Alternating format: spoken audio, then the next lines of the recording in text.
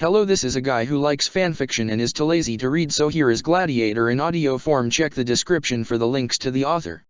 Chapter 166, Gladiator Brawl 1.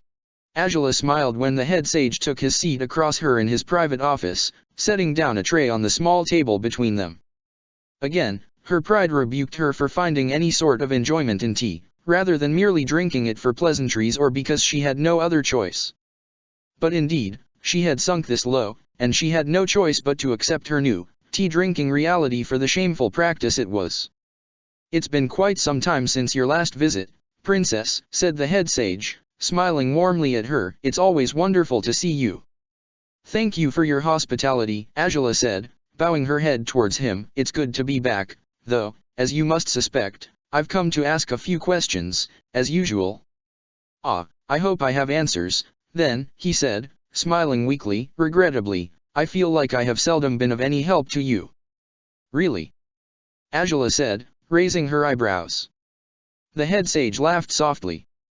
"I have been vague and unhelpful many times before. Even when I told you your fire didn't suffice for the ceremony, I couldn't quite explain why," he said truthfully. "I've come to notice I've read without learning, and I've observed without analyzing. It's quite a sad realization to come to at such late age, especially after a life spent studying fire. In all fairness, there have been some unexpected discoveries with fire as of late." Angela said. "I may be the one who has hoped for unreasonable answers from you, and I suppose it may be no different this time as well. All the same, I hope you know I won't hold it against you if you don't have answers for my latest questions." "I'm grateful to hear that," said the head sage, smiling gratefully now. "Most fire lords are, well, far more demanding when it comes to having their queries answered." "Perhaps it's merely because I'm not a fire lord yet, then," Angela said, with a crooked grin. The head sage laughed again. "All the same, I was hoping to bring up something for discussion, something I faced not long ago. I don't know if you have heard any rumors about what happened last month in the city." "Oh, no doubt, everyone has talked about it," said the head sage, frowning and nodding. "All those disappearances, people are still panicking about it to this day, if you'll believe it. They often come to the temple to ask for advice and for divine protection against being spirited away. If only I could indeed reassure them, but I cannot pretend I understand what happened. It would be far too irresponsible to claim I can protect them when I don't know what we're supposed to be fighting against." "Well, considering it's been a month since the last disappearance, I hope it means it won't happen anymore," Angela said, smiling as she struggled to ignore the lurching feeling inside her stomach. She knew it wouldn't happen, at least not until her father decided he had to annihilate another batch of enemies whose existences he wouldn't tolerate. "All the same, I meant the part about the intruder at the palace. Did you hear of that too?" "Only scarce rumors, but I did," said the sage, frowning with confusion. "Now is it true? It sounded so vague and strange, all that talk about some hooded creature." I don't know, I never gave that particular bit of gossip any credit." "Well, someone did sneak inside the palace, and it was a man hiding under a dark hood." Angela nodded. "If that's what you heard, it was accurate." The head sage frowned and nodded silently, sipping on his tea as Angela organized her thoughts quickly. She set down her own cup and frowned, a small crease appearing between her eyebrows. "The thing is," she said, an elbow on the table as she covered her mouth with her hand, "that man, he had some strange powers that I cannot comprehend. I don't even know if all of it was bending. Truthfully, I doubt it. I don't know, perhaps he was fused with a spirit after all, but there was something about it that felt like fire bending. Else, I wouldn't have been able to sense him the same way I can sense other kinds of fire." The head sage raised his eyebrows at her last sentence. He made a mental note of the princess's impromptu revelation of her resonance skills, but he knew she wasn't here to discuss that. He cleared his throat and stroked his beard slowly. "What exactly were these powers you speak of?" he asked. "What could he do?" "He seemed to bend smoke, somehow," Angela whispered. "Beyond that, he could fly, and worse yet, he could be invisible. If other people hadn't been witnesses to his skills too, I would have assumed I was merely losing my mind and hallucinating the whole thing." "It does sound confusing," said the head sage, eyes wide. "That's a strange set of skills, to say the least. And I guess the worst part is that, like I said, he was a firebender, of a sort," Angela explained. "But his fire felt rotten, dead-like." And that makes no sense to me. How could fire feel dead, when I learned fire is life? As far as I could tell, that's what the Book of Fire intended to explain with Feng Huang's tale, or at least it's what I understood. Ah, well, for once it seems I may help shed some light upon some matters, said the head sage, surprising Angela. She raised her eyebrows. Do you know anything about rotten fire, then? She asked. He shook his head. Not quite, he said, but I know a lot about the many interpretations to the sacred texts.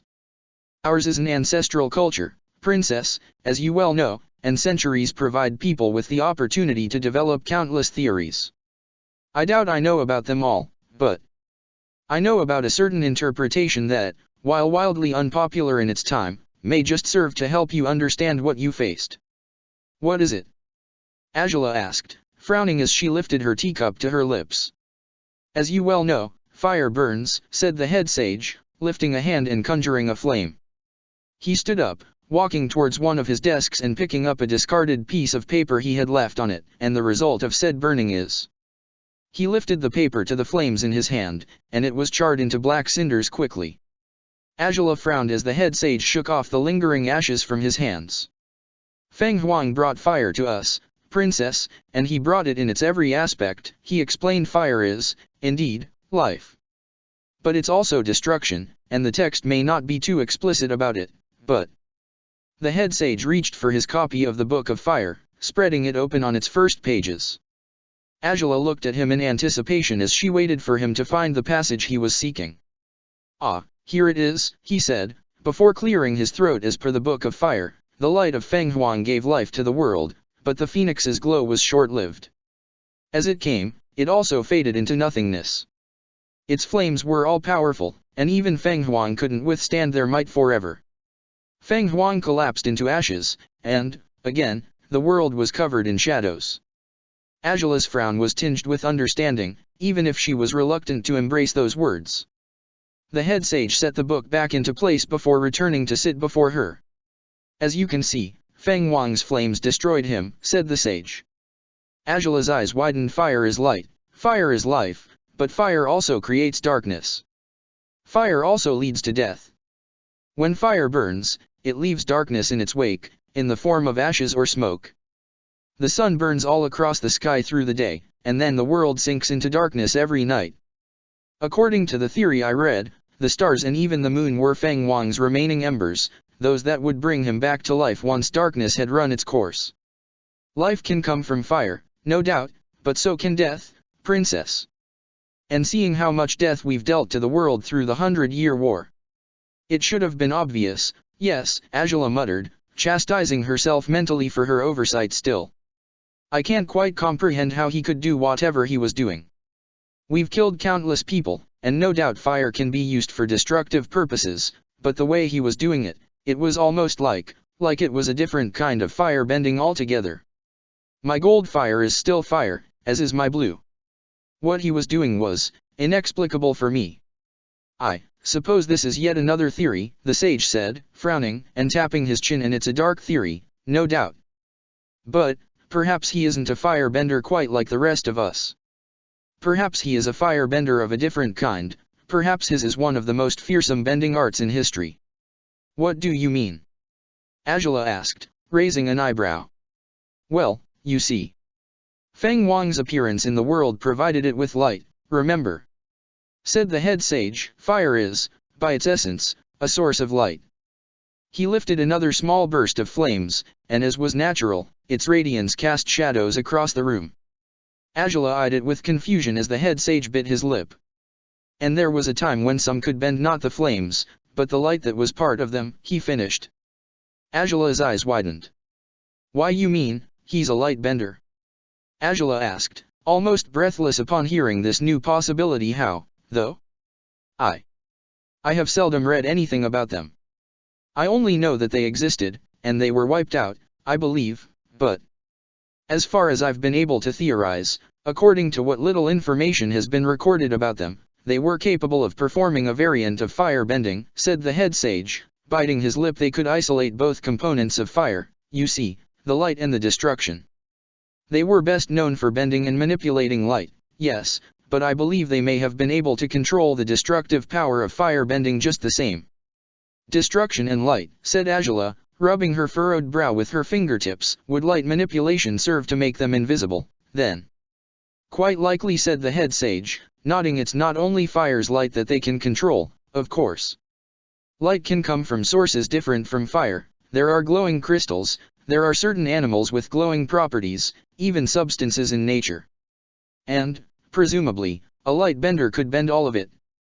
Angela said, they could shape other people's perceptions, shift them, lead them to believe they're submerged in darkness even if the noon sun is shining upon them. Indeed, I suspect that's how it would be, said the head sage, nodding. How about the smoke, though? Angela asked, frowning. From what I could see, he seemed to produce smoke too, to mask his movements before hiding in invisibility. Does that fall in the destructive category? Well, no, said the head sage, biting his lip. Smoke is gas, naturally, and a product of fire, which ties this strange bender to firebending. As far as I can tell, light benders were capable of working with fire's components by isolating them, but since they've scarcely been linked to firebending, my theory is that their ability to isolate the components makes it near impossible for them to properly bend fire. So, do they produce smoke by attempting to join both components and failing? Angela asked. The head sage shrugged. It could be, he said. For a man who only observes and scarcely analyzes, you have many theories. Angela smiled. The head sage chuckled. Oh, they were but fleeting ideas that I've concocted over years of reading.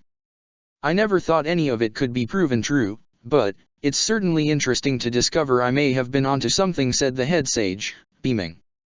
But, say, Angela whispered, tapping the border of the table with a fingertip. Light benders can't quite bring together light and destruction, but perhaps there's a variant of them who can.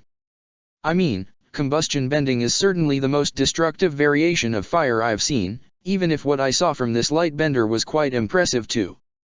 But what combustion benders do, it's uncanny. I actually hadn't thought of that, said the head sage, stroking his beard again. They certainly seem to harness a much more destructive form of fire bending than the rest of us, and yet, perhaps they as well have some limitations. I suppose their fire bending seeks to push fire to its most destructive potential. Angela said, biting her lip. I'm not quite sure what to make of it. No doubt it's closer to fire than what light benders presumably do.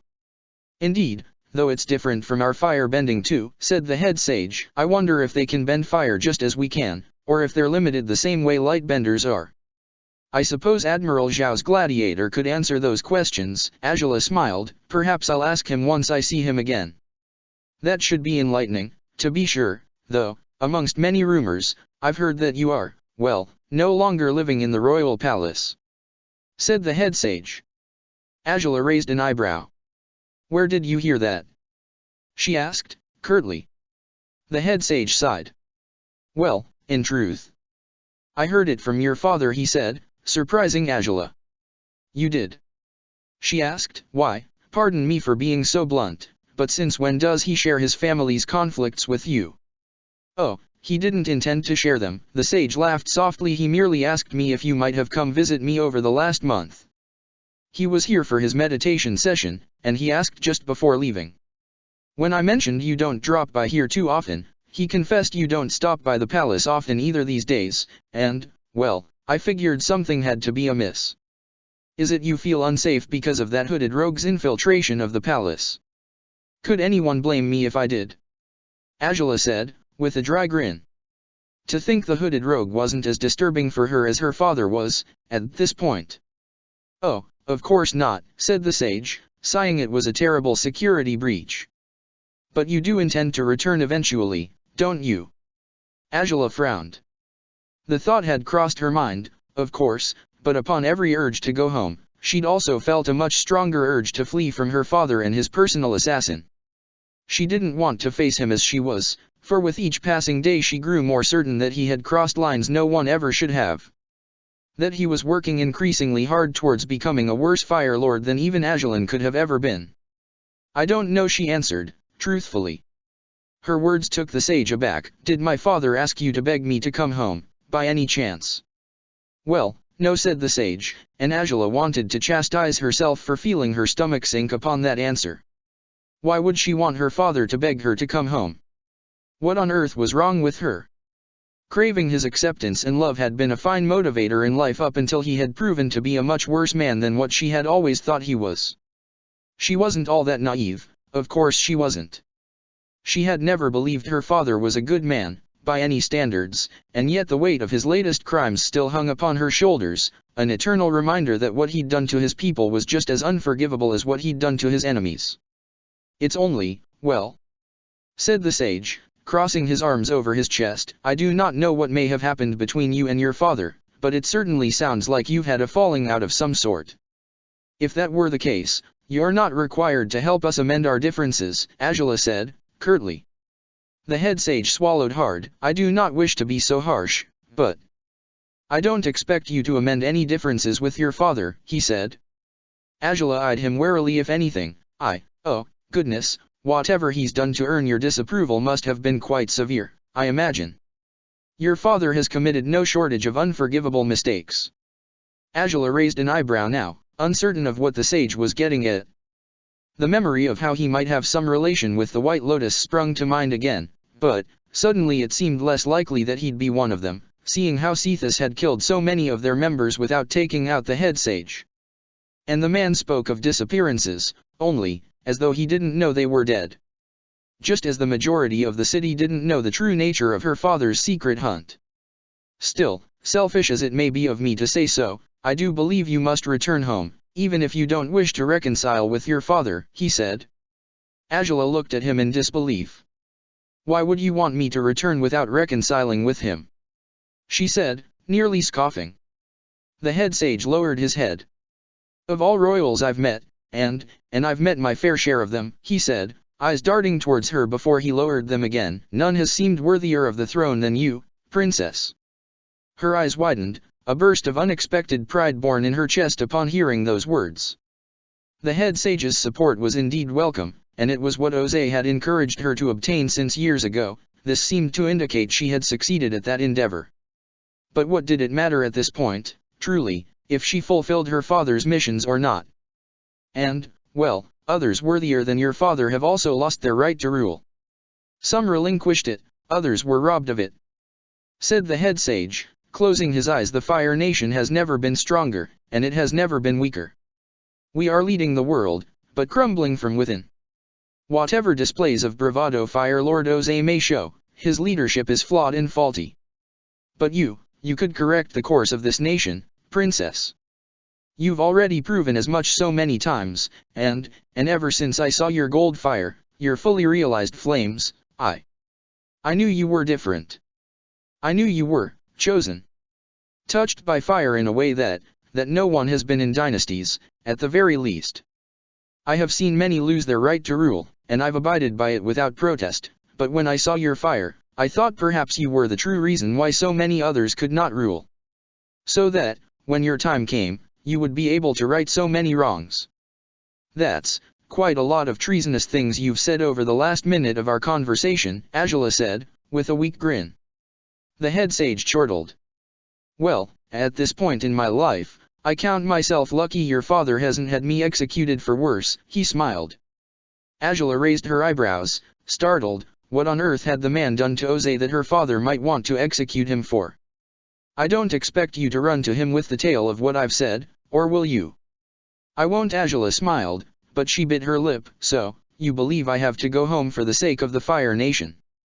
For the sake of the entire world, rather, said the head sage, but indeed, the Fire Nation is my priority. I understand it may be a dire sacrifice to make, depending on the gravity of whatever your father has done to displease you, but I beg you to consider enduring it, if it means you can keep your position as his heir secure. As things stand, Fire Lord Jose has no other heirs, but if he spitefully decided to name any random subject his heir because he's been scorned by you, the Fire Nation would turn away from the brightest future to the darkest with just that one decision. I guess it depends on whom he picks, Angela smiled, but she breathed out and nodded. Either way, I have thought about returning home, yes. I don't feel ready for it, not on a permanent basis, but I know there's more at stake than just my personal struggles. I suppose that's all I can ask, then, said the head sage, smiling weakly. I know it may be the last thing you wish to hear if you've had a falling out with your father, as perhaps you need some time away from your royal duties, but I certainly believe you can usher forth a new era for us. A new era comprised by what? Angela eyed the older man with uncertainty as she nodded, finishing her tea quickly. What on earth did he want her to do? What was he expecting from her, as a future ruler of the Fire Nation? She knew he had been a fanatic of Agelin's, and that he had no love for her father, but in many ways, Ose had continued Agelin's legacy. If this man still admired Agelin, surely he didn't wish for Angela to end the war, so what did he want?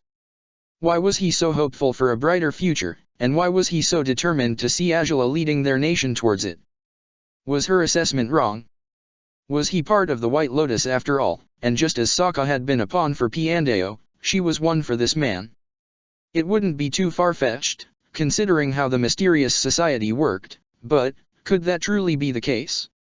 I'm sorry for that change of subject, though, said the head sage, smiling weakly. Perhaps I shouldn't have pried into your personal business. Perhaps Angela agreed, with a small grin. At any rate, your answers regarding light bending were, well, I suppose enlightening, in some way. Thank you. You're most welcome, said the head sage, bowing his head towards her as she stood up. You will take your leave, then? I must. My gladiator has a fight right now, she nodded, as the head sage rose to his feet as well. The mention of the gladiator brought his eyes to widen a little, and to eye Angela with uncertainty. Ah. I suppose I shouldn't have kept you, then, he said, with an apologetic smile. You will have to collect him at his house. Not quite, he actually came here with me, Angela answered earnestly. The head sage hummed in surprise. I figured it would be for the best. I didn't know if our meeting would take long. I understand, said the head sage, smiling. Well, then, the best of luck to the both of you with your upcoming fight. May you triumph over your rivals, whoever they may be. Thank you, Angela said, bowing her head towards the man. Farewell, head sage. Take care, princess, he said, bowing again, his fist against his palm. Angela strode through the temple's corridors with uncertainty after leaving the head sage's office. Most of what they'd spoken about had been vague, and yet she hadn't expected otherwise, especially when it came to Cephas and his strange brand of firebending. Still, the explanations that tied him with light bending sounded plausible, as far as she could tell. Even combustion bending could be explained, perhaps, as a mix between light bending and fire bending techniques. But what worried her most by now were the head sage's silences. She hadn't quite stopped to ponder whatever her father had done to displease the man, always chalking it down to the sage's resentment towards her father for taking the throne away from Agelin's favorite child.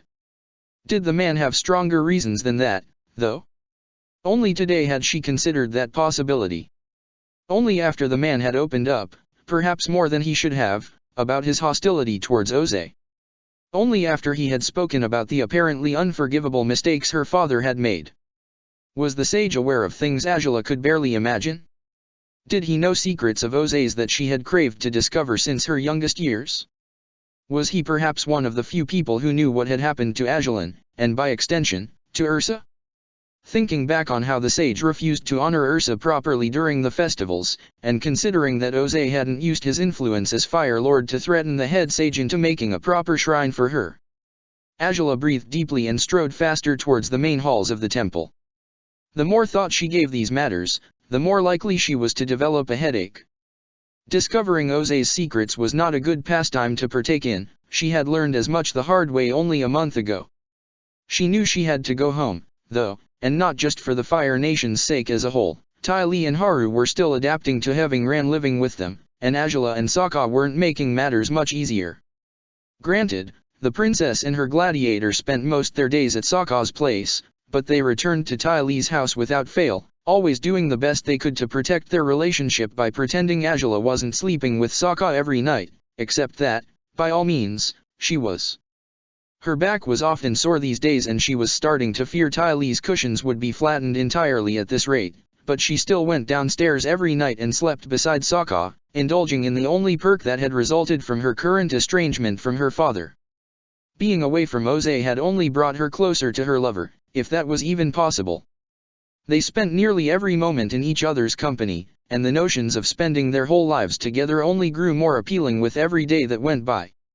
Angela couldn't imagine herself forgiving Jose anytime soon, but Sokka's support had eased her heart steadily through these last weeks, providing her with the safety she had craved despite she had thought she might never feel at ease again. She still checked every night for Seth's presence, but it was apparent by now that he wasn't following her around.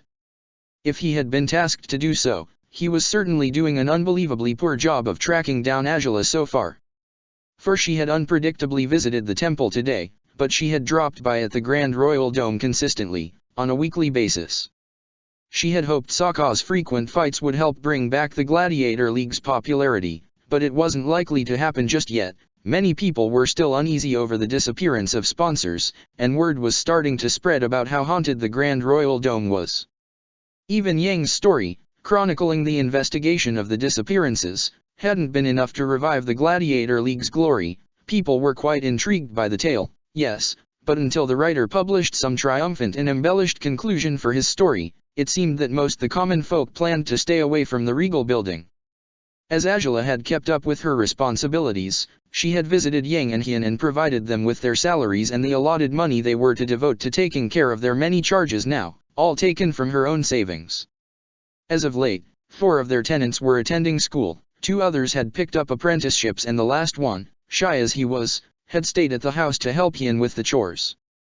Yang, as ever, was obsessed with his writing, and he had already confessed to Angela that he'd make up some explosive and impressive final chapter for his story on how the disappearances came to an end. Despite she dreaded she'd regret it, Angela had given him free rein with his endeavor, hoping that his conclusion would truly breathe life back into the gladiator business. In a sense, she liked the less crowded fights. It meant there was a smaller likelihood of being bothered by the blue pack, and it meant it'd be easier to navigate the dome's halls without bumping into massive crowds that kept bowing to her wherever she went. But if the Gladiator League didn't recover, she knew her main source of recognition would fade into nothingness, and that was far more important than her comfort. While she had already built a name for herself, the full acknowledgement she had sought would be out of her reach if the Gladiator League came to an abrupt end. Worst of all, of course, was the fact that she'd have no excuse to keep Sokka around if the gladiator business vanished. And that was the one thing she refused to endure. Her gladiator belonged by her side in more ways than one, and she'd fight to her utmost to see to it that he could remain with her, for however long he wished to be her partner. Upon reaching the hall where Sokka had promised he'd wait, she found it empty. Her eyebrow twitched as she glanced around herself. Where was he? They had a scheduled fight today, he knew as much. He had even brought all his weapons with him and apparently had been pumped up for it, the last she knew. Had he taken off to the Royal Dome without her? That wasn't likely, considering it was Sokka. No, he probably had gotten distracted with something stupid. Maybe he was riling up another sage, as he had during Memorial Day. The sound of a gong alerted Angela that a ceremony was being held in one of the temple's rooms. Upon approaching the open doorway, she noticed quickly that it was an opulent but private wedding. The bride and groom stood together before one of the sages, their family and friends watching from the sidelines as the ceremony was carried out. The temple was tall, with multiple floors that concealed rooms and balconies of all sorts. A quick glance upwards told Angela that there was someone on the second floor's balcony of this room, from which was possible to survey the ceremony.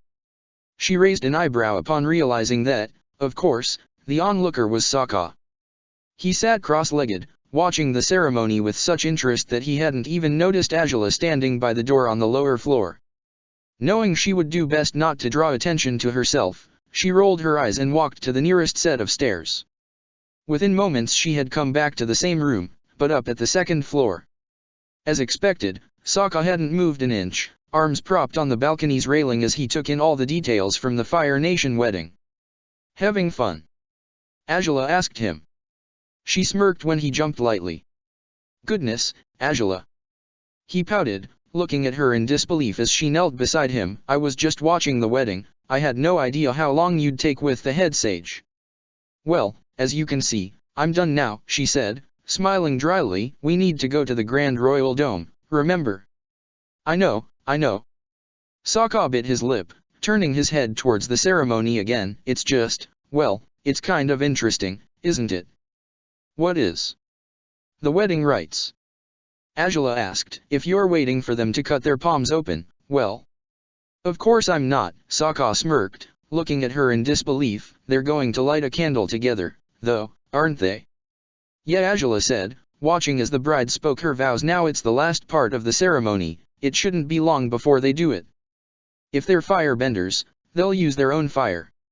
If not, the sage presiding their ceremony uses his purified fire to light a smaller candle for the non-benders to use when lighting the ceremonial wedding candle.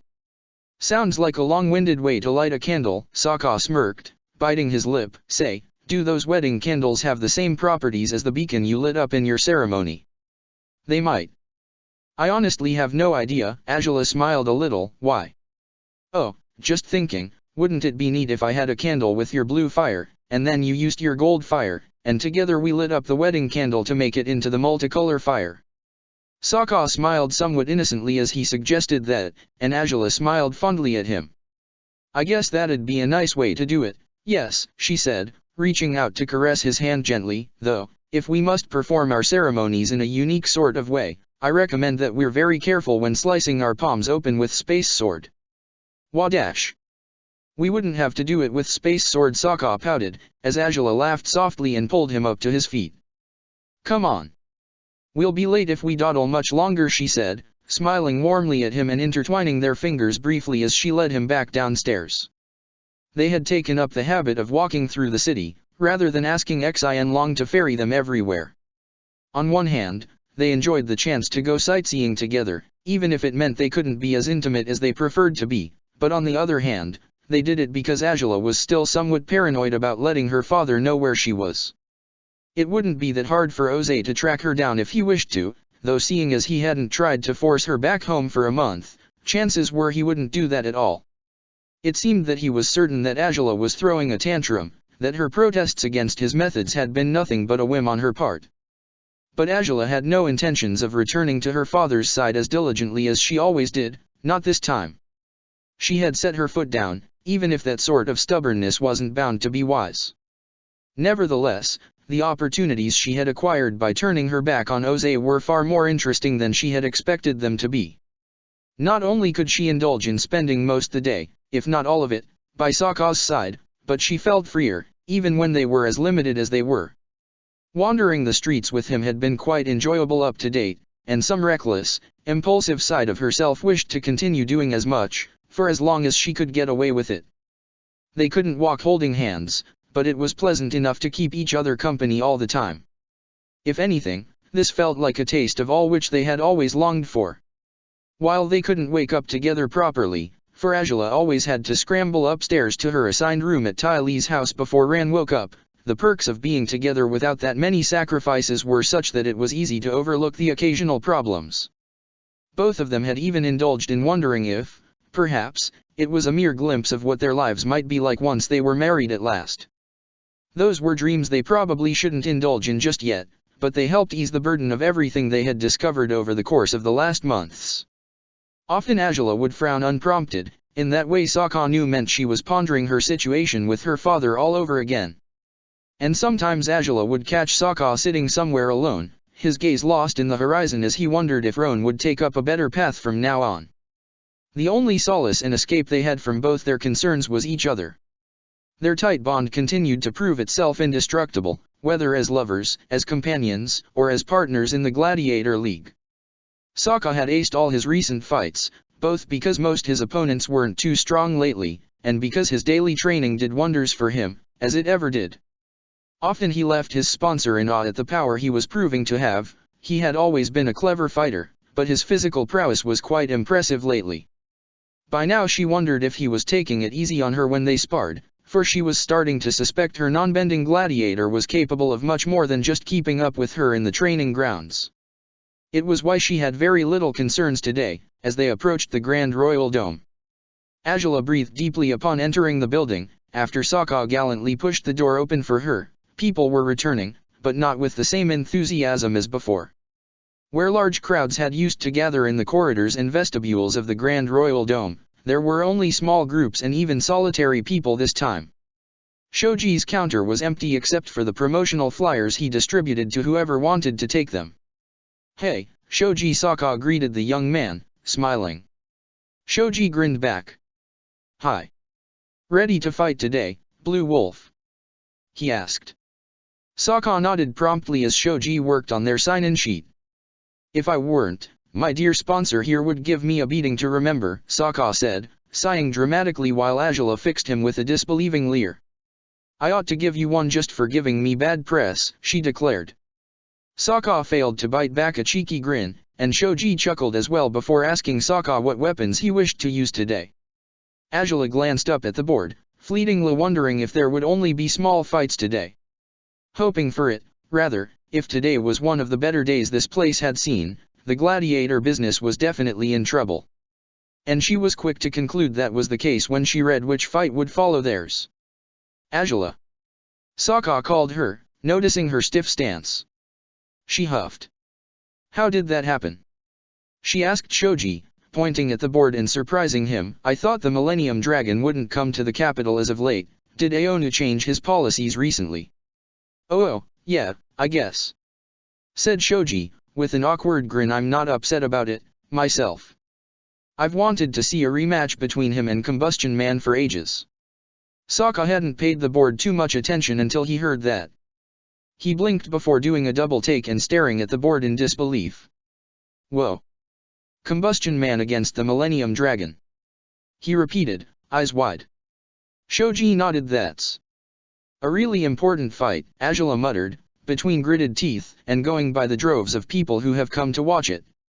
"Yeah, it's as if it was a fight between Fire Eater and Flame Drinker instead," Saka said. Angela raised an eyebrow and looked at him in confusion. "Who the hell are those?" she asked. Saka shrugged. "Just, generic fire-bending gladiator names," he said. "Goodness, I thought most sponsors had your terrible taste for names, but now I stand corrected, yours is much worse," she said, with a small laugh. Saka pouted. "Hey. Well, I know you're worried that things aren't back in full swing yet, but I'm sure they will be," said Shoji, smiling a little. "It's possible the Millennium Dragon's sponsor was asked to accept this fight to bolster enthusiasm for the league all over again, and if he agreed to do it, all the better, right? Not to mention, this only happened with people from the capital," Saka sighed. "While the league is affected here, I doubt things are looking as grim in other arenas." "Exactly. So just give it time," said Shoji, biting his lip, "and, well, good luck with your fight now. I think I saw a few members of the Blue Pack heading into the stands not that long ago." "Heh, so they're coming back," Saka said, with a small grin before bumping Angela with an elbow. "See? It's all good. We'll see," Angela sighed, shrugging.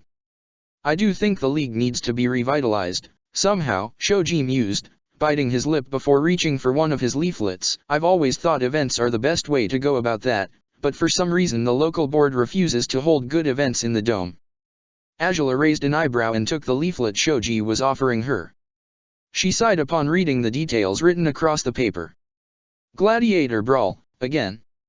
You expect this to be the answer?" she asked. Shoji shrugged. "It's an event open for all the ranking," he said. "It's brutal, no doubt, but it's the kind of thing that would gain the attention of a large portion of the public, don't you think?" "Because it's brutal, no doubt," said Saka, grimacing. "This one's held at the Terra Jewel, right? I think I read the flyer about a month ago." "Yeah, in Si Wang Desert," Shoji nodded, and Saka raised an eyebrow.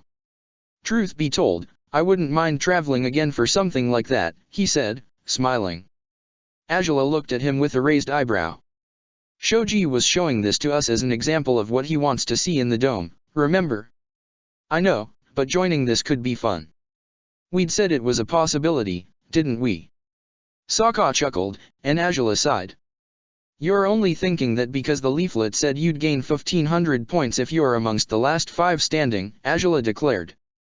Saka whistled innocently. "Frankly, I think you're more obsessed with points than I am these days."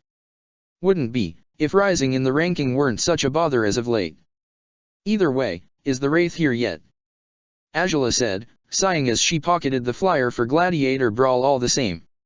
"Oh, she arrived about 5 minutes ago, Yes, said Shoji, nodding, you can go to the standby room, she should be ready to fight soon. Very well, Angela nodded, thank you for your assistance, Shoji. You're quite welcome, said Shoji, smiling warmly as Angela led Sokka away. The Blue Wolf waved at the younger man as he trailed after his sponsor. Down at the standby room, Angela glanced out through the dome's golden grids to catch a glimpse of the audience that would witness Sokka's fight. She didn't do that frequently, but she'd done it more often as of late. Sokka sighed as he stretched, looking at the princess with uncertainty. Well? Is it going to be just 5 people out there? He asked, teasingly. Angela smiled and shook her head. No, but it's still not as crowded as your fights generally were.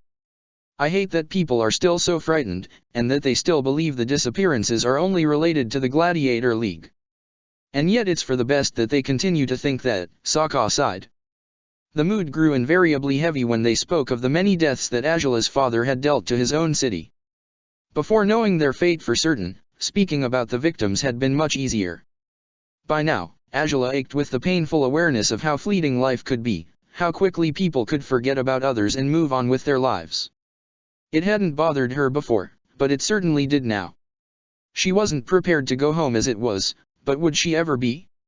Would she ever be able to gaze upon her father's face without being acutely aware of the countless deaths that he had actively, eagerly been responsible for? Hey, come here. Sokka's voice snapped her out of her thoughts again. Angela glanced back at him to find he had reached out a hand to her shoulder, pulling her closer so he could embrace her warmly. Angela sighed as he kissed the top of her head, hand rubbing the nape of her neck. You'll be able to stop thinking about it all the time, he said. Angela grimaced, even if you don't want to, even if you'll hate yourself for it, but, we learn to live with our demons, whether we like it or not.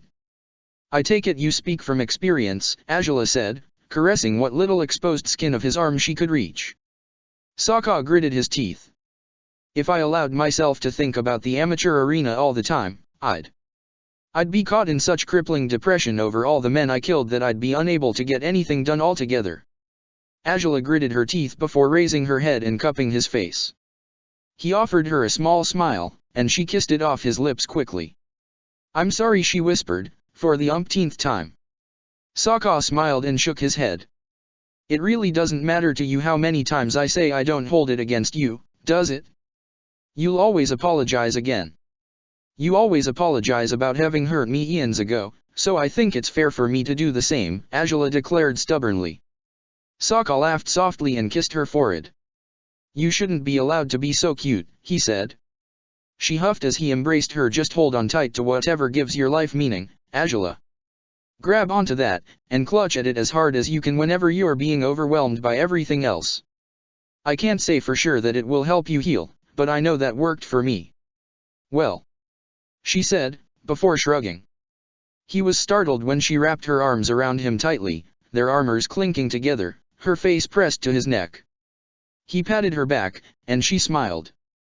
I probably should hold on even harder than this, I admit, but I guess I already found what gives my life meaning, she said, smiling. Sokka bit his lip. And what might that be? He asked, teasingly. Angela laughed and kissed his lips again. You know just as well as I do. I'd be lost without you, she said, cupping his cheek. Sokka smiled warmly, his heart paining him as he gazed at Angela.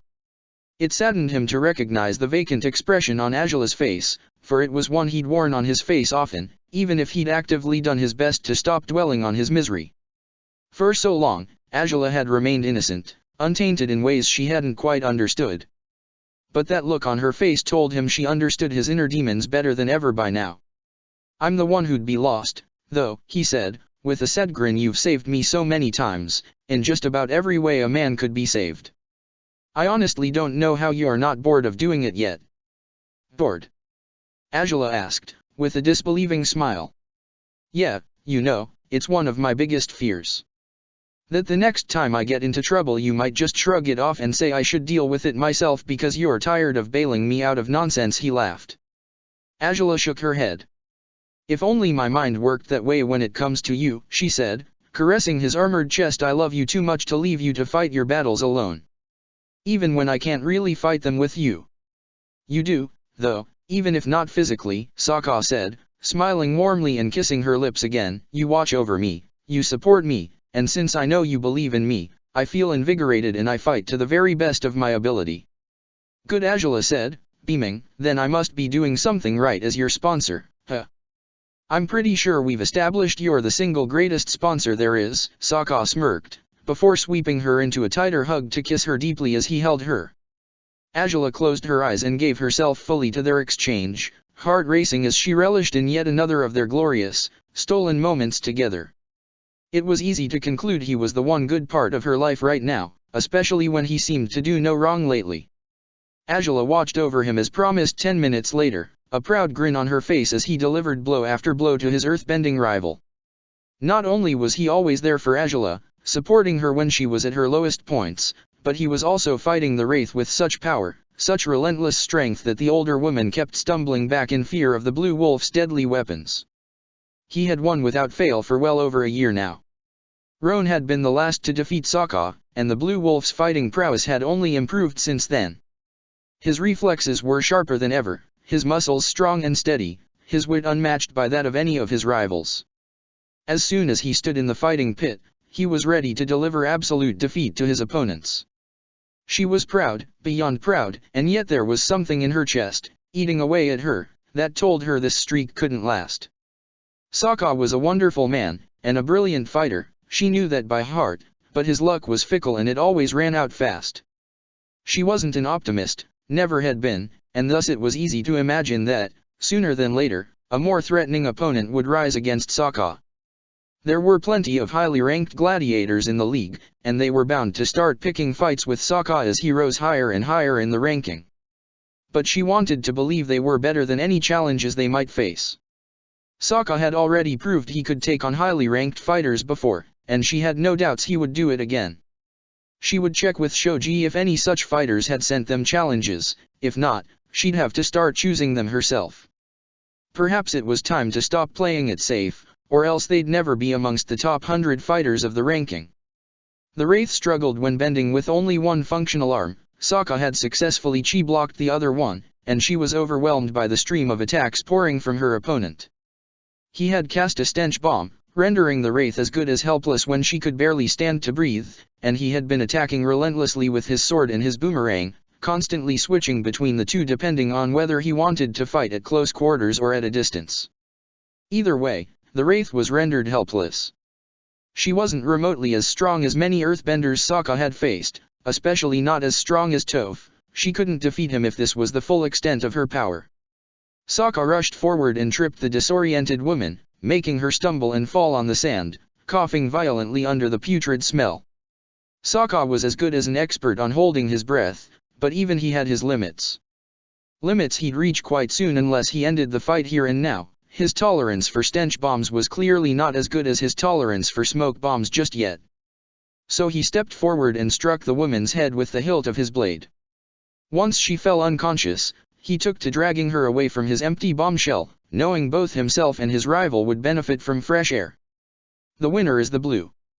The megaphone man started, but he froze upon seeing what Sokka was doing. The staff members will be there shortly, there's no need. It just smells really bad over there. I'm trying to help her here, Sokka answered the megaphone man casually, bringing about surprised laughter from the crowd. No gladiators spoke to the megaphone man as easily as that, for they hardly ever seemed to acknowledge his existence, for starters. Oh. Well, you still won. Congratulations. The megaphone man said, with an awkward grin. Sokka grinned at him and gave him a thumbs up. Good to know. He had as good as embraced his symbol by now. His fans seemed all the more excited whenever he gave anyone the thumbs up and, considering the Gladiator League needed a lot more enthusiasm lately, he was up for offering it. He did feel ridiculous more often than not, but he knew Azula would be happier if they could influence people to return to the Grand Royal Dome, even if in such small ways. And she was happy indeed, watching him from a distance as her rival sponsor sighed heavily and shook his head. I've been defeated thoroughly.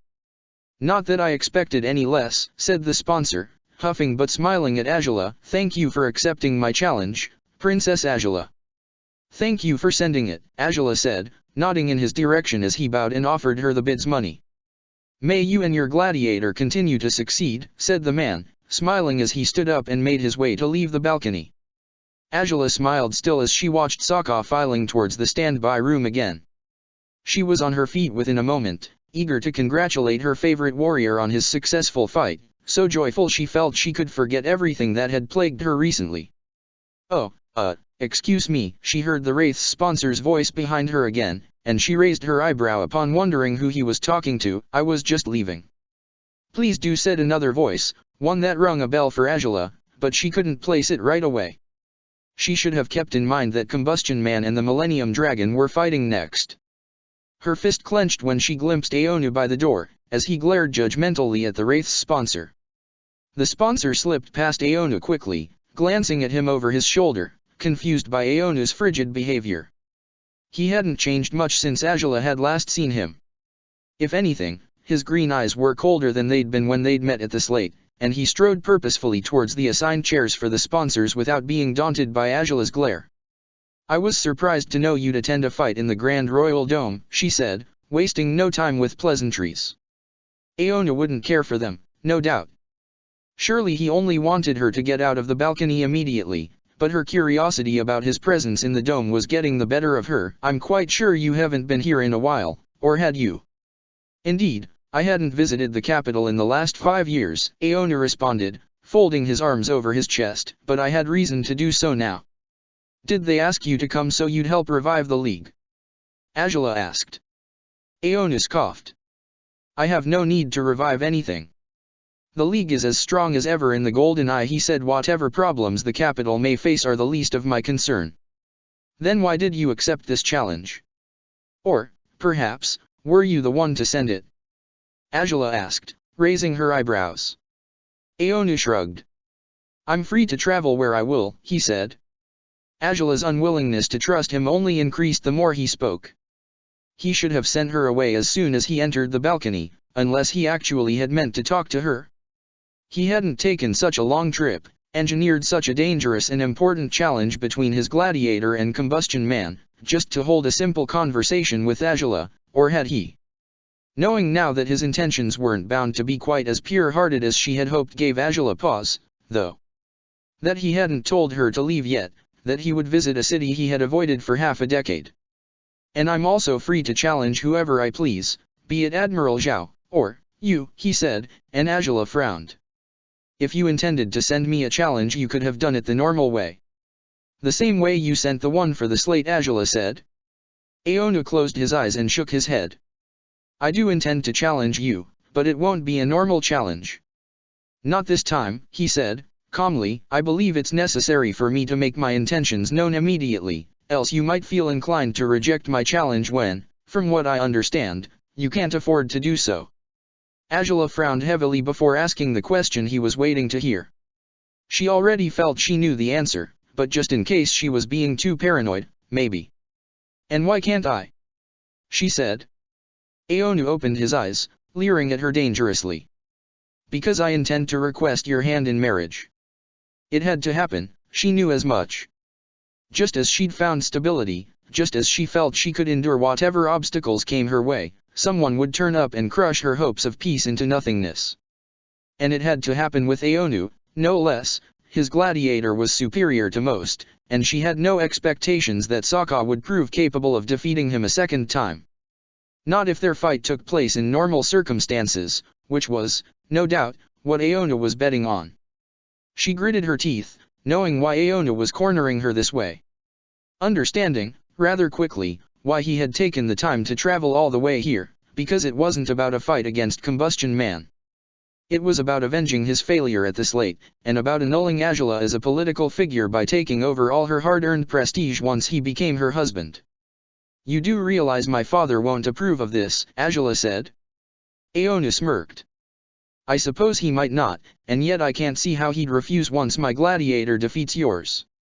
Rumors say you've been dodging marriage for years. Whatever reasons you may have for it, you've been able to rid yourself of all your suitors.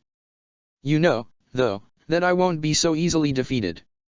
"I suppose I shouldn't have gotten rid of the slate's right to challenge so fast," Angela said, curtly, "it might be my gladiator would have dealt with yours again most easily back there."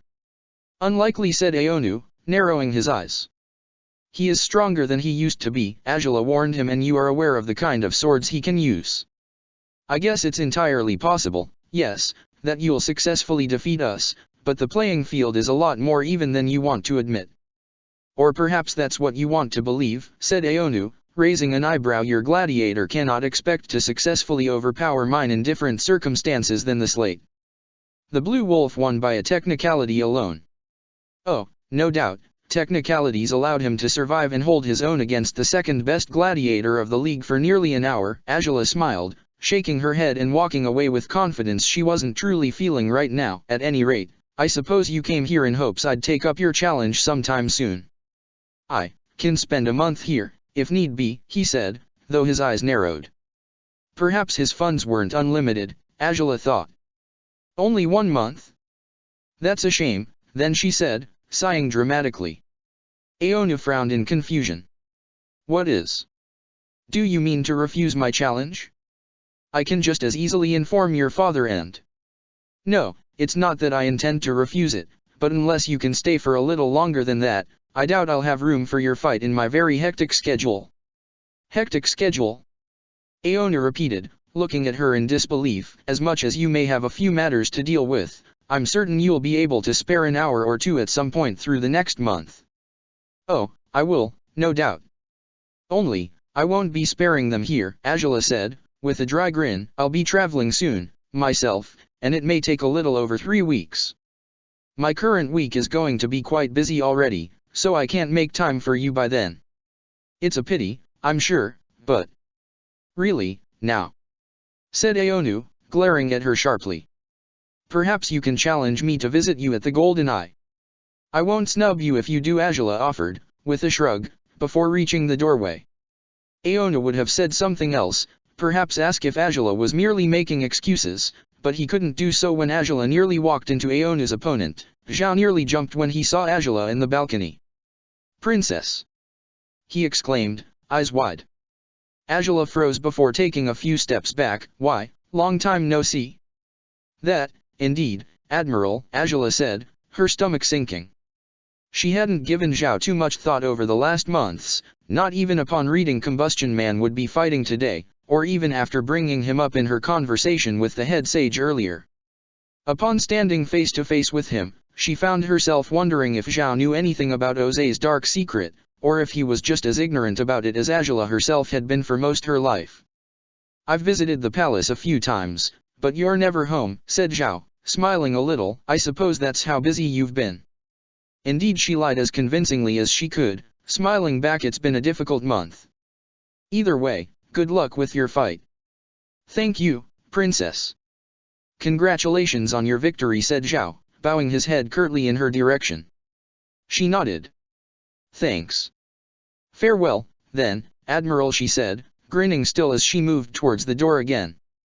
Goodness, she'd done something absurd and she knew it. She would not only have to enroll Sokka in Gladiator Brawl now, for it was the only excuse she could think of to leave the capital, but she would also need to inform her father of her intentions to travel, and she didn't want to do that. Avoiding him for 1 month had been liberating and damning at the same time. But she had to do this. She couldn't simply send Sokka into a fight with the Millennium Dragon without proper preparation within only a month. There was no way she'd do something as thoughtless as that.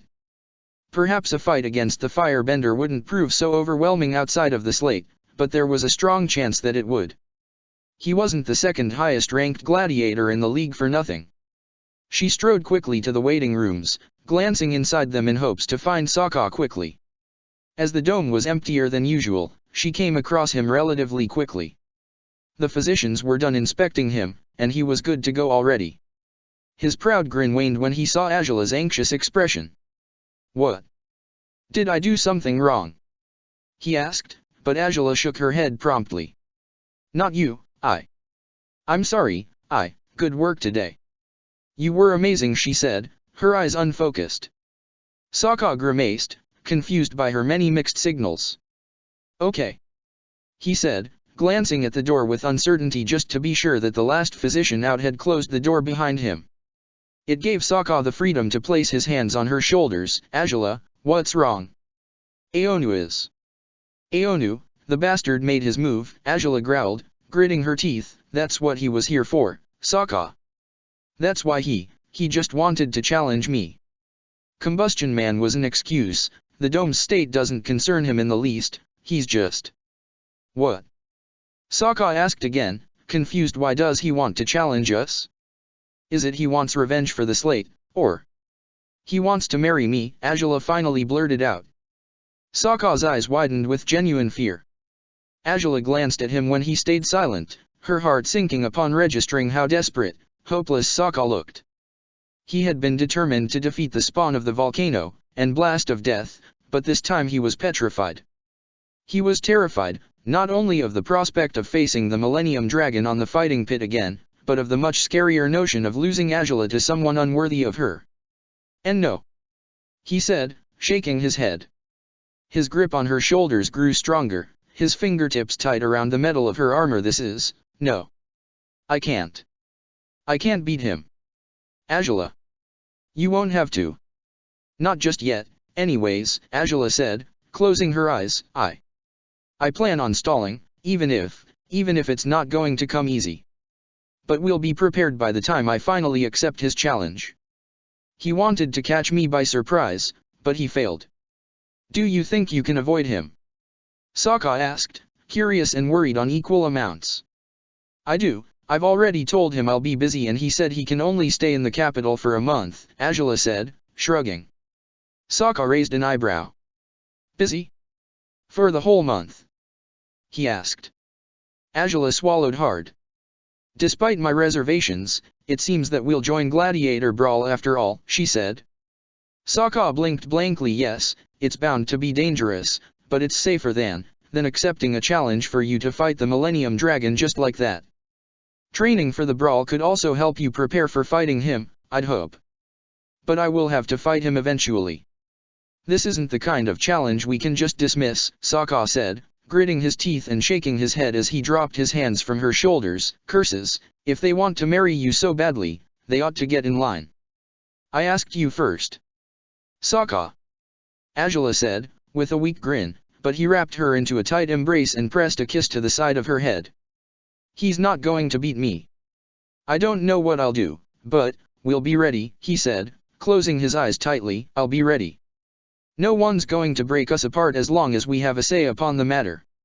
And we do. We still do, Azula said, wrapping her arms around his waist. I'm sorry this came out of nowhere, but goodness, I never expected him to come here for this. I thought Zhao once mentioned it, though, Sokka mumbled. Azula looked at him in surprise that he thought Aona would try to ask for your hand in marriage. He was convinced that your father would never accept him, though.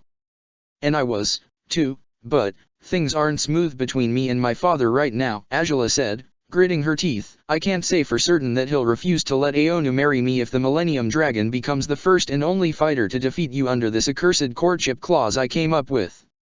He should, though. No matter how mad he may be at you, or you at him. Said Sokka, gritting his teeth. If you're allowed to marry someone who's not a true-born Fire Nation citizen, then the one you ought to marry is me. I couldn't agree more, Azula said, cupping his cheek. His troubled frown was painful to look at, but we'll deal with this. I'll talk to my father, I'll get his permission to travel and... Whoa. You have to do that, Sokka said, eyes wide. Azula. Yes, it's not the best idea in the world and I'm beyond apprehensive about asking anything from my father, but I have no choice. Not when Aonu has pushed me into this corner, Azula growled, but it's fine. I doubt my father will deny me this, so... I'll tell Shoji we'll join the brawl once we go downstairs. That's what we'll do. Okay, said Sokka, swallowing hard and caressing the back of her hand. If your father did deny it, though, what would we do? Elope, she blurted out immediately. Her answer brought a genuine smile to his face, and she shared it with him quickly. I think I'm starting to lose my taste for all those ambitions I used to slave over back in the day. Are you now? Just because we're as good as living together. Sokka smiled. Azula laughed. Yes, well, by freeloading off Ty Lee, I suppose, but still. she said, sighing, and dropping her head against his shoulder. Sokka caressed her hair gently. I do want it all, Sokka, but I'm not going to sacrifice you just to get away with everything else. It's been years since I've been past the point where I might still have trouble choosing between you and my ambitions. That's heartwarming, but we're going to do our best so you don't have to choose at all, Sokka said, reassuringly. He rubbed her back gently. Aona will be sorry for even trying to challenge you again. I hope so, said Azula, with a weak smile. It's clear as day that he's only interested in this for social advancement. He might even say it outright if I asked. All the more reason to prove him wrong. You, and the Fire Nation, deserve better than an opportunist like that, Sokka declared, with a silly pout. Azula smiled. That we do. We deserve dorks who'll even protect their enemies on the battlefield right after knocking them out, she said, pulling him down to kiss his lips. That was too gallant of you, Sokka. You need to stop doing things like that. Why should I? He asked, smiling warmly at her. Because if you make me fall in love with you even more than I already have, I'll probably die because my body can't take it anymore, she laughed.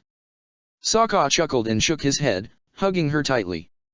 Well, damn, I'll really have to turn into a jerk, he said, kissing her brow. I couldn't live with having killed my princess by being too charming. You certainly shouldn't. No, she said, biting her lip. However shall you get by in life if I'm not around to make fun of you all day long? I have no idea, and I don't care to find out, he smiled, kissing her lips. We'll handle this, then. Together. Like we always do, Azula convened, clasping his hand hard with hers, like the team we've always been. Sokka smiled proudly, his fears assuaged, if just for now. Maybe he'd grow tense and nervous again in a short while, once it sank in that he'd be facing the Millennium Dragon in battle again sometime soon, but right now, with Azula's unconditional support, he felt invincible. Shoji was startled when the princess and her gladiator returned to his counter, looking defiant and determined. His eyes were wide as he nodded promptly, quickly filling their entry for Gladiator Brawl. He watched them leave, still confused by whatever might have prompted this turn of events. The princess hadn't sounded interested in the least in joining the brawl, so why had she changed her mind by now? The matter slipped from his mind eventually, as he finished his last assignments for the time being. He couldn't stop glancing at the stairs, though, hoping to hear whatever was happening in Combustion Man and the Millennium Dragon's fight. If only it had been the final fight of the day, he would have been allowed to watch it. But he was out of luck, especially as cheers reached him even where he sat. He sighed and pouted a little, knowing, already, what the outcome of the fight had been. Knowing, too, that it was already too late for him to enjoy the spectacle. Within minutes, people began filing through the halls and vestibules.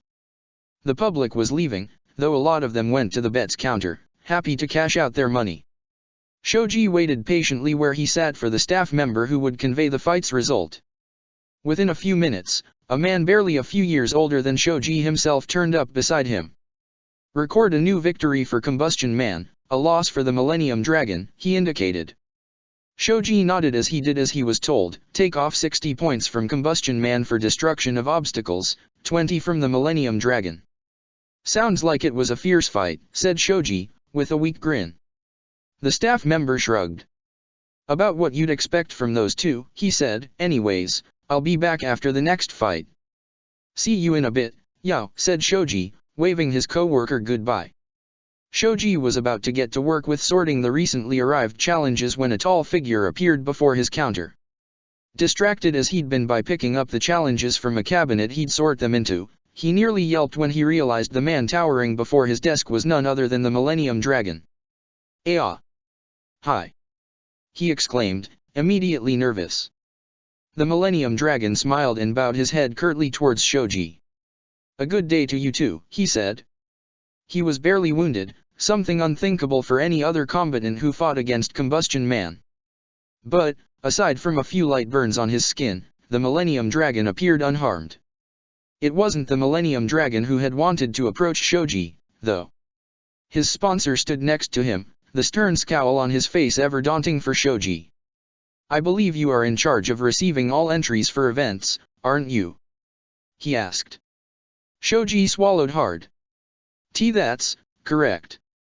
Is it also correct to assume you are free to disclose information about those events to any sponsors who may inquire about them? Aonu continued. Shoji looked at him apprehensively. Well. I suppose so, he said, for he usually had no choice but to disclose such information indeed. Mostly he was asked by the public about the upcoming challenges for their favorite fighters, which he was always obligated to share. Not a lot of sponsors had taken advantage of Shoji's observation skills, or his willingness and obligations to answer any question if he were asked, but it seemed the Millennium Dragon's sponsor was determined to make use of Shoji's usefulness today. May I ask who has joined Gladiator Brawl so far? Aonu inquired. Shoji grimaced. That's a big list. Then never mind. Just tell me who's the latest participant, Aonu declared. Shoji gritted his teeth. Well, it's the Blue Wolf, he said. Aonu's narrow eyes glinted with malice. I see. Please, submit an entry for the Millennium Dragon also. I wouldn't miss out on such a grand event for anything, he declared, rolling his eyes as Shoji nodded slowly. As you'd have it, he said, gritting his teeth afterwards as he withdrew a new form to join Gladiator Brawl, as Aonu had requested. Before long, the paper was completely filled with all the required information, and Aonu took his leave proudly, with Renzi by his side. The Millennium Dragon's easygoing, cheerful behavior was nowhere to be found now, though. Aonu. He spoke, once they were climbing down the stairs, on their way to the street. Are you sure about what you're doing? Aonu scoffed and looked at Renzi with mild indignation. Even though he knew Renzi spoke from a good place, Aonu didn't enjoy it in the least when Renzi defied his orders, even in the smallest ways. I am, he responded, bluntly. I don't think you are, Renzi continued, prompting Aonu to walk faster. Aonu. Leave me be, Renzi. He growled. Renzi huffed. We both know why you're doing this, Aonu, but this is not the answer. Renzi said, following his sponsor down the street until Aonu turned abruptly and glared at him. On the contrary, Renzi, this is the only answer, he growled. You are free in ways I'm not, even if you're the slave and I'm the master. You could love whoever you wish to, I can't. My life, love is not in the picture for me, not if I want to succeed. Not if I want to advance. Not if I want all these bastards to look me in the eye instead of scoffing at me from above. Renzi closed his eyes and sighed, as Aonu's chest heaved. His partner stepped towards him and patted his shoulder gently, as Aonu gritted his teeth. I understand why you're doing this, better than anyone, said Renzi, but you're only going to make yourself miserable, my friend. You know it just as well as I do. I'm already miserable, grunted Aonu, shaking his head, and that princess is determined to make it harder on me still. But she cannot outsmart me, no matter how hard she may try. I know our resources are limited, but we can reach the Terra Jewel, and you can defeat her Gladiator there, whether there are others fighting too or not. If she wants to scurry away from me, I won't let her escape. I'll hunt her down if I must. Hunting someone who's used to being the hunter requires a better plan than this, Renzi huffed. Because. Really? Why's that? Said Aonu, looking at him accusingly. Oh, do you plan on losing to her Gladiator on purpose, maybe? Do you want to protect my chance at finding happiness with someone else, or would you rather do your job, Renzi? I would rather protect my friend, said Renzi, looking at Aonu earnestly. Aonu's fists clenched. I don't need to be protected, he huffed. I only need the power to change my fate. I only need one blasted chance to prove my worth. And we'll find it in Gladiator Brawl. We'll find it when you beat her, fair and square, even if she doesn't see it coming. Even if it means you'll spend the rest of your life in an unhappy marriage. Asked Renzi. I'll sacrifice my freedom if I must, Renzi. I'm used to it by now, he huffed. Renzi closed his eyes and sighed. You'll at least use your newfound power as Crown Prince to make things easier on those like you, though, won't you? Renzi asked. Aonu nodded as his eyes narrowed again. That's the plan, Renzi. That's the plan. Their argument was far from finished, but they had a long journey ahead of themselves still. They could discuss matters at leisure once they were in private, for it wasn't wise to hold such conversations in one of the most crowded streets of the capital. And indeed, it hadn't been wise in the least. Two sets of eyes had watched their conversation. One of the onlookers had listened in very carefully, and he had a mild frown on his face right now, distaste plain on his features. His companion eyed him carefully, though his third eye, tattooed over his forehead, naturally didn't shift in any direction. Admiral Zhao smirked eventually, looking at his gladiator with a smug smile. "He's finally made his move, it seems," he said, utterly predictable, "isn't he? And yet, of all places to challenge the princess, whether directly or indirectly, he chooses Gladiator Brawl. So unwise." Combustion Man remained stoic, for this matter didn't concern him in the least and Zhao knew it. But it concerned Zhao in enough ways, and the main amongst them was to make amends for a mistake he had yet to correct. "Well, if that's how it is," he whispered, new strategies developing quickly inside his mind. Chapter 167, Gladiator Brawl 2. "So, we're back," Sokka said, grimacing at the royal palace. Azula stood tensely beside him, a heavy scowl on her face as she regarded her home with more hostility than she had ever expected to muster towards it. She breathed deeply, shook her head and crossed the palace gates, with Sokka trailing only a few steps behind her. "I hope this won't take long," Azula said, "but it'll be for the best if I meet my father alone, no offense." Not like I expected otherwise. You usually keep me away from your dad unless he expressly states he wants to see me," said Sokka, with a crooked grin, "though, do we know for sure that he doesn't want to see me, princess? Considering you've been harboring his fugitive daughter for a month, I question he'll be all that amicable towards you." Azula smiled at last, breathing deeply and stopping at the very entrance of the building. "Mind waiting around here, then?" "What, all the way out here?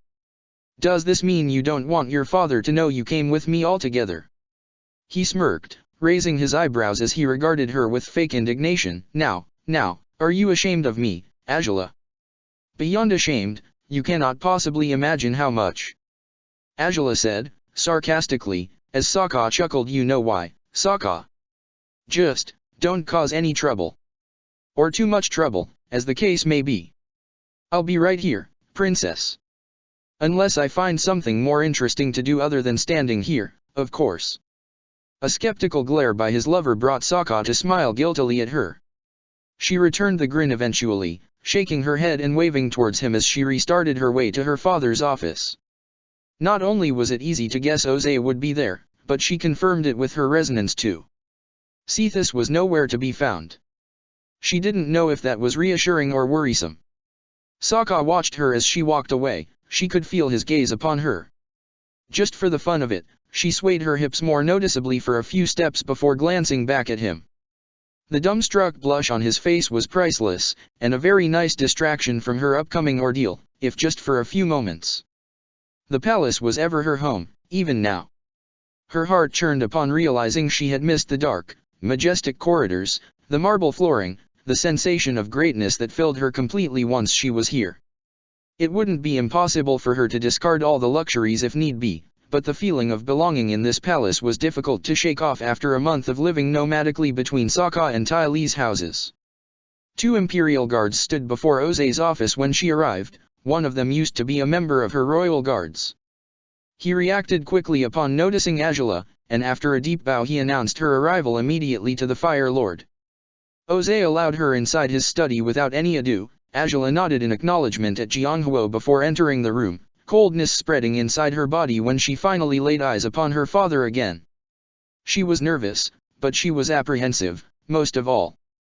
As much as her heart was racing, it wasn't with the eagerness and anticipation it did around Sokka.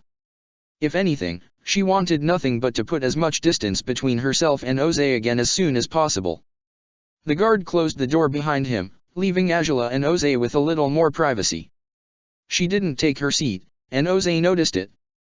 He raised his eyes to meet hers, confirming that their rift was far from amended. Her visit became all the more puzzling because of it. "Crown Princess Azula," he spoke, his tone so docile it was actually alarming. Azula only tensed up further because of it. "To what do I owe this visit?" "I have joined an event for the Gladiator League," she said, her voice grave even if she wasn't speaking of a complicated subject. The complication was speaking to Oze at all. "I wanted to inform you of it, and request for permission to travel to Ba Sing Se with my assigned guards and barge. An event. Jose repeated, raising his eyebrows. What is it this time? Didn't you attend that pairs tournament barely a few months ago? This will actually take place in the Terra Jewel, Angela explained, almost mechanically. From the information they provided on their flyers, it seems they want the gladiators and sponsors to gather at the agrarian zone in Ba Sing Se before leaving for the northernmost end of the Si Wang Desert together. That's quite the journey, said Jose, frowning. How would it be undertaken? I frankly don't know, but I've braved harsh traveling conditions before. Angela shrugged. I could have my dragon fly me there if their plans to reach the desert aren't as safe and stable as they appear to be. Said Jose, folding his arms over his chest, but he shrugged soon enough. I suppose, if you believe you can handle it, it's not my place to deny you this trip. Her heart clenched upon hearing those words. No doubt it was great, he was giving her permission, but it wasn't his place to deny her this. Just as it hadn't been hers to deny him the serial murders committed by Cephas.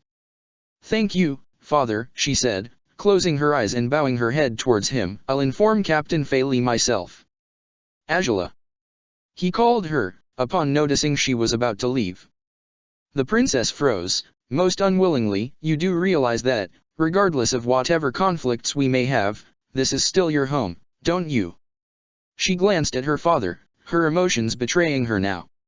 She had managed to remain stoic through their conversation, but by now the mask of impassiveness had broken entirely. There were very few people who could trigger her emotional responses with ease, but Jose was certainly amongst them. I know that, she replied, wishing her words were lies. Wishing she hadn't felt the sense of belonging she did upon entering the palace. Then, perhaps, you should consider returning home, said Jose, breathing deeply. If you do not wish to partake in any pleasantries with me, I will accept that.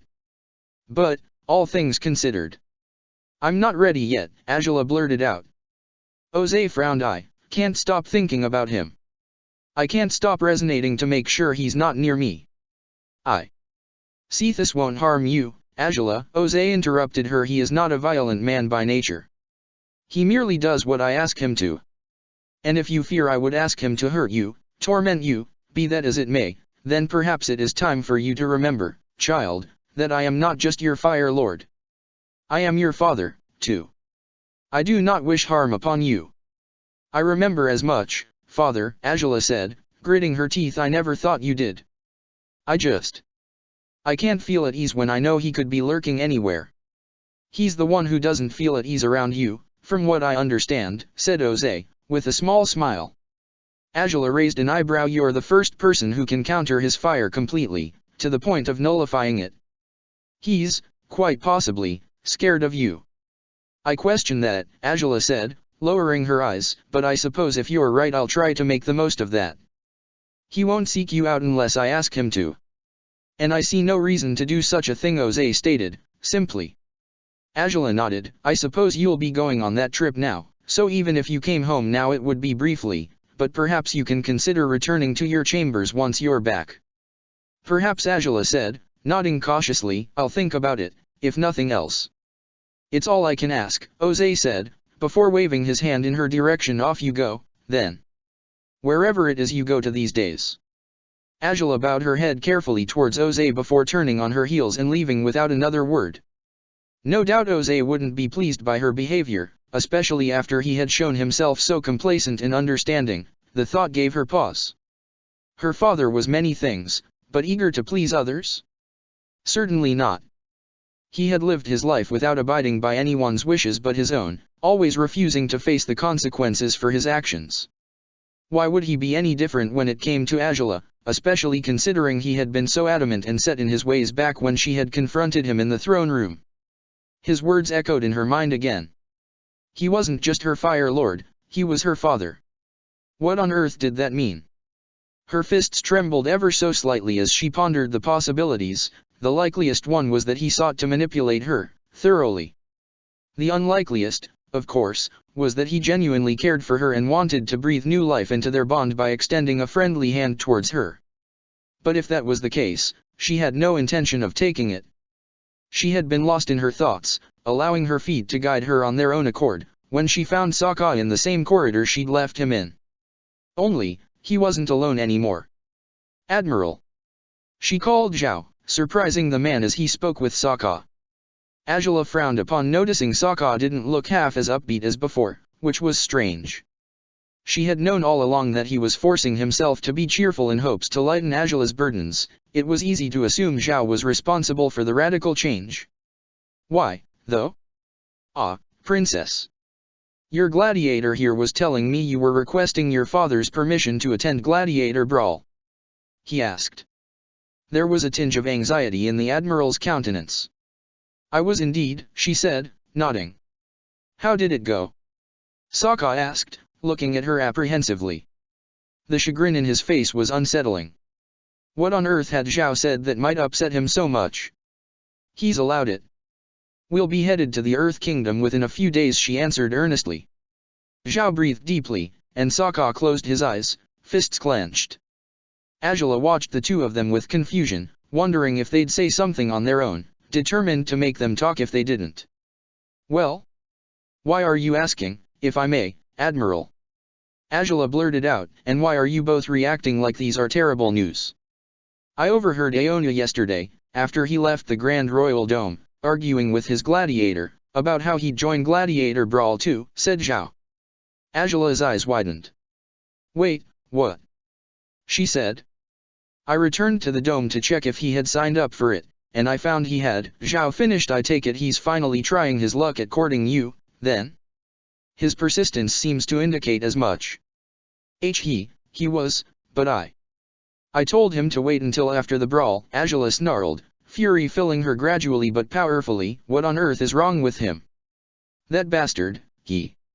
All things considered, we didn't stop to think he could easily join the brawl too," Sokka muttered. Azula fixed him with a skeptical scowl. "It doesn't make him any less invasive or creepy, no kidding, but he's not breaking any rules, is he?"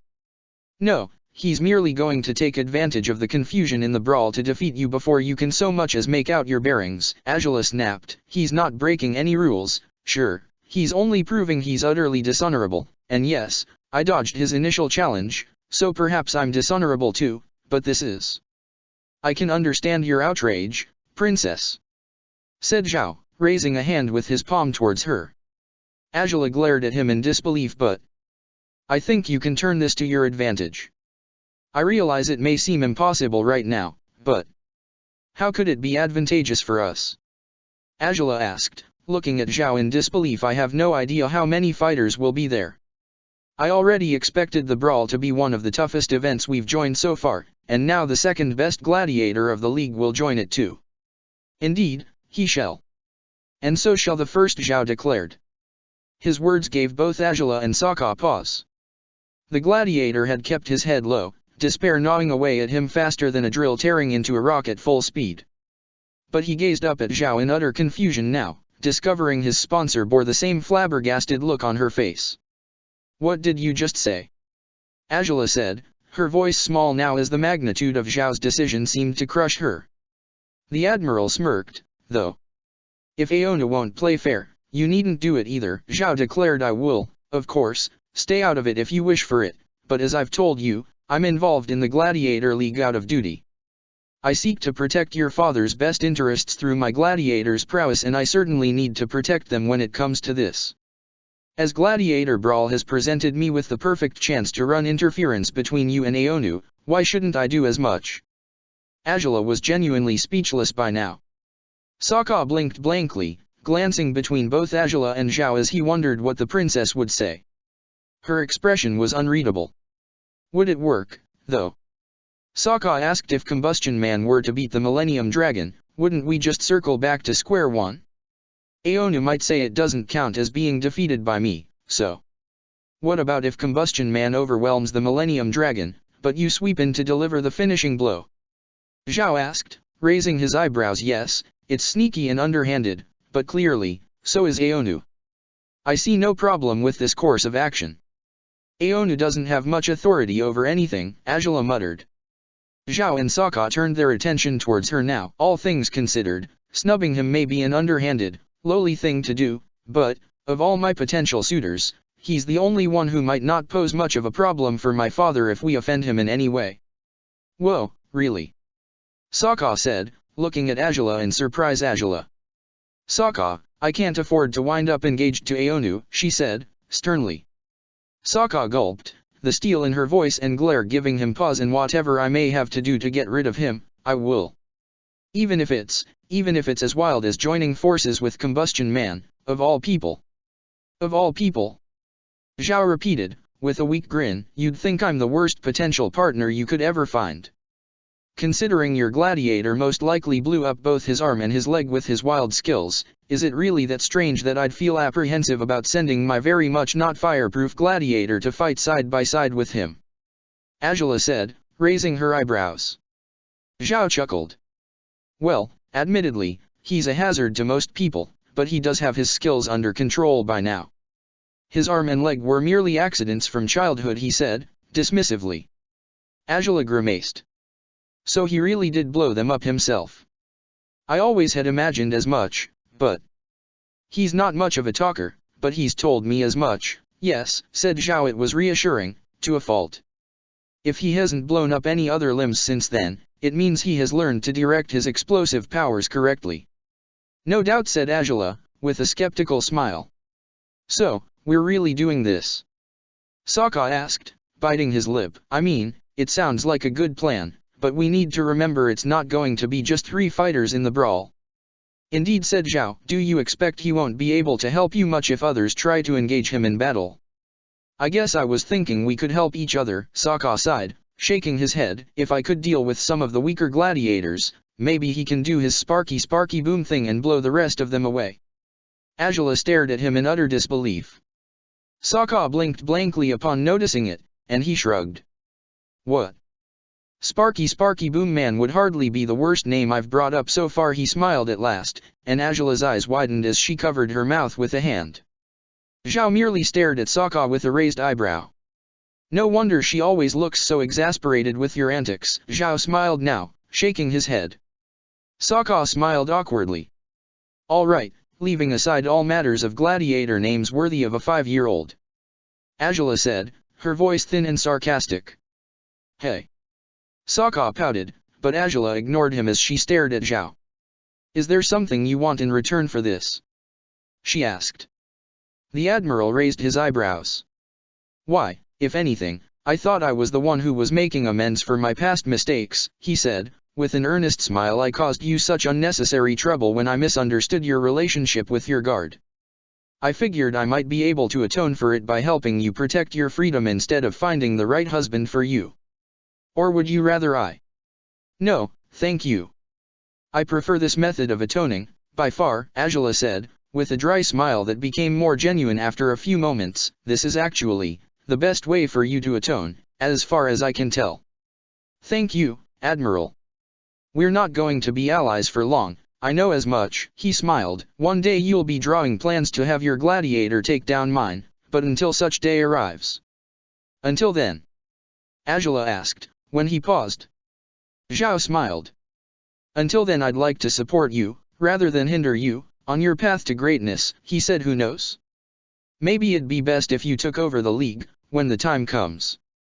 It's a fun hobby, but I can't take it as seriously as you do. If, as people say, you two are the best combination of gladiator and sponsor, no doubt you'd deserve to be at the top of that ranking far more than I do. Azula blinked a few times, her instincts quickly warning her not to take Zhao's flattery too seriously, but she had no idea how to respond to his words all the same. Upon her silence, Zhao bowed his head in her direction. I'll sign up for the brawl after I visit your father, then, he said, we'll see each other in the Earth Kingdom again, most likely. Yes, Admiral. Thank you, again, for your offer. I hope this pays off, said Azula, with an uncertain smile. Zhao nodded. We shall work hard to make it so, he declared, before smiling at Sokka. Though you must do your best regardless of my help, of course. It's in your best interests that the princess remains free to continue sponsoring you as she pleases, after all. Right, said Sokka, grinning back. Thanks for this, really. Maybe Azula wouldn't owe you for it, but I probably will. We'll see if you do, depending on the fight's outcome, said Zhao, raising his eyebrows. He bowed one last time towards them before walking off to Jose's study, following the same corridors Angela had trailed barely a few minutes ago. Sokka watched him go before turning to the princess, who still looked uneasy. Angela. He's been on his best behavior, in general, but I guess I still don't trust him. Not as much as I should, at least, Angela sighed, shaking her head. He wants to help, it seems. It's his duty to do so, even. And yet as soon as he says the wrong thing. What was wrong with what he said? Sokka asked, raising an eyebrow in confusion. He said maybe I should take his place in the league. Angela muttered, it sounds so flattering, and yet what I hear is I'd become yet another of my father's executioners. And I'd do so through you, to make matters worse. I could never have you killing gladiators just to do my father's bidding. I'd refuse to do that, too. Sokka smiled awkwardly. Angela sighed. Then hell knows what we'll do if we're to ever become the top-billed gladiator and sponsor, she said, with a shrug. Sokka's smile waned at that, but he huffed and pouted soon enough. Angela raised an eyebrow. I guess your dad will just have to learn to stop being such a passive-aggressive ass, then, he said, crossing his arms over his chest. Angela smiled in disbelief. It's as simple as that.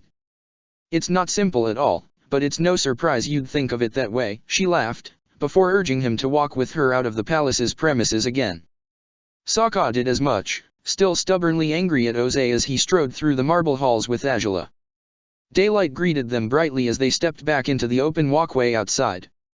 Angela slowed down, glancing back at the palace building briefly. Sokka glanced at her over his shoulder. How did your meeting with your father go, though? Other than him agreeing to let you go to the brawl? He asked, finally. If Zhao hadn't appeared suddenly as he had, he surely would have asked much sooner. Nothing noteworthy, Angela muttered, closing her eyes though. I guess he wants me to come home. Probably to keep better tabs on me, or what I do. Sokka watched her with uncertainty, waiting for her to be ready to leave. Angela remained silent for a moment, breathing deeply before turning her back on the palace and facing Sokka. Either way, we're free to go, and that's what matters. She said, smiling at him. All that remains for me to do is notify my Imperial Guard squad so we can get ready to go. Granted, it's not going to be easy to shake off Aonu, perhaps it won't be enough to win against him in Gladiator Brawl, but all the same. We'll have to try our best to make him give up here, Sokka said, nodding promptly. And I do mean to. Whatever it takes, I'll protect you from him. As gallant as ever, said Angela, smirking in a teasing way. Sokka smiled back at her. All right then, shall we find my guards? Sokka nodded and followed her lead towards the guards' barracks. He hadn't been there in a while, and the memory of why he had visited the place before brought an awkward smile to his face. He kept up with Angela all the same, though, and he stood by her as she communicated her orders to the captain of her squad of Imperial Guards. Angela had teased Sokka, acting as though she weren't taking his determination seriously, but the truth was that she did. She always had intended to be strong enough to deal with all her threats by herself, through her own power alone. If she couldn't deal with them immediately, she'd play the long game and defeat them in time. But right now there was nothing she could do to keep Aonu at bay by herself. She had an incredible partner, though, one who had defeated terrible odds before and who'd had a remarkable victorious streak over the course of the past year. While she couldn't be certain he would triumph against the Millennium Dragon, and while she was strongly unsettled by the thought of having him in the middle of a battle involving both the two best gladiators of the league, she wanted to believe in him. For, amidst all the people who had been tasked with her protection and defense through her life, Sokka was the one person she trusted completely. And he was the one person with the strongest motivation to protect her, too. They wanted to believe their destinies were intertwined. After all, the only way to ensure that they would remain that way was to fight with everything they had against those who sought to tear them away from each other's side. Rounds in the royal barge were silent and inconsequential, on the most part.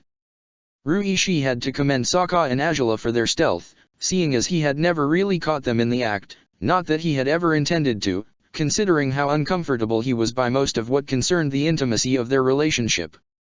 He was one of the 3 assigned guards on the first night of their journey, and he would have been upholding his duties far more enthusiastically, or as enthusiastically as could be expected from Ruishi, if only Song hadn't been a guest in the barge's tower for the second time. He ached to rush to her side, to hold her through the night as he would if he weren't on duty. She would be asleep by now, he guessed, but at least tomorrow they would have a chance to be together again. All the same, he decided to indulge himself by patrolling the ship's tower, hoping to glimpse a light in her room, any excuse to head upstairs and check on her. Still, he saw nothing as he moved across the prow. He sighed, as good as counting the minutes before his shift was over. He stepped inside the tower, planning to ensure all was in order in the machine room, but he stopped cold when he noticed there was someone sitting at the foot of the stairs that led up to the tower. At first, he had almost assumed it was Sokka, for he was the only person he knew lurked in the ship at such hours, but he stopped himself from voicing his suspicions when he noticed the person in question wore the boots from the Imperial Guard uniform. He breathed deeply, readying himself to scold whichever of his slacking comrades he was dealing with, but he froze upon recognizing the man who was dozing off at the stairs. Renkai. He called the man, who jumped immediately at the sound. Ruishi raised an eyebrow. "Are Ruishi? Were you on your way upstairs?" Renkai asked, looking at his colleague warily. "Not really. I was merely doing my rounds. I'm on shift tonight, as you already know, but you're not, I'm sure of that. My partners tonight were Wuhan and Qiang, not you." I know that," said Renkai, grimacing. "It's just, well, I thought it was for the best." "You don't trust that we can do our jobs?" Ruishi asked, skeptical. Renkai groaned but shook his head. "It's not that, it's just. You're still on with that conspiracy theory, aren't you? About the princess and the gladiator." Ruishi said, frowning. Renkai huffed. "It's going to be more than that if I catch them. And I will, if I keep this up." "I know I will," he said. "And what if you don't?" Ruishi asked, eyeing the Imperial Guard with skepticism. Well, that's. You would have wasted your nights chasing after a fantasy rather than getting proper rest, that's what," said Ruishi, sighing. Renkai groaned. "What makes you think they'd act out only on nights you're not on shift?" "I assume that's why you're doing this, after all." "Because I'm the outsider. I'm the one who doesn't belong here," Renkai growled. "You know it too. I'm the one they need to watch out for, because the rest of us are either complicit or incapable of putting a stop to them." Ruishi completed. Renkai gritted his teeth, averting his gaze. "If you're worried about being an outsider, suspecting and judging your peers is probably not the best way to go about finding your place amongst us." Renkai kept his head down now, and Ruishi watched him with uncertainty for a moment before sighing and shaking his head. "As you'd have it, then," he said, making to head downstairs into the ship. "What would you do if you found them?" Renkai blurted out, bringing Ruishi to freeze where he stood. "I mean, if you were doing your rounds here, and you caught them, meeting in secret. What would you do?" Ruishi gritted his teeth before turning on his heels to answer the question. Renkai awaited his answer eagerly. "I would certainly be dead before I could so much as think of informing the Fire Lord," said Ruishi. Renkai's eyes widened. "Do you truly believe the princess to be innocent and unwilling to stain her hands with the blood of someone who discovers her darkest secrets?" That, I hadn't considered it," said Renkai, blinking and averting his gaze. "If it wasn't her, it'd be him," said Ruishi, shrugging. "He's killed before, after all. He's a seasoned warrior, capable of steeling himself to commit whatever heinous acts he must. As much as I'm not an average firebender, the princess far outdoes me in those regards, and the gladiator can as good as fight her evenly by now, while being a non-bender. So, frankly, you'd rather protect yourself?" Renkai asked. Ruishi closed his eyes. "If anything is happening, I would sooner not find out. All things considered, the princess has already proven she is a talented leader and a capable warrior. Being involved with the wrong person would indeed taint her reputation, but it wouldn't affect her skills or her potential leadership in any way, as far as I can tell." "You truly believe she would be an adept Fire Lord if she mingles with slaves?" "With Water Tribe slaves?" Renkai inquired, an eyebrow raised. Ruishi's eyes narrowed. "I certainly don't think of slaves as lesser than us, let alone of foreigners, he said. Renkai flinched. I didn't mean that. I mean, you're not royal, but she should know better than I do. Ruishi inquired. Renkai gritted his teeth. No, he said, shaking his head. Is it your job to protect the royal family, Renkai, or is it to dig up information to disgrace them with? Ruishi finished. Renkai fell silent now, unable to hold Ruishi's gaze again. Ruishi hadn't expected to have any sort of confrontations with Renkai anytime soon, and he had blurted out his words without thinking it through. He had always known Renkai was spying on them for the Imperial Guards General, as head Azula, but they had intended to keep him at bay rather than challenge him over it. He wasn't sure if he had made the right or wrong decision by asking that final question. Either way, said Ruishi, gritting his teeth. I'm going downstairs, then. You should go to bed. Renkai closed his eyes, clenching a fist but holding his silence this time. Ruishi moved quickly, heading inside the ship without glancing back again. He hoped, genuinely, that he wouldn't find Renkai still sitting there once he came back upstairs. But he had something rather urgent to do right now. His heart lurched in his chest when, upon walking through the long corridor below deck, he spotted someone walking in a very awkward way, headed for the same stairs Ruishi had just climbed down. The shape froze, though, as soon as he saw him. The dimly lit corridor made it difficult for them to recognize each other, but it wasn't long before Ruishi cut the distance between himself and who he knew could only be Sokka. Shit, Ruishi? Sokka sighed, when he finally identified the guard. He smiled in relief. I thought you were someone way more dangerous than Dash. Wait, I was only going for a leak. Just for a little. Shut up. Don't do it, Ruishi said, breathing deeply and stopping right in front of Sokka. Renkai's sitting at the stairs, waiting for you or her to head to each other's room so he can catch you in the act. Wait, what?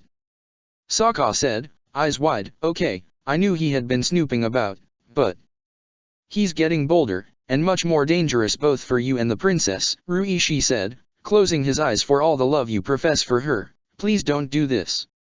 Not tonight. I won't, said Sokka, with a pained grimace. Ugh, I hate that guy. What's the point of traveling at all if we can't be together? Sokka grumbled under his breath before turning on his heels and skulking on his way to his cabin again.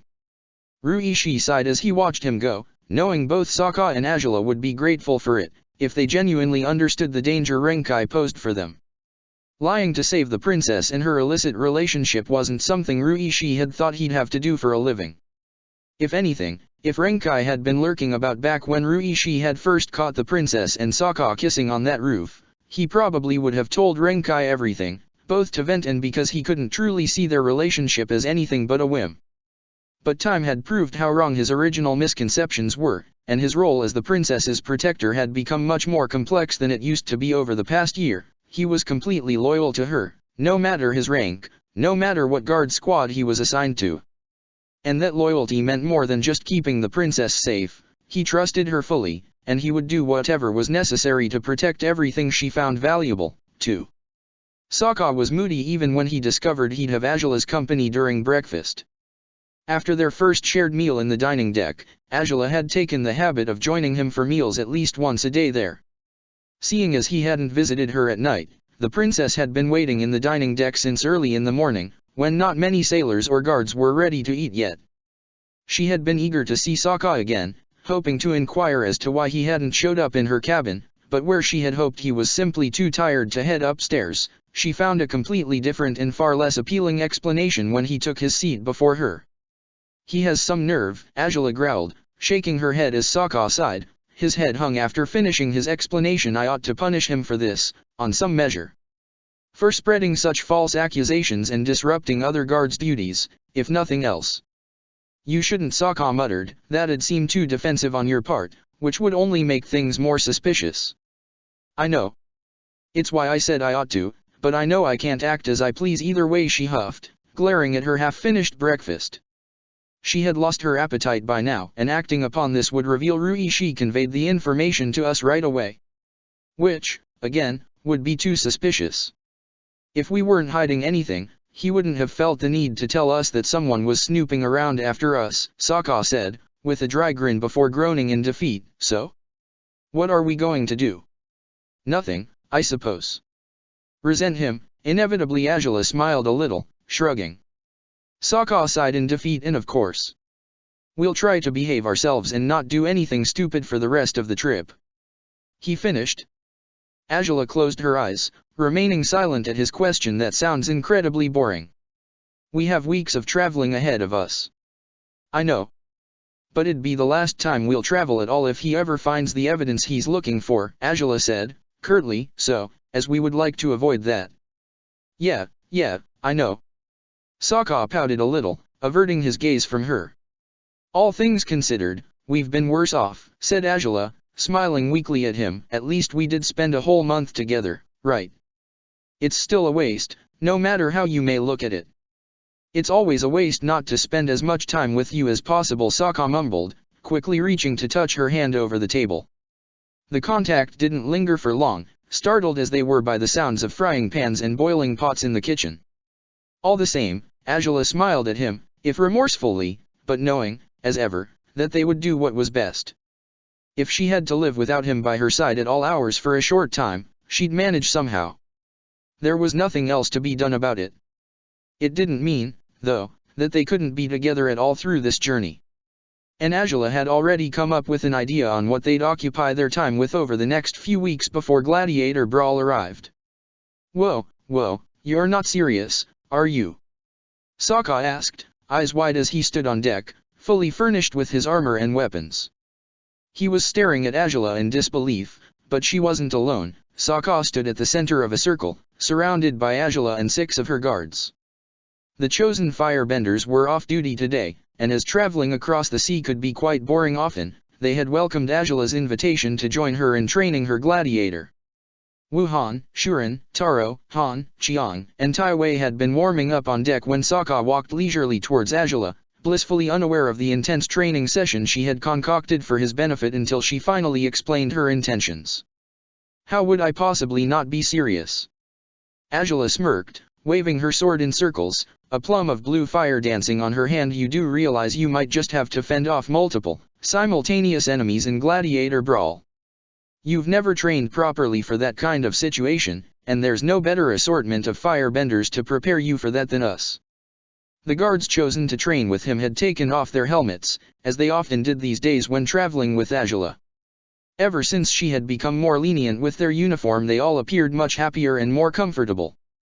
It was why it hardly surprised Sokka to see them smirking too, echoing the princess's expression. I suppose, but maybe I should fight 2 or 3 of you at once instead of 7. Sokka suggested. Azula scoffed. If we prepare you for the worst possibilities, you'll handle lesser threats better, Azula declared, proudly. While there's no doubt you might face worse odds than 7 to 1, at that point it may just be impossible for them to attack you simultaneously. So I believe this is the right number you should prepare for, yes. How thorough of you, Sokka groaned, sighing in defeat. At least try not to go overboard on the first round, okay? Shall we take it easy on you? Azula asked, with a mocking, sympathetic smile. That's fine. We'll just go overboard on the second round instead. Oh, come on. On your guard, Gladiator. The princess declared, raising her sword in his direction. Sokka grimaced, clenching his own blade and glaring at Azula fiercely. The princess was the first to attack, but another guard lunged forth when Azula was shooting a charged fire blast through her sword.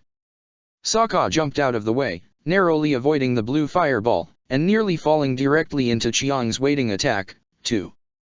Sokka dropped flat on the deck to dodge the fire dagger, lashing out with a kick in Chiang's direction, but the sound of footsteps behind him prompted him to push himself upwards at haste. Wuhan was set in position to launch a barrage of fire at him, and Tai Wei seemed to use his own power to boost his fellow guards' attacks.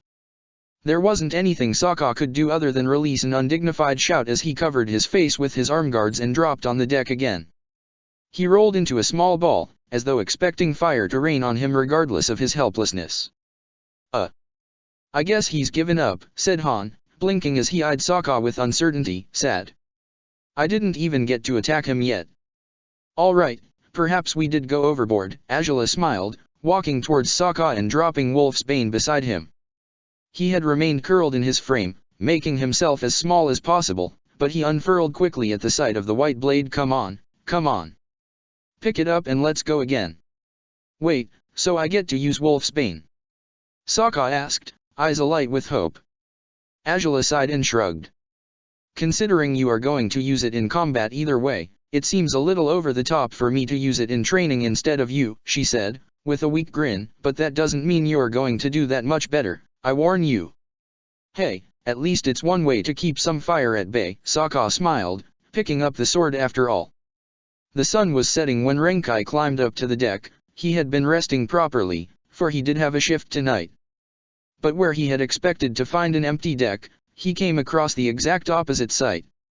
For a moment he had thought they had a stowaway, and his fellow guards were trying to burn them to a crisp.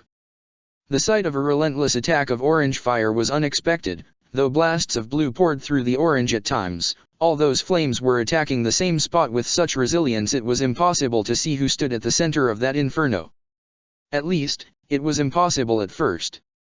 Once Renkai stepped forward, hoping to unravel this confusing situation, he caught sight of the dark armor, just as a white blade seemed to slice a fire blast in half.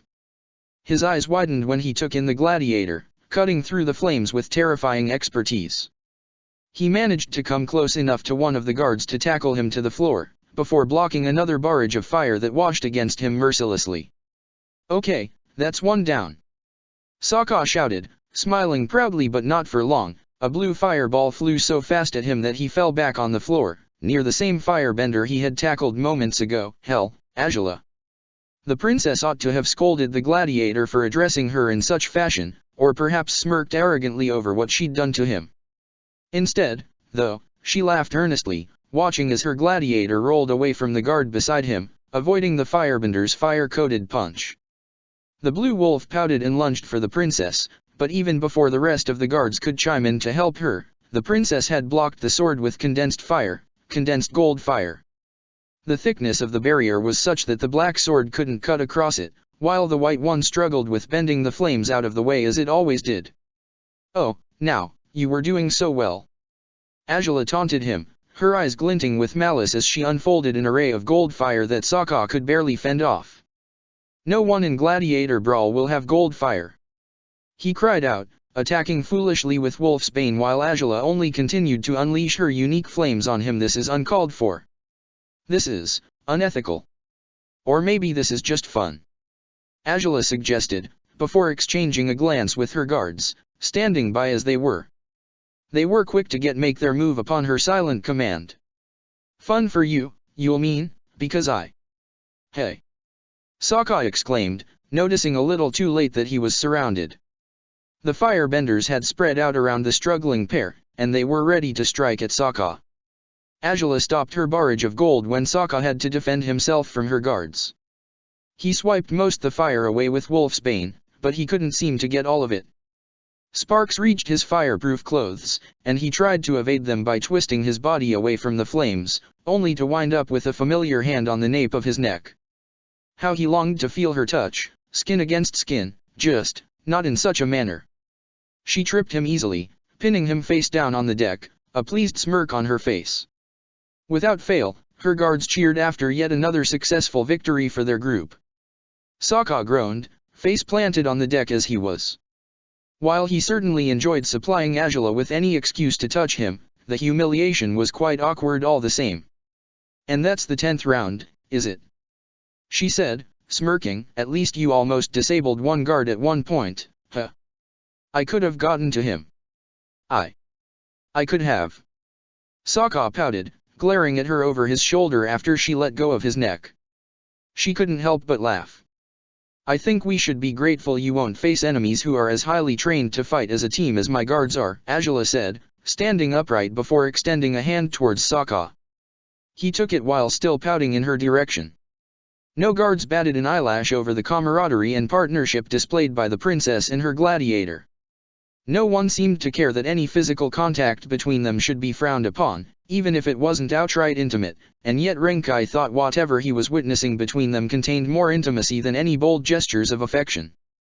The princess's smiles were like none he had seen on her face, and while the gladiator was moody now, he felt perfectly comfortable with displaying his feelings before the princess, even smiling at times as he tried to rebuff her taunts with his own. Renkai swallowed hard, lowering his gaze. He had an assignment, one he had to fulfill no matter the cost, or at least that was how the general would see it. But while he should be looking into the princess's other pursuits, nothing was quite as damning as this relationship could be, and he knew it. What stung Renkai now was the ease with which the other guards behaved around the potentially clandestine couple. They should be aghast for the same reasons Renkai was, disturbed by their closeness, but as far as he could see, no one else cared. To the rest of them, this was natural. This was harmless. And somehow, it truly was. It was unnerving to acknowledge it, Renkai thought to himself, but it was harmless indeed. Who cared, truly, if the princess had a secret relationship or not? Why would that affect her ability to rule the Fire Nation, when her time came to do so?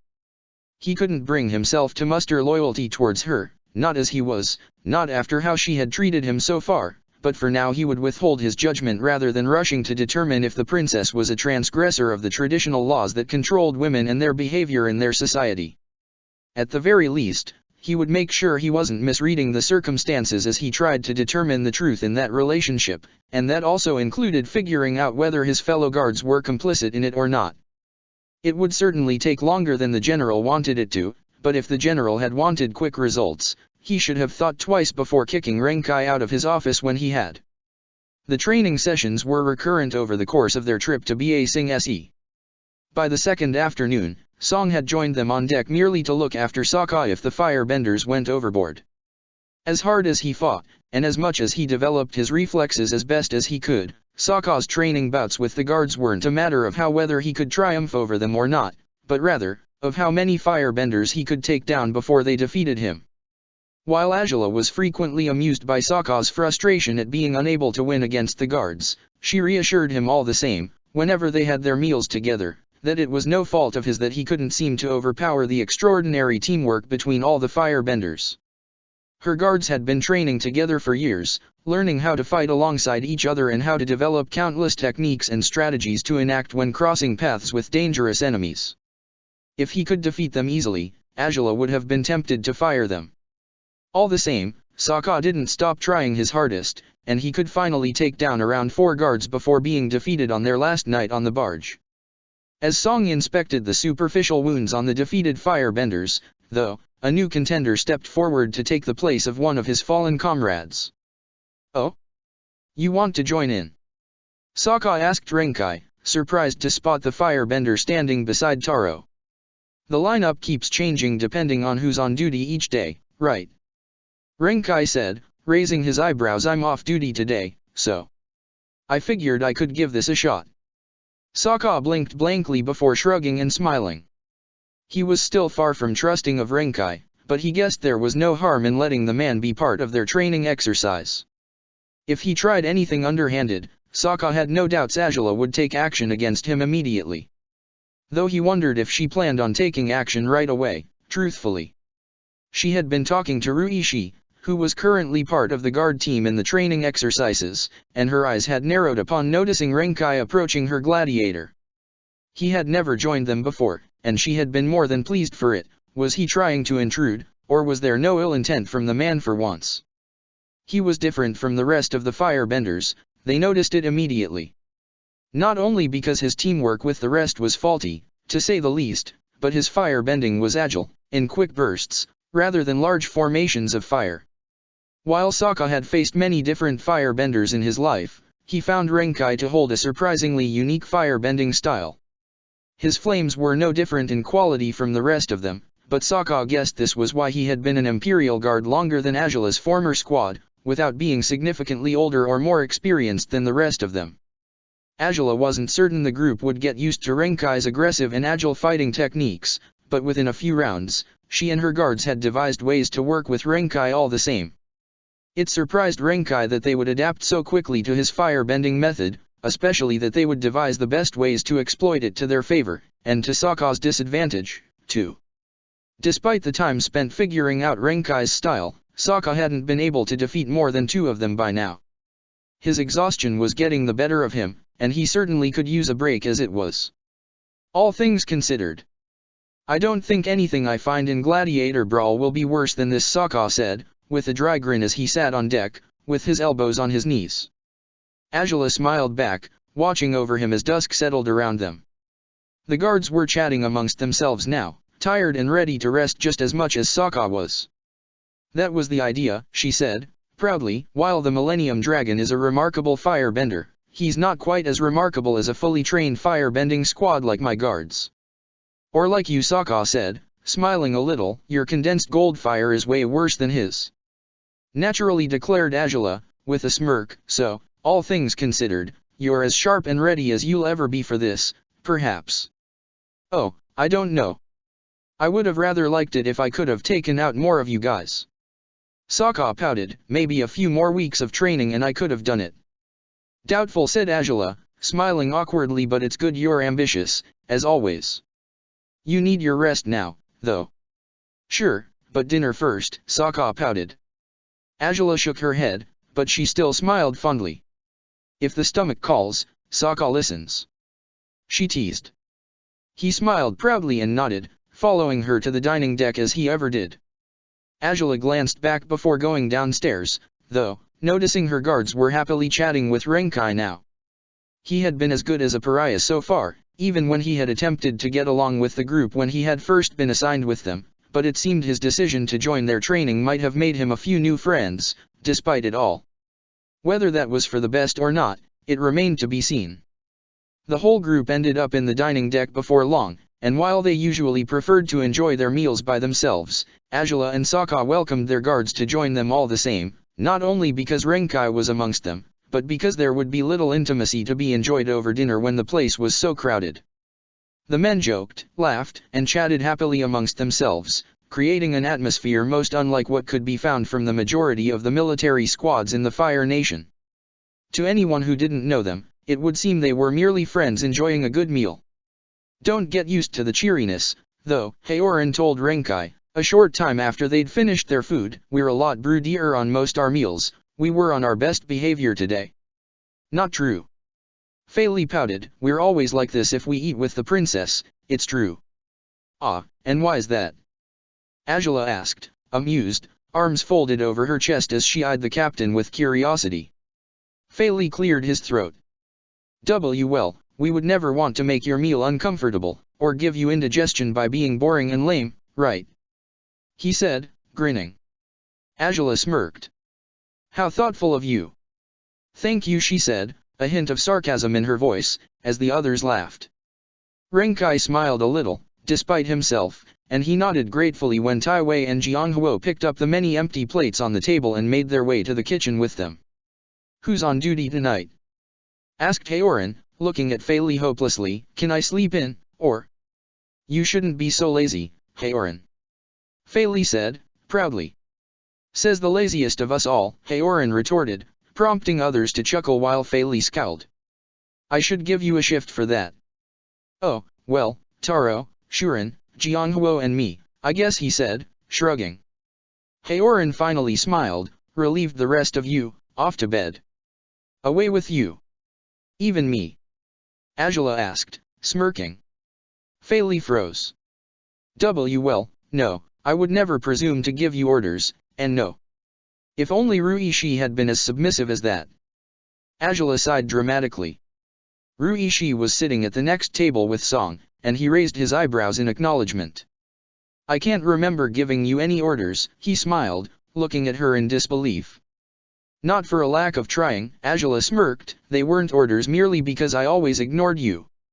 I suppose that's so, said Ruishi, smirking back before raising his glass in Azula's direction and downing it slowly.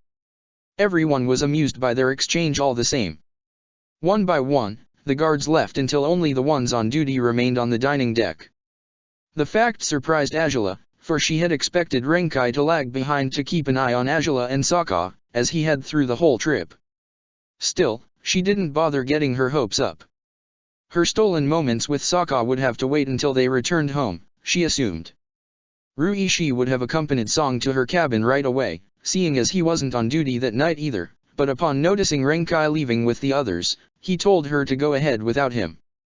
He waited around 10 minutes before following the rest of the guards to their shared cabin, finding most of them had tucked in already. And amongst them, Renkai was asleep, safely covered by his blanket, his breathing easy, his eyelids twitching. Ruishi frowned, wondering if he was merely pretending, but perhaps today's experience had changed the Imperial Guard somehow. Perhaps he was no longer an intruder amongst them, even if he still wasn't one of them entirely. Ruishi slipped back out of the cabin and waited for a few minutes outside, as a precaution. Upon making sure Renkai wouldn't sneak after him, as he might have if it was all a pretense, he allowed his feet to lead him to Sokka's cabin. He knocked on the door gently with his knuckles, and he nodded in acknowledgement when a surprised Sokka opened the door. "Renkai is in bed, at least for now," he said. Sokka's eyes widened. "I don't advise that you stay with her all night, he's been trained much like I was, so he doesn't need as many hours of sleep as a normal person does," Sokka finished, biting his lip but nodding and clasping Ruishi's shoulder with a hand. "Thank you, Ruishi." "Just try to keep the noise to a minimum," said Ruishi, with a small smirk. "I'll be 2 rooms below you, but even then I might overhear you if you're too loud." "We'll do our best," said Sokka, smiling. Ruishi snorted. "That's not exactly reassuring," he said, glancing back in the direction of the guard's cabin. There was no one in sight. "Still, come on, then. Let's move fast." Sokka was as good as an expert at sneaking around the ship by now, a fact Ruishi wasn't surprised by, but he still appreciated witnessing Sokka in action right now. He blended seamlessly with the right shadows, waiting patiently for any nearby footsteps to fade away before making his move. As clumsy as Sokka seemed to be with many matters, he was surprisingly nimble when he was taking things seriously enough. "Thanks again, Ruishi," Sokka said, smiling as they reached Song's door. "I'll see you tomorrow." "We'll reach Ba Sing Se by noon," Ruishi said, nodding in Sokka's direction. "Make your time count." Sokka nodded and abided by his words immediately, unwilling to waste another second away from Azula.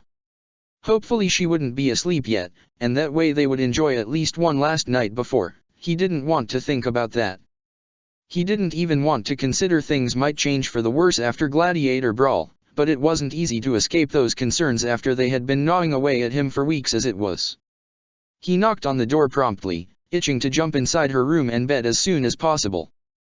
The confused look on her face was accompanied by hope and relief once she opened the door. "Sokka," she said. He slipped inside and closed the door right away. "Renkai was out of the way for once," he said, looking at her earnestly. "I may not be able to stay all night, but—" He couldn't finish his sentence, but it wasn't as though he really needed to. Not when Azula had thrown her arms around his neck, pulling him close so his lips would brush delightfully against hers. Within instants, they had returned to each other's arms the way they always longed to be. Their clothes were scattered, their bodies swaying together, their senses overwhelmed by each other in every regard. Their rhythm was frantic at first, but far steadier and stable on the second round, loving and tender on the third. The night drifted past beyond their safe haven in Azula's cabin, despite they hoped time could stop instead. Nothing could slow down the imminent showdown between Sokka and the Millennium Dragon, and the thought was ever present on their minds as they held each other in her bed, their hair scrambled and messy after their wild love-making.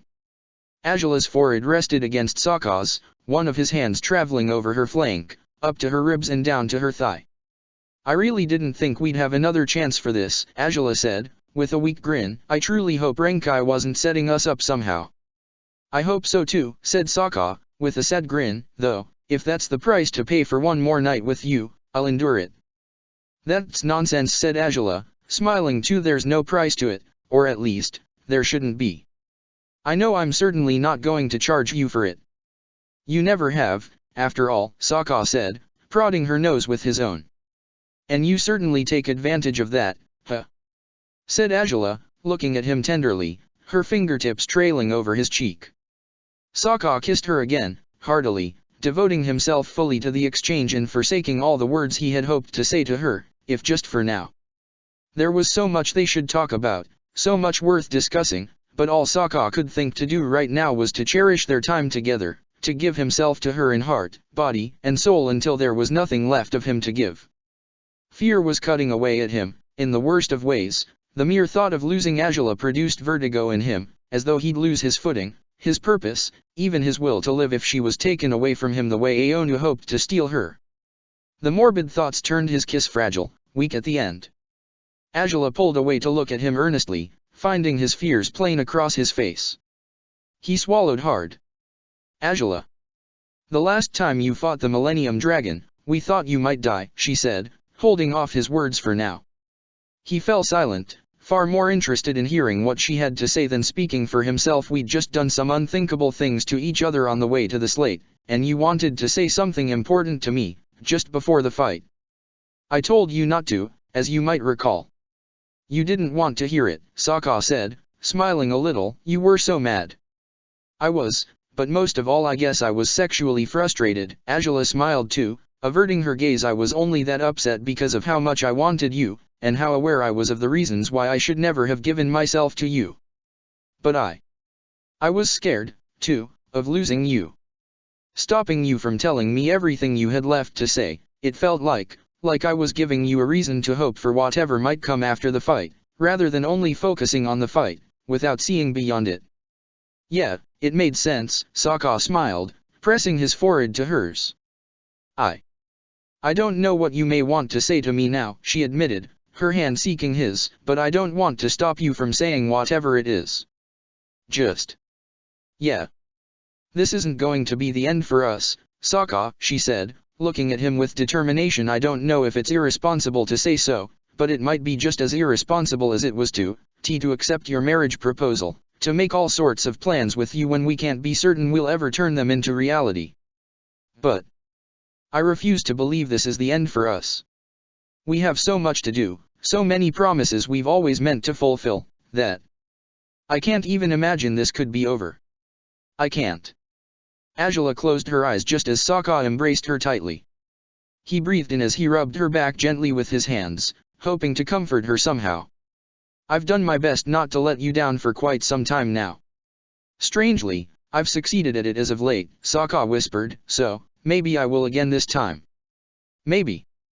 Hopefully, Angela convened, nodding promptly. If I don't, he said, but she lifted a hand to his lips, and shook her head. If you don't, we'll figure it out later. For now, Sokka, for now, we're the invincible team, okay? She said, smiling sadly at him. The greatest combination of gladiator and sponsor. As we've always been. And no challenge is too great for us to overcome. Not when they truly matter. Sokka smiled and nodded, caressing her hair gently before kissing her softly.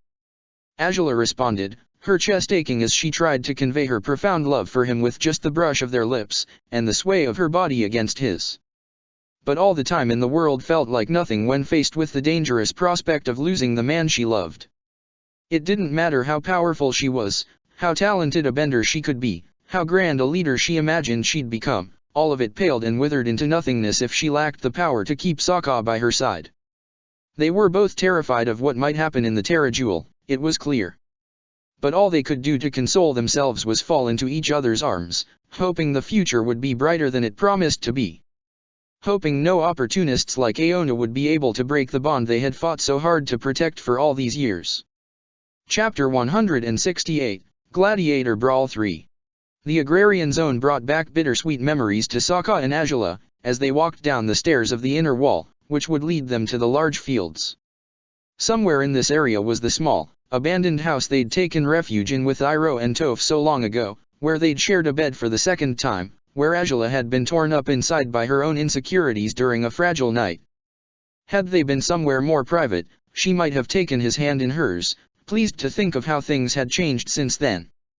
From being here at one of their lowest points, they were here today at the highest, it seemed. If just because of that comparison, Angela briefly felt as though they were undefeatable. You think we'll get lucky this time around, too?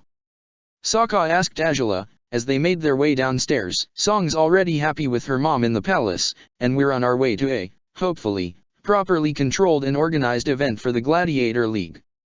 I know it's like me to expect monsters to lurk in every shadow, but I think my paranoia has rubbed off on you somewhat excessively, Sokka, said Angela, amused. Sokka sighed.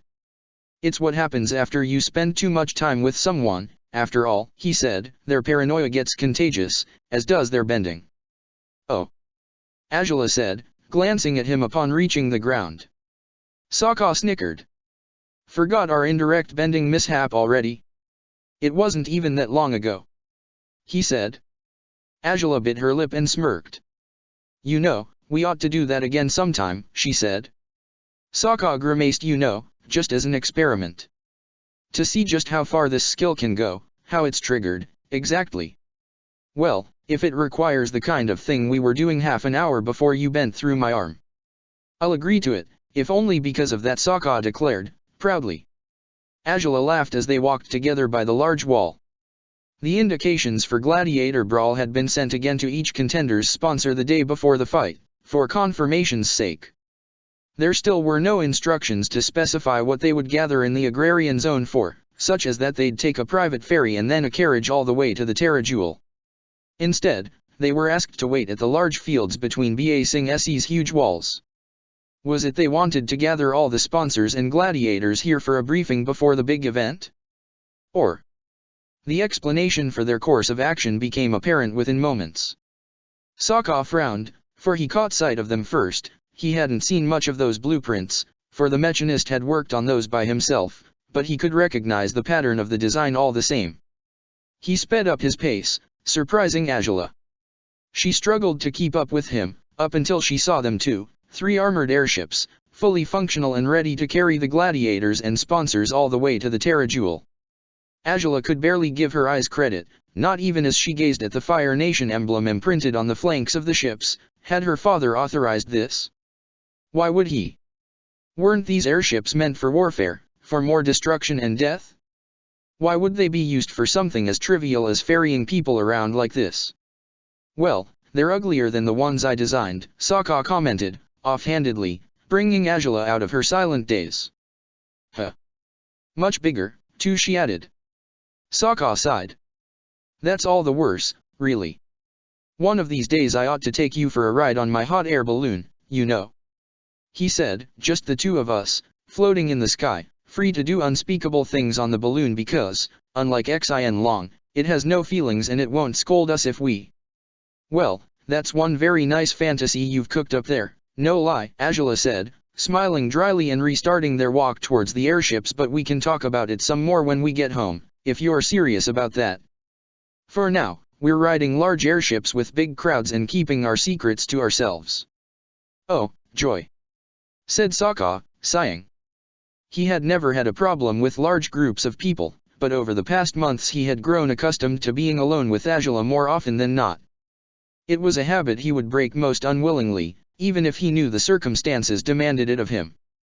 There weren't many sponsors or gladiators nearby, it seemed, either they were already on the airships or they had yet to arrive. But there were soldiers close to the airships, and one of them sprinted towards Angela and Sokka upon noticing they were approaching. It wasn't until he removed his helmet, halfway through his race, that they recognized the man. Well, well.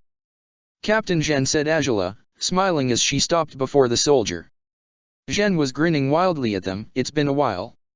It has. I'm so glad I could see you both again. He exclaimed as soon as we were given this assignment. I knew you had to be joining this event. Huivin told me to send his regards to the both of you. How's he doing these days? Sokka asked. Zhen sighed and shrugged. Some days he's the happiest boy in the world, and within 24 hours he wants nothing to do with me. It's hard to keep track with his mood swings, he said. I guess puberty is kicking in. Sounds like this should be your worst challenge as his father, said Angela, with a sympathetic smile. I hope you can keep up with him. Did he continue practicing his swordsmanship? Asked Sokka. Zhen nodded. And he continues to get in trouble by picking fights for no reason, he said, shaking his head, especially with older kids. He seems to enjoy being defeated, somehow. Well, there's quite a lot of wisdom to find in defeat, unlike victory. Sokka said, closing his eyes and raising his index finger, as solemnly as he could. Angela scowled at him. If that's how it is, I'd rather have an unwise gladiator, mind you, she said, and he froze before pouting at her. Angela turned to Zhen again. You said you knew we'd be in this event, does that mean my father requested for the Air Force to assist the sponsors and gladiators who would be traveling to the Terra Jewel? Sokka raised his eyebrows, glancing at Azula with uncertainty. He had found Zhen's comment slightly odd as well, but he hadn't reached that conclusion as quickly as Azula had. Still, what concerned him now was Azula's emotional well-being. Did her father's veiled gestures of kindness reach her, or did she think they were hollow attempts at regaining her favor? Was she pleased, or was she upset by Oze's sudden and direct intervention in the Gladiator League? Why, yes, he did, said Zhen, nodding promptly. We're still adapting and learning the ropes with these airships, after all. We need some small missions, preferably not military ones, you see? So the Fire Lord sent word to our commander about this quick job, and he brought us here. I see, said Azula, with a cold smile. Sokka gritted his teeth, but he did his best not to let his apprehension show any more than Azula's did. Well, that's terribly kind of him, really. I had no idea he was up to this. I guess it's better than traveling there by whatever methods the organizers had resorted to in the past, right? I would think so, yes, Zhen agreed, beaming. In any case, the airship to the right is mine. You can board it, if you so please. Every team of gladiators and sponsors are supposed to be on board within the next 20 minutes, so the sooner you're there. Very well, we'll be off now, if that's the case, said Azula, nodding and urging Sokka to follow her. Thanks, Zhen. Good luck with piloting the airship. Good luck to you on your gladiator brawl. May you be victorious, he exclaimed, proudly. Azula smiled gratefully, and Sokka sighed but grinned as well as they restarted their walk towards the airships. Do you think Zhao's already here? Sokka asked. Azula shrugged. We probably should have asked Zhen. If he's here, he's bound to be on Zhen's airship too. It makes sense, said Sokka, nodding. Azula raised an eyebrow. I know we're somewhat depending on him to have your back, but you don't have to be all that eager to see him, she said, both probing and teasing him. Sokka pouted. That's not it, darn it. I just had something I wanted to bring up to him, I guess. And what might that be? You won't like it. Are you for real? Azula said, looking at him accusingly as they climbed the airship. Sokka grimaced. Now you're absolutely going to talk, Sokka. What does that mean, mind you? It means you won't like it, like I said, he pouted. I'd rather tell him directly, that way you won't be able to stop me. If you make some sort of dramatic request for him to watch over me if you die or something along those lines, I think I'm going to kill you myself. Good thing that's not what I had in mind, then, said Sokka, just as the aforementioned admiral came into view. There were several people already waiting within a wide space in the airship's deck. It was stocked up with a few weapons and a couple of tanks, which were secured to the floor and walls with thick chains. The open space on the deck provided the sponsors and gladiators with ample room to move around, even if it was far from the most comfortable place to be in. Still, it was bound to be better than whatever traveling means this event had featured in the past. Amongst the passengers waiting for the airships to take off was a man wearing an ornate military uniform, and he was quick to glimpse the newest arrivals as soon as they climbed aboard. Princess, Blue Wolf, said Zhao, smiling and stepping towards them.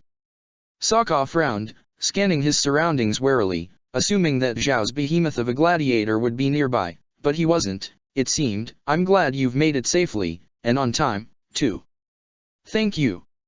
I take it your gladiator is hiding somewhere, Azula said, raising an eyebrow. He's hard to miss, usually. Yes, I believe he went looking for a silent corner somewhere, said Zhao, shrugging. At any rate, I hope you're prepared for today's event. As prepared as we could be, Azula answered, nodding.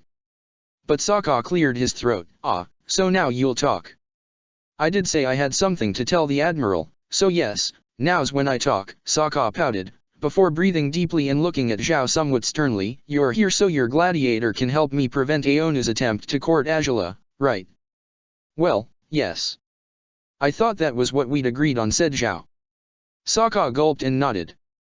The thing is, after all this time, I've pondered as many scenarios of this event as I could, he said, and I guess I have a request, in case worst comes to worst. Azula frowned, looking at Sokka in confused, worried disbelief. He gritted his teeth, keeping his eyes set on Zhao. If the Millennium Dragon overpowered me, or if he ever seemed close to knocking me out, Combustion Man should sweep in, and finish the job for him. What? Angela said, looking at him with indignation. Zhao's eyes merely widened, while Sokka raised a hand in a gesture to stop Angela, but she swatted his hand away immediately. Are you serious? That's not going to accomplish anything. It will give me a chance to fight another day, Sokka said, turning to her. Now if I can't do anything else today, at least I can postpone this fight until later. I mean, Angela, this is the Millennium Dragon. As nice as he may be, he's still the second best gladiator in the league. I can't expect to be strong enough to defeat him thoroughly, to the point where Aona would leave you alone, so. He is a sore loser, Zhao agreed, nodding. Aona won't back down easily, even in the event that your gladiator legally defeated his. He would look for an underhanded excuse, anything to shoehorn his way into being engaged to you. I understand you may think he's overstepping his boundaries, but I think the Blue Wolf is wise to come up with a secondary plan like this. Wise? Really, then? Angela said, leering at Sokka with irritation. He grimaced, the echo of their previous conversation ringing in his ear. Maybe I should have gotten myself an actual fool for a gladiator, then. The wisdom of losers isn't something I'll find much value in, not in these circumstances. I know it's not, Sokka groaned, but it's the best I've got, all right? It's just a final resort, though. Chances are Combustion Man won't need to do anything in the first place. But, in the case that he did need to, the last I saw him, he seemed to go hiding behind those crates over there, said Zhao, pointing at the location. For Sokka's benefit, you can go ahead and tell him yourself. Of course, he might not answer you when you speak, but I assure you, he'll be listening all the same. Heh. Great, then, said Sokka, smiling a little and nodding. Thanks, and Angela. Spare me the nonsense. Just do whatever you want, Angela growled, and Sokka grimaced. It's what you always do, after all. I'm just trying to save it, I said. Go. Sokka sighed in defeat before walking off in the direction Zhao had pointed him in earlier. Zhao swallowed hard, eyeing the angry Angela with uncertainty. Isn't he merely trying to do what you expect of him? Zhao inquired. I mean, you wish to avoid this catastrophic marriage and I don't wish to do it at the expense of his life, or his well-being, Angela growled. I've spent all our journey at sea training him as hard as I could to ensure he can handle this event, and all along he's been planning ahead for failure. I'm not surprised you expect me to be pleased by his endless loyalty, but I'm not when it comes in this shape. You speak like your father's daughter, to be sure, sighed Zhao. Angela's eyes widened. Only absolute victory is acceptable, then. That's.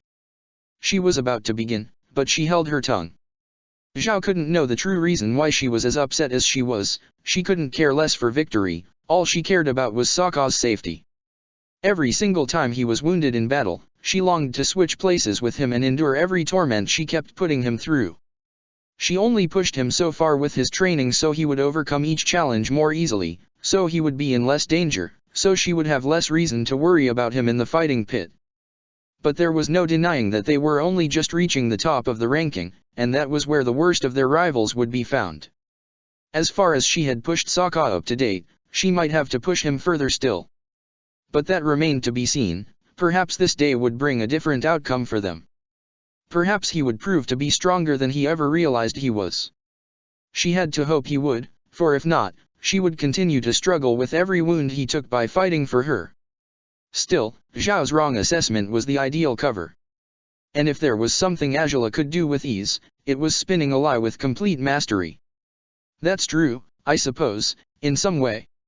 She sighed, closing her eyes. Zhao tensed up. I'm sorry. I forgot you two weren't exactly on good terms lately, he said, grimacing. But I mean, it's more of a royal mentality, isn't it? You're used to having things go your way, which is why you're generally better leaders than others, and you can save all that praise to, Admiral, Angela sighed, shaking her head. I guess I deserved to hear that. If you say so, Zhao gulped. At any rate, don't worry, Princess. If you fear Combustion Man will be too violent on your gladiator, I can always warn him to tread carefully with him. It's not like I haven't already. He knows how valuable the blue wolf is, so. Does he? Angela asked, raising her eyebrows. Zhao smiled. You know, half my job in the league is about making whatever decisions are most convenient for your father. That includes being aware of which gladiators are untouchable, and yours is amongst them. Huh. But apparently he won't be so untouchable now, said Angela, sighing. He hasn't been knocked out in a fight since, goodness, since ages ago.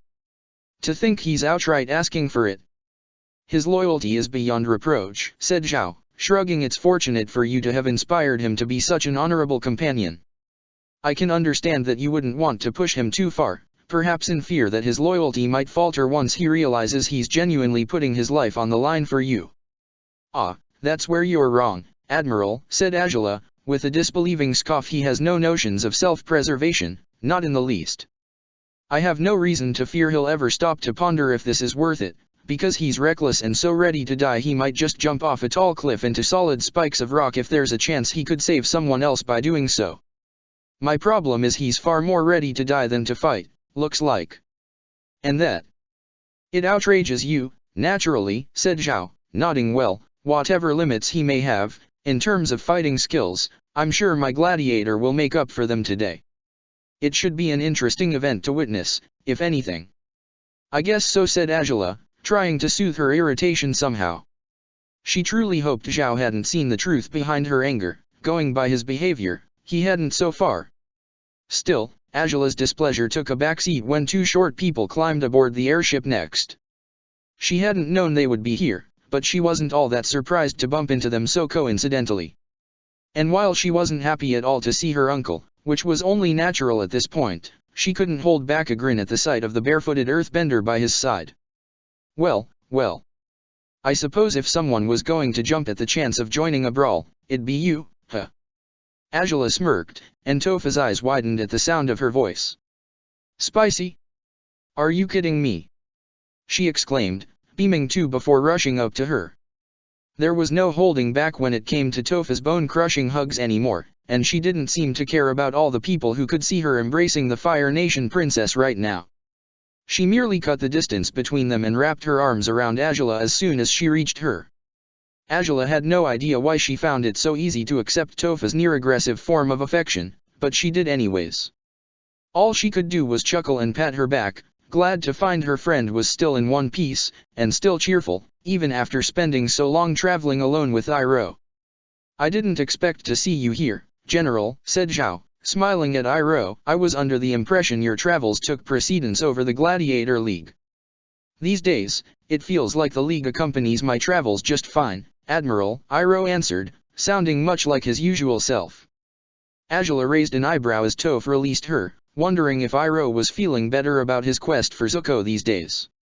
I told him we had to come to this brawl when we heard about it in Omashu, Toph said, beaming. Still, I actually figured I could beat everyone up pretty easily, and heck, I probably still can, but I didn't think you'd be here with the dog. Where is he, by the way? Looking for Combustion Man, I suppose, Angela said. Only then did Toph seem to reason with Zhao's presence in the airship. She blinked blankly. Wait a sec, the top dog is going to be here too. She exclaimed, smirking. Whoa, if I could beat him. Okay, I think we should have a word, Toph. Angela said, smiling with unease upon noticing Zhao had raised an eyebrow skeptically at those words. The Admiral smirked when Angela steered Toph away, and he focused on Iroh again while the two younger women walked away from them. The rest of the airship was crowded, but not by a lot.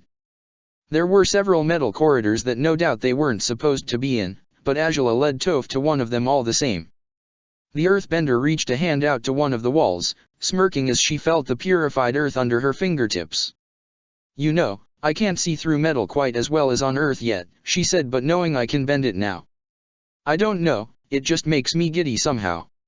Is this how you felt when you discovered, well, whatever makes your fire special? Was it that it's a different color than others? I can't see colors, so it's all the same to me. Well, yeah, I've discovered both new colors and uses for fire, Angela said, smiling a little. I'm glad you're enjoying your newfound powers, but I do have something to talk about with you. Yeah, I figured, since you dragged me away, she smiled. You're no fun, Spicy. We haven't even asked each other how we've been doing lately. I suppose we haven't, Angela admitted, with a soft laugh. I take it you haven't found Zuko yet, or you would have dragged him here with you. Well, Iroh would have. I don't want to drag him anywhere, Toph laughed, but yeah, we haven't found anything. Some days Iroh is frustrated about it, some days he's completely fine. It's random, really. But he's been more open with me, and I'm not worried about bickering with him anymore. As much as we may fight, we're still a team, somehow. I'm glad you figured out how to be honest partners, then, said Angela, with a sigh. At any rate. Now you. What's up, Spicy?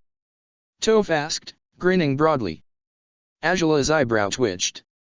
The Millennium Dragon's sponsor wants to marry me and Sokka is supposed to defeat his gladiator to stop him, she answered bluntly, wiping Toph's smile away immediately with her words. Whoa. That's, Is that what you're doing here today? She asked. Angela nodded. I had no intentions of fighting him yet, but Aonu is a forceful bastard, she said. I haven't seen him around yet, but Zhao told me he signed up for this event. He might just be on another airship. Goodness. And that's the same guy Sokka beat in the slate? Toph asked, rubbing her nose with the back of her hand. So this guy, he's got a vendetta over it, on top of wanting to be a royal. Exactly, said Angela, nodding. The thing is, I didn't agree to fighting him here, he's trying to take me by surprise. Which is quite underhanded, as I'm sure you'll understand. Yeah, it's a jerk move, Toph admitted, scratching the back of her head now. And if I know you, it means you feel like you can be a jerk right back at him, huh? Oh, you do know me, Angela sighed, smiling. All the same, Zhao is here because his gladiator is supposed to keep the Millennium Dragon at bay. Granted, Sokka is an idiot and wants to be knocked out by Combustion Man if things get out of hand with the Millennium Dragon, but... Oh. You want me to do it for him? Toph said. Angela looked at her in disbelief. You know, I'd be nicer about knocking him out than Combustion Man, likely. Just give him a quick brain chi block and... Well, I'd appreciate it if you could do it more delicately than a man with metal limbs would, Angela admitted. Toph's ears perked at that. I'd prefer it if he doesn't have brain damage after this fight. But what I actually wanted to ask of you was, could you help out too, maybe? Keep the Millennium Dragon at bay, to some degree? I know Sokka ought to be able to fight him fair and square, but... that gold digger sponsor is being a jackass in the first place. Two can play that game as far as I'm concerned, Toph shrugged. Besides, it's the only time I can be of help to you guys in a fight, outside of a pairs tournament, so why not? Angela sighed in relief and smiled, hanging her head for a brief moment. While Toph wasn't a guarantee of Sokka's safety either, she had a personal friendship with Sokka. Combustion Man might be less reliable as a partner than Toph would be, since she was more likely to help her friend than Combustion Man a stranger. I figure I kind of owe you guys after all this time, don't I? Toph smiled. And if you think I don't, well, then I'm just doing my friends a favor, right? Sounds about right, said Angela, nodding promptly. I can't have you marrying some sourpuss, really, Toph sighed, shaking her head. You're too much fun with the dog. How could I tease you about being with some loser instead? Heh, Sokka will be quite honored to know that you don't think he's a loser, Angela smiled. Toph chuckled. Now, come on, don't tell him that, he'll be all full of himself if you do. She laughed. Anyways, what else is up, Spicy? You're not going to tell me, for real, that you guys have been through nothing over the last months, huh? I mean, really, I've never met anyone who gets up to as much trouble as you do, so come on, now. Well, I suppose we've had a few other happenstances, Angela admitted, smiling a little. I guess the one that concerns you most should be that Ty Lee and Haru will be getting married someday. You'll probably be invited, so I hope you'll be in the capital by then, if just to attend the party. Whoa. They're getting married. Toph exclaimed, eyes wide before snorting and cackling. Gee, I didn't think Haru had it in him. Or, wait, was it all Stretchy's doing? It's a bit more complicated than that, Angela smiled, readying herself to share the less burdensome events Toph had missed out on during the past months. In the meantime, Sokka had followed Zhao's directions as faithfully as he could. While some part of himself was determined to find Combustion Man, another one was strongly apprehensive about meeting him face to face for the first time. The Combustion Bender had never met him before, even if Sokka had seen him from afar, and Sokka rather doubted he'd impress the man in any way. All the same, if Zhao was right, it meant his gladiator would remain silent and listen to whatever Sokka said, so, in a way, there wasn't much need for concern, was there? Still, it was impossible not to feel apprehensive as soon as he laid eyes upon him, once he finally found him. Sokka froze, swallowing hard as he gazed at the tall man, who was resting against a wall. Up close it was easier to detail his tattoo. It was a vertical eye, it seemed, with 3 horizontal, elongated shapes behind it. His head was shaved, his beard wasn't. His muscles were massive, though, bigger than those of most gladiators Sokka had faced and definitely bigger than his own. Then again, he had to be strong if he was to lift 2 metal limbs with him. His right leg and right forearm were prosthetic, crafted to serve as the best metal replacements the current technology could provide him with. But Sokka wasn't here to admire the man. Combustion Man had a relaxed stance as he rested against the wall, eyes closed, but Sokka doubted he had his guard down. If he had been an assassin before becoming a gladiator, it wasn't very likely that someone would be able to sneak up on him successfully. "Hey," Sokka said, guessing it was better to get to the point quickly. Combustion Man didn't acknowledge him, but Sokka decided to stick to Zhao's advice all the same. "I think you already know that your sponsor wanted you to join this event to help me out, and, I'm glad for it. I just wanted to say, though." He froze when Combustion Man raised an eyebrow slowly, opening one of his black eyes gradually to assess Sokka quickly. Whatever he saw clearly didn't impress him, but Sokka wasn't expecting otherwise. He merely breathed deeply and continued. "If things get bad between me and the Millennium Dragon at any point in time, knock me out before he does," Sokka said. Combustion Man's confusion increased visibly, as he opened both his eyes and stared at Sokka questioningly. "Yeah, I know, I probably should be telling you to rip him to pieces, right? Well, I'd think if you could kill the Millennium Dragon as easily as that, you might have done it ages ago, so I'm giving you an easier option. Just, try not to hit me too hard, if things do get to that. I kind of like it when I don't have any broken bones, you see." To his surprise, Combustion Man smirked slightly. Sokka raised an eyebrow, but the Combustion Bender closed his eyes and relaxed again. That he had smiled, though, probably meant he would do it, right? Sokka breathed deeply and nodded. "Well, that'd be all, then. I'll leave you to, your meditation. Or whatever it is that you're doing," he said, wandering away from the wall Combustion Man was resting against. "Must be a pre-fighting ritual of a sort. And I guess the last thing he wants is some nobody rambling on and on about how he has to knock him out in the fight when he just wants to focus. Because no one wants to be around a weirdo who talks to himself needlessly, huh." He smirked sarcastically at himself before sighing, approaching a nearby window. They hadn't taken off yet, but if the airships functioned as planned, it wouldn't take so long to reach the north of the desert. Sokka breathed deeply, closing his eyes as he wondered if he had the strength to achieve the impossible today. Every time he found an obstacle that was beyond him, it took a lot of work and training to overcome it. On several occasions, he had failed to overcome them at all. Would it be the same today? Could he stop Aonu's menace before he could finish springing it on Azula, or would he merely delay the inevitable for a few more months? The thought chilled him, as though he had swallowed his own knife. He didn't want to envision the possibility of a future where Aonu could barge in between himself and Azula, but... "You don't look so good." Sokka frowned as he glanced down at the man who had spoken to him. It was a man near his age, brown-eyed, and brown-haired. He wore a steel armor clad with Komodo rhino leather, and he had weapons that sat beside him on the floor, a steel shield, a sharp spear, 2 knives, and a Jian sword. He kept a helmet tucked under his arm, as though he was already preparing himself to put it on and jump out to fight, despite they weren't on their way just yet. Well, you look perfectly fine, even if a bit melancholic," Sokka answered, with a sarcastic grin, "but no worries, I won't pry into your problems." "Well, I'll tell you why, even if you don't care to hear it," said the man, scoffing. "I just saw you, chatting with that med destroyer." "Oh, Combustion Man," Sokka said, biting his lip. It's not like we're good buddies or anything, if that's what you thought. If anything. I don't know if you're buddies, I don't know if you're not. What I do know is the rest of us are doomed, said the man, dropping his head against the metal wall behind him. I saw the Millennium Dragon climbing another airship earlier, that was a bad sign. Then it was Combustion Man. Then, the Blue Wolf. And if you glance over there, that's the Blind Bandit, isn't it? Whoa, Toph is here? Sokka asked, eyes wide as he looked in the direction the other man had pointed him towards, spotting the green and yellow of Toph's outfit as she stood at a corridor's threshold. Heh, I had no idea she'd come too. And you don't seem worried in the least, said the gladiator, staring at Sokka in disbelief. See? That's the problem. What do you mean?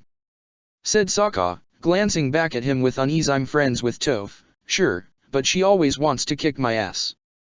If you think she's going to be nice to me just because we get along these days, you'd be in for a surprise. Sure, because you four are just going to take each other out and the rest of us will have a chance to grab victory. Said the man, raising an eyebrow. Sokka froze. Only 5 people get to go home as winners in this event, in case you don't know. I've never succeeded, even though I've joined it 4 times as it is. If I've never won, even when you 4 weren't participating, what do you think will be my odds today? Okay, I kind of see your point, said Sokka, with a weak grin, but hey, I'm not some juggernaut like those 3. I've improved over time, sure, but I've lost plenty of times and I'm nowhere near their level of skill, so. Please, said the man, sighing and shaking his head. I've heard you haven't lost a fight for over a year, and you've beaten one of those 3 juggernauts, while being close to beating another of them. How many people can claim they defeated the Millennium Dragon? 2, as far as I know, said Sokka, sighing before dropping next to the guy. But if you want the truth, it wasn't because I'm on par with him, in terms of skill. At least, I sure wasn't the first time I fought him, and I honestly doubt I've caught up with him by now. He's the 2nd best gladiator in the league, for crying out loud. Only in name, said the man, eyeing Sokka skeptically. He's only the 2nd gladiator because he's been here longer than you or the Blind Bandit. Hell, it's not going to be long before the Lightbearer outdoes him. The last time my sponsor checked the ranking she said so, at least. She. Sokka repeated. The gladiator swallowed hard. Well, yes. You're not the only man sponsored by a woman, he said. Sokka smiled. Hey, I'm not complaining about it. Just a little surprised, he said. Have you been in the league for long? Longer than you, said the man. Sokka frowned. But Angela was the first female sponsor? Yes, the man interrupted him. At first, my current sponsor's father was in charge of me. But once he got busier, he handed me down to her, since she was more involved in my exploits in the league than he was. Still, it only happened sometime after you and the princess came along, so we didn't beat you to it. Well, I hope it was an upgrade for you, Sokka said, nodding in his direction. Say, you haven't told me who you are, have you? No, I haven't, said the man, closing his eyes. My gladiator name is the Sentinel Knight. My real name is Ruan. Ruan, then, said Sokka, nodding. Well, I'm Sokka. Should we be fraternizing this way when we'll be beating each other to a pulp in no time? Ruan asked, with a disbelieving smirk. Sokka chuckled. I've seen alliances forged and broken over this event many times before, Sokka. It's easier to backstab someone when they expect they can trust you enough to fight side by side with you. You'll mean, back to back? Well, no. Because then you'd have to twist your arm in a weird angle to backstab, and... True enough, Sokka chuckled. Well, you're free not to join any alliances with me either way, but I'll just let you know. I'm not really here to win. I'm here to, well, deal with something unpleasant for my sponsor. Oh. Said Ruan, raising an eyebrow. It's probably common knowledge by now that guys who want her hand in marriage are supposed to find their own gladiators to defeat me with them. Sokka said it's not exactly fun, but I've been helping her dodge unwanted marriage proposals for years now. Thing is, this time it's the Millennium Dragon's sponsor who's after her. And as I told you before, I didn't defeat him under the best circumstances. If anything, we both figured I need more time to be ready to take him out. But when the princess tried to dodge the challenge by joining this event, the Millennium Dragon's sponsor snuck behind her back and joined it just the same. So, now you have to beat him here to keep that guy away from her, said the Sentinel Knight, and Sokka nodded. Ruan grimaced, is she good to you? What, Azula? Sokka said, blinking blankly as he gazed back at Ruan. There was something earnest in the man's eyes right now. Well, yeah. She wasn't always, but we're partners, have been for years. She respects me, much more than I ever thought she would. Ruan lowered his gaze, his brow furrowed.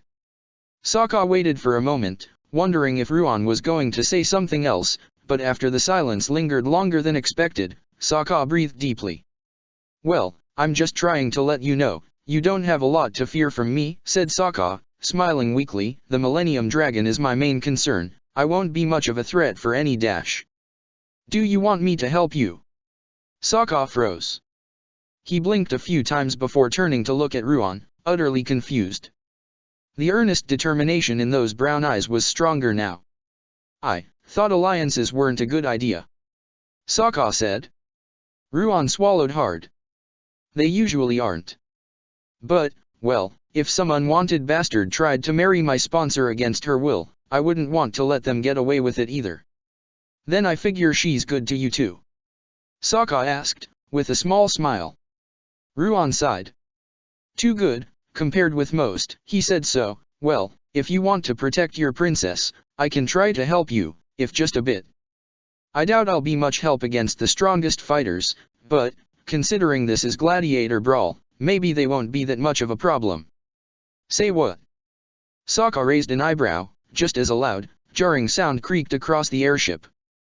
The noise startled most people, but it took them a moment to realize what it meant. They were in motion, at last. Sokka stood up again to glance out the window. They distanced themselves from the ground gradually, moving towards the southern end of Ba Sing Se's outer wall. Well, it is Gladiator Brawl, said Ruan, shrugging. It's quite likely that Combustion Man, the Millennium Dragon and the Blind Bandit will crush all the competition, but there's around 40 competitors every time. If they were to work together against them, well, it's possible they'll help keep the most dangerous fighters at bay. I've thought about it too, actually. Since the Millennium Dragon has only been beaten by 2 people, and Toph and Combustion Man have never lost. Sokka reasoned, everyone wants to be the first to break a victorious streak. And both the Blind Bandit and Combustion Man have plenty of rivals eager to knock them down from their pedestals, said Ruan. As for the Millennium Dragon, being the third person to beat him is still noteworthy, right? Then, there may be hope.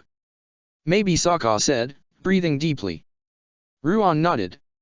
Either way, I'd say we could strike a bargain if this is the situation, unless you'd rather not. He said it shouldn't hurt to stay on the safe side, would it? Nah. The more help I can get, the better my chances will be at keeping Azula safe from Aonu, said Sokka, smiling a little. Thanks, Ruan. It's not a problem, said Ruan, lowering his gaze. Though this is definitely not how I thought this event would go. I figured I'd be out quickly. Now I'm allied with the Blue Wolf. If we get lucky, we might just be amongst the last 5 standing. You never know, Sokka smiled. Ruan grinned too, weakly. That'd be something, he admitted, nodding. Half an hour later, the airships had landed in the barren lands of the Si Wong Desert. The staff for the Terrajewel were already hard at work, setting up poles, it seemed, to mark the perimeter of the arena. Sokka raised an eyebrow as he watched from the window, realizing the open desert enabled the fighting ring to be subject to size changes, something unthinkable in any other arena he'd visited. There were stands on one end of the arena's territory, just like in the Ring of Ash, but it would be difficult for the public to watch the fights properly, seeing as the arena extended further than any Sokka had seen. Those poles were positioned around an area of half a mile, maybe more, and that meant a lot more fighting freedom than what could be found elsewhere. It could be a good thing, no doubt, just as it could be a terrible thing all the same. Still, it meant he might have a chance to run away from Renzi, if he could barely hold his own against him otherwise. I guess I'll meet you down there, said Ruan, who had remained with Sokka for most the journey. Sokka would have returned to Azula's side, but after how irritable she'd been earlier, he wasn't sure she'd want his company as they were. Still, he had to go find her by now. Sure thing, Sokka told Ruan, nodding. In case there's more than just 40 fighters and we can't even find each other in that mess, good luck. Heh. Then good luck protecting the princess, said Ruan, nodding towards Sokka before buckling in his helmet and picking up all his weapons. Sokka watched him go with uncertainty, hoping he had actually made a new friend rather than the opposite. That backstabbing comment was slightly worrisome. Still, Ruan sounded genuine when he had said he would help him, so Sokka would have to cling to that. He breathed deeply as he made his way to where he had last seen Azula. By the time he finally found her, in that corridor slightly emptier than the main deck, the ship had already landed and the many tripulants were already climbing down into the scorching desert. Well, there you are, Sokka said, smiling awkwardly before turning to Toph, who was standing in front of Azula. His smile grew more genuine. I heard you were around, Toph. It's been a while, huh? Sure has, dog. Been a while since I kicked your butt. She beamed. Sokka's eyebrow twitched as his smile waned, and to his surprise, Azula laughed softly. And it will continue to be so, won't it? She said. Toph snorted. Now, I can beat him up after I help him take down the Millennium Punk, right? She said, smirking. Azula rolled her eyes and looked at Sokka pointedly. As you can see, I've somewhat recruited her to help you too, she said. Sokka nodded. I met some guy too, called the Sentinel Knight, he said. I don't know how strong he is, but he's somewhat agreed to be allied with me. That easily? Even though you just met him? Azula asked, raising her eyebrows. Hey, you have another friend, too? What if I don't like him? Toph asked, smirking. Can I bury him alive if I don't want to work with him? No, both Azula and Sokka said in unison. Toph only chuckled and waved a hand in their direction. Come on, lighten up, you two, can't take a joke, I swear, she said, shaking her head as she made her way to Iroh. I'll catch you down at the ring, dog. Right, said Sokka, sighing before looking at Azula. So, are we okay?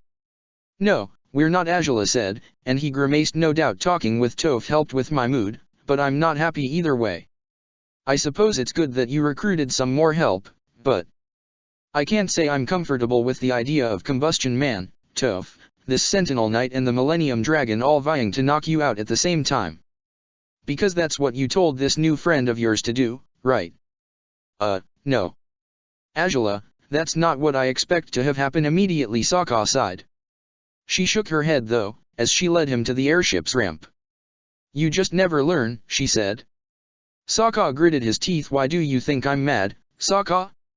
Please don't be as blind as Zhao and assume it's because I expect you to win, because I know why, Azula, Sokka huffed, the two of them climbing down the ramp and into the sunlit desert. But you also know that you hold my safety and well-being well above your own? Why, yes, I do. And I also know I've told you thousands of times to stop doing that, but you simply won't, Azula growled. You're supposed to want me happy too, aren't you? Why, the best way to do that would be to start holding your life in higher regard than you do. It's really not some concept beyond your grasp, Sokka.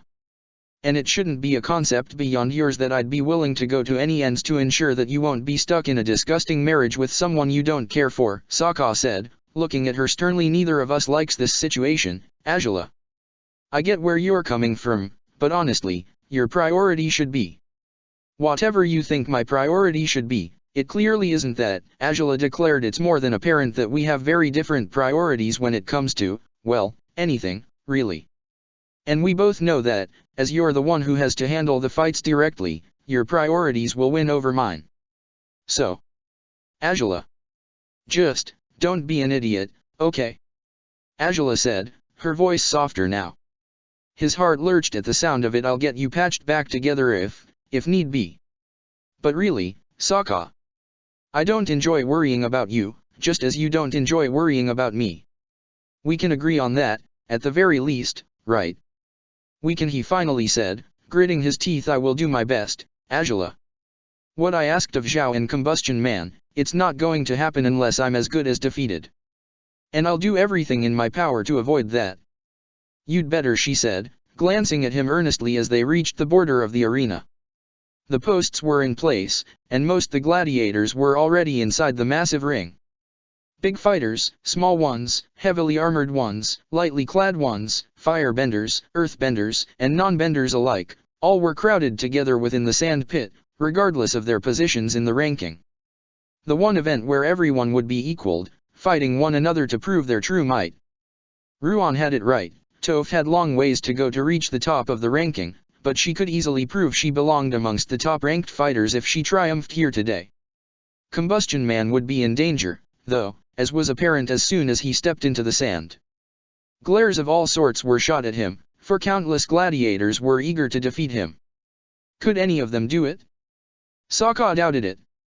But could they do it if they joined forces for that common cause? He wasn't sure, but he didn't dare rule out the possibility entirely. He ought to give his opponents some credit, after all. Still, the one rival he had to focus on was the Millennium Dragon. And there he was, stretching under the sun, his usual good mood nowhere to be found.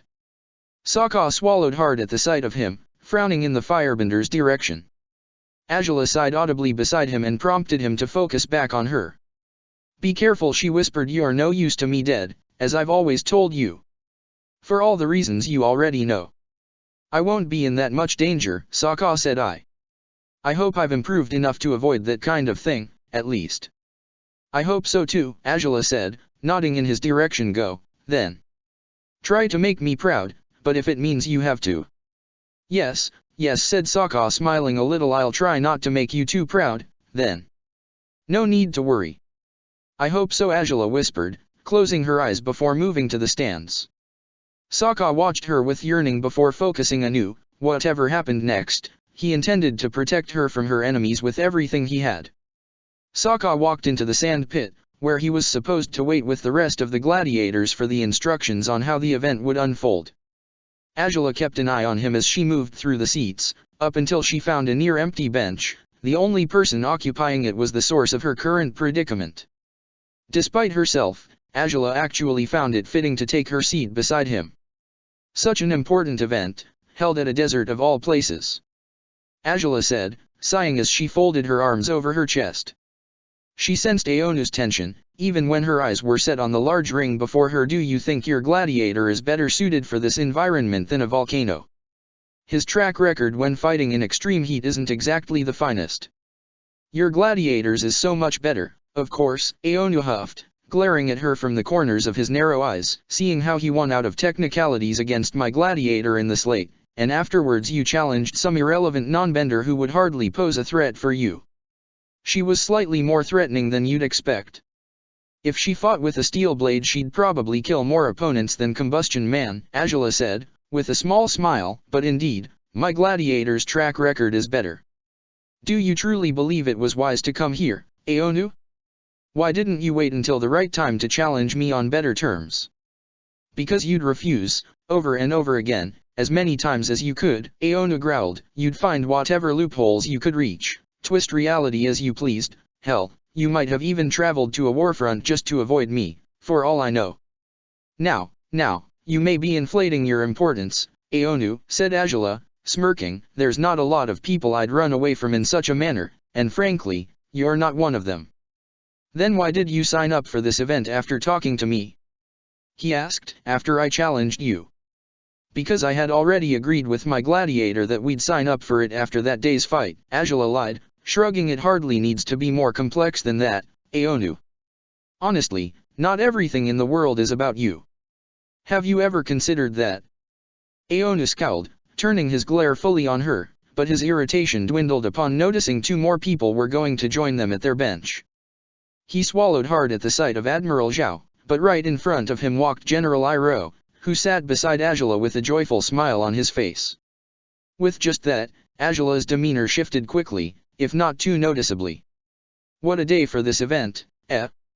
said Iroh, beaming. "Is the Blue Wolf ready for it, Princess Azula?" "I would hope so. Otherwise, training him with 10 Imperial Guards for weeks will have been a waste of time," Azula said, with a dry grin. Iroh snorted. "Well, now, that sounds like you went overboard." "Poor young man," he said, shaking his head. Zhao chuckled. "It surely will be worth it.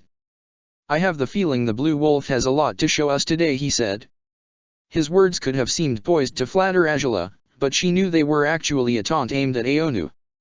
And Aonu didn't take kindly to it. He scowled at Zhao before turning to the fighting pit again, his fists clenched. Renzi was better than most the fighters out there, but he wasn't better than Combustion Man, hadn't been for almost a decade. Was he better than the Blind Bandit? Hopefully he was. But all things considered, the trap he had thought he had set for the princess had backfired on him entirely. The princess's insinuation that he should have held back until after Gladiator Brawl was, no doubt, meant to hint at these developments. Aonu had chosen to fight her in circumstances where she couldn't shirk him off, without considering she could have found support in numbers for her gladiator. Sokka stretched as he paced in the sand, glancing about himself and analyzing the gladiators around him. Some looked strong, deadly, while others looked utterly terrified. He couldn't help but wonder how many of them were newcomers to this event, just like himself. Either way, the top 2 gladiators of the ranking had joined the event too, and that couldn't be good news, whether for newcomers or veterans of Gladiator Brawl. Well, look at you. You've gotten a brand new layer of muscle since we last crossed blows, eh? Sokka had been flexing his knees before pushing himself to his full height. Even then, he had to gaze up to find Renzi's eyes below his shaggy brown hair. The man was smiling at him, something Sokka hadn't expected today, even if Renzi had always seemed to be such an agreeable man. I'd say I've had to, Sokka said, smiling back despite himself. Good to see you again, Renzi. Likewise, kid, he said. That he would continue to call him that, after all this time, wasn't at all displeasing, for reasons Sokka wasn't entirely sure about. Say, why do we always fight in places where it's ridiculously hot? That's something we ought to ask our sponsors, Sokka smiled. Maybe next time I'll tell Angela to challenge you guys at the South Pole. Ah, but there's no arenas down there, said the Millennium Dragon, smirking. You just want some sort of elemental advantage on me, eh? Hey, you always have one over me. What's wrong with me trying to even the score? Sokka smiled. Renzi chuckled, shaking his head. It was that genuine grin of his that made Sokka's heart clench. This was not Renzi's fight. It was Sokka's, no doubt, but not Renzi's. Sokka wanted to keep Angela's unwanted suitors at bay, both because she deserved her freedom and because he wanted to protect the woman he loved, but Renzi wasn't here to gain something from this arrangement. He was fighting for Aonu, much like Sokka fought for Angela, but did Renzi want Aonu to marry Angela? If he did, would he be as easygoing and nice to Sokka right now as he had been on their previous encounters? Well, there was one way to find out, wasn't there? You know why we're here, right? Sokka asked. Renzi's mood shifted quickly, as his smile faded away. I mean, your sponsor told you. Yeah, of course I know, kid, he said, nodding. His voice was grave, far more serious than Sokka had ever heard him. I'm sorry for it, really. Aonu is just not thinking straight. Because you know it'd be a terrible marriage?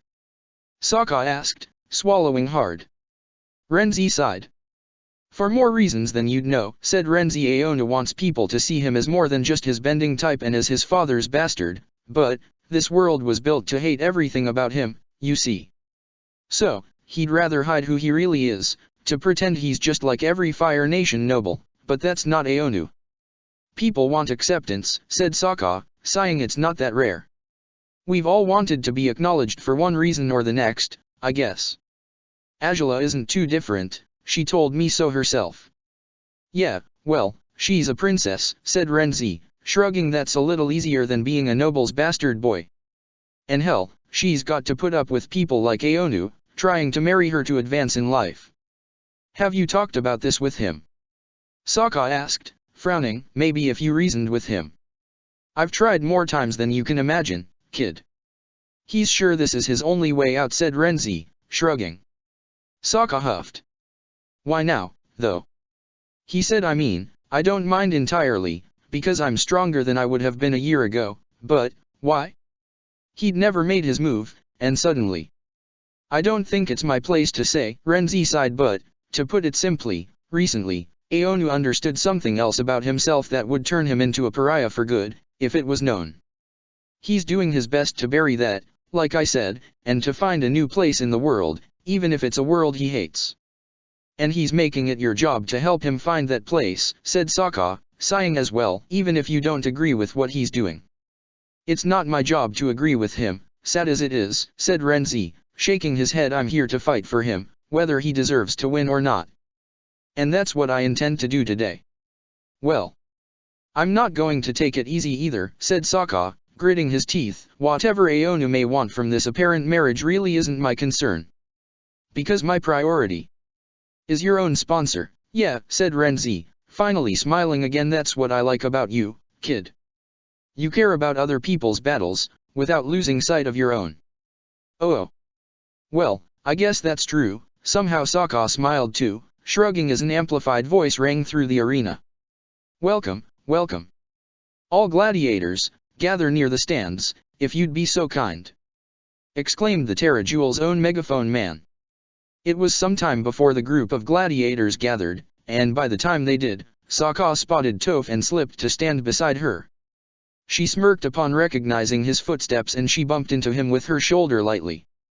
Sokka smiled and patted her back. Ready for this mess? Sounds like we're in for a crazier event than the scavenger hunt, he said. Toph snickered. That's just fine by me, dog, she said. I liked the hunt. You know, except for the part where you cheated me off the last 2 objects. Heh, you're still salty about that. You're a jackass, is what? Such a sore winner, because that's the worst part, really. You won, and you're still mad. Because I should have won properly rather than. Thank you for gathering around, everyone. Exclaimed the megaphone man, beaming. Toph pouted, mumbling a quick, "This isn't over," to Sokka before focusing on the man's speech. Sokka merely chuckled beside her as is customary. I shall recite Gladiator Brawl's rules for all of you to abide by during this contest. First things first, only 5 of today's 56 participants will be considered the winners of this event. 56. Said a voice behind Sokka.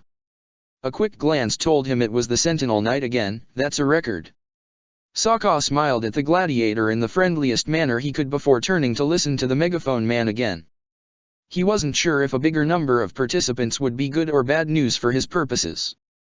Participants will be disqualified through 3 different methods. One of them is by leaving the denoted area within the posts, which signal the border of the fighting grounds. The second is by being knocked out, and the third is by dropping out. Dropping out? Toph said, raising an eyebrow. Since when's that allowed? Must be for this event only, Sokka muttered to her. Toph sighed. Each of the 5 winners takes 1,500 points home, so keep that prize in mind. Exclaimed the man. Now, if you're ready, the final rule, you'll have no time limit, but you'll have 1 minute of preparation before the whistle is blown. Run to a corner of the ring, bury yourselves in sand, track down that gladiator you wanted to defeat. But remember, you're not allowed to attack anyone until the whistle blows, or you'll be disqualified immediately. As soon as it does, the fights will begin and won't stop until there's only 5 gladiators standing. Now, are you ready? The gladiators roared an aggressive sound of approval. It seemed enough for the megaphone man, who had a small hourglass with him. Then, the preparation minute begins now. Sokka grimaced as the gladiators around him rushed away quickly. He wasn't sure where to go, or what to do, other than to instinctively run in the direction opposite to wherever the Millennium Dragon would go. He turned around, hoping to assess where his main rival was, but he was surprised to find both Toph and Ruan were still near him. He blinked blankly. Aren't you guys going to prepare yourselves? Well, I don't know who this guy is, but I was told to wipe your butt for you because you can't deal with anything by yourself, Toph smirked. Sokka's eyebrow twitched. It's okay, Sokka, really. Some people just need help in life. Says the girl I've been helping frequently for the last couple of years. He said. Toph opened her mouth but closed it after a moment. Yeah, I thought so. Guys.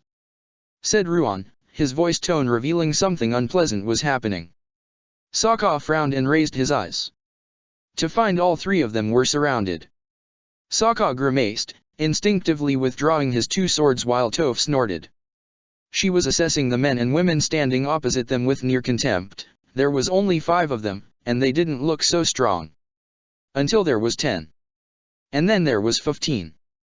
Sokka grimaced, knowing, as soon as they had been surrounded, that they wouldn't be able to break out of the circle the other gladiators were drawing around them, unless Toph catapulted them into the sky, which, knowing her, wasn't exactly an outlandish idea. "What do we do?" Ruan asked, lifting his shield warily in front of him. Sokka sighed, eyeing the hourglass and noticing it was near finished by now. "We just have to keep them at bay, that's all," he said, "or, you know, you and I could try to shrink and then slip past them while they come after Toph. I'm pretty sure they just want to be the first ones to ever beat her, so." "Pfft. Like that's going to happen?" Toph roared, lifting her hands into position quickly. No one would knock her down if she had a say upon the matter. The Millennium Dragon wasn't amongst the gladiators surrounding them, though. As he was tall, towering over most other gladiators except for Combustion Man, it wasn't hard to spot him within the sand. He appeared to have a sizable group of gladiators surrounding him as well. Another glance in a different direction told Sokka most the remaining fighters were surrounding Combustion Man as well. "Is this normal?" Sokka asked Ruan. The man shook his head. "Not really. This is what you all get for being so famous and popular, I guess," he said, swallowing hard. "Time's almost up." Sokka breathed out slowly, his grip on the leather hilts steady and strong. He had enough to worry about with the Millennium Dragon, everything else in this event was secondary. The long, shrill blast of the whistle tore through the air, and the gladiators didn't wait for it to end before their attacks began. But Sokka and Ruan missed out on all attacks, for a tall, fast wall of sand had risen around all three of them. Toph had made her move at vertiginous speed, using the sand as a sturdier shield than the one wielded by the Sentinel Knight. Even so, weapons were thrown at them, and some tips of daggers and other blades protruded through the cylindrical wall, dangerously close to their heads and armors. Sokka gritted his teeth before turning to look at Toph. Going by the look on her face, she was making more efforts to bend that sand cylinder than Sokka had seen her make before, at least when it came to earthbending. But it wasn't hard to understand why. She wasn't just bending the sand, but wrestling for its control with whatever earthbenders were outside their cylinder. That alone had to make matters more complicated than usual, for at least 4 of those people had looked like earthbenders. "Toph." Sokka called her, but she huffed as a response. "Just hold your horses, dog," she yelled, gritting her teeth before stretching her arms out fully. With that, the cylinder shot out from where it stood, at full speed. Its diameter increased radically after Toph's move, and it ran over every gladiator surrounding them. The walls collapsed before long, but they had effectively knocked down most their rivals and even blinded some of them when the sand had fallen into their eyes. "Good job," Sokka yelled, smiling before raising his weapons. Ruan swallowed hard. "And now," he said, as one of the earthbenders moved to attack him. "You can thank me later, both of you." Toph laughed, readying herself to fight more easily now. "With so many disoriented opponents, let's do this." Sokka didn't wait for Toph's approval to join battle. A firebender had already shot a blast of fire at him, and he did away with it in a quick sweep of Wolfsbane. Within moments he had pushed that firebender back, and he had used Space Sword to hold off a Deo swordsman who had attacked him from his flank. He controlled both fights with surprising ease, despite being outnumbered 2-1. But just before that could turn into 3-1, Sokka had jumped out of the way of the earthbender who tried to sink him down into quicksand. His attack caught the other swordsman instead. Sokka took advantage of the confusion, and the firebender's nervous scrambling away from the quicksand, to slam the hilt of both his weapons into the temples of both the earthbender and swordsman, leaving one of them buried to the waist in the sand, the other flopping down right in front of him. "Well, that was easy," Sokka said, with a nervous smile. No doubt things wouldn't be as simple as that once the rest of the confusion cleared. For a fleeting moment, he allowed himself to wonder if he was the first to knock out other gladiators in this event. Did that count for something? He doubted it, but it would be great if only it did. Still, one glance at Toph told him she had already dealt with 2 gladiators of her own, and more than that, Combustion Man had already gotten started. A massive explosion, not too far from them, was the source of many chaotic screams right now. Sokka grimaced at the sounds, but he focused on the firebender again. She seemed ready to run away at first, but within moments she began attacking anew. Perhaps her fire bending could have served as a good defense, but not when Sokka was her enemy. His white sword dealt with all the fire deftly, and within less than a minute, she lay flat on the sand, twitching after Sokka had struck her down effectively. The Sentinel Knight was doing well for himself as well, Sokka noticed. The man was holding off enemies expertly with his shield, bashing them with it if they came too close, stabbing at them with his spear if they were keeping their distance. His fighting style was unusual, but once he slammed the shield into someone's face to knock them out, it was apparent that it was an effective style just the same. Yet he wasn't invulnerable. Despite his shield, one of Toph's pursuers decided to change targets, as did another gladiator who rushed at Ruan from the opposite direction. He wouldn't be able to defend himself properly this way, and he had little time to properly assess which gladiator was more dangerous while he defended against a third fighter. Until he didn't have to worry anymore, for Sokka tackled one of the gladiators to the ground with a shoulder, and then he slammed his knee into the other one's poorly protected stomach. The latter lurched forward, against Sokka's knee, while Ruan concentrated on the remaining gladiator. "You're good with that shield," Sokka called out. Ruan laughed. "You sure we should be talking like this in the middle of a fight?" he asked. "Oh, you'll get used to it," Toph called out. Ruan raised an eyebrow, surprised to hear she was talking to him. "That's what the dogs always like." "I see," said Ruan, smiling a little before breathing in and fighting more boldly against his current opponent. "Well, thanks. Your swords are really good too.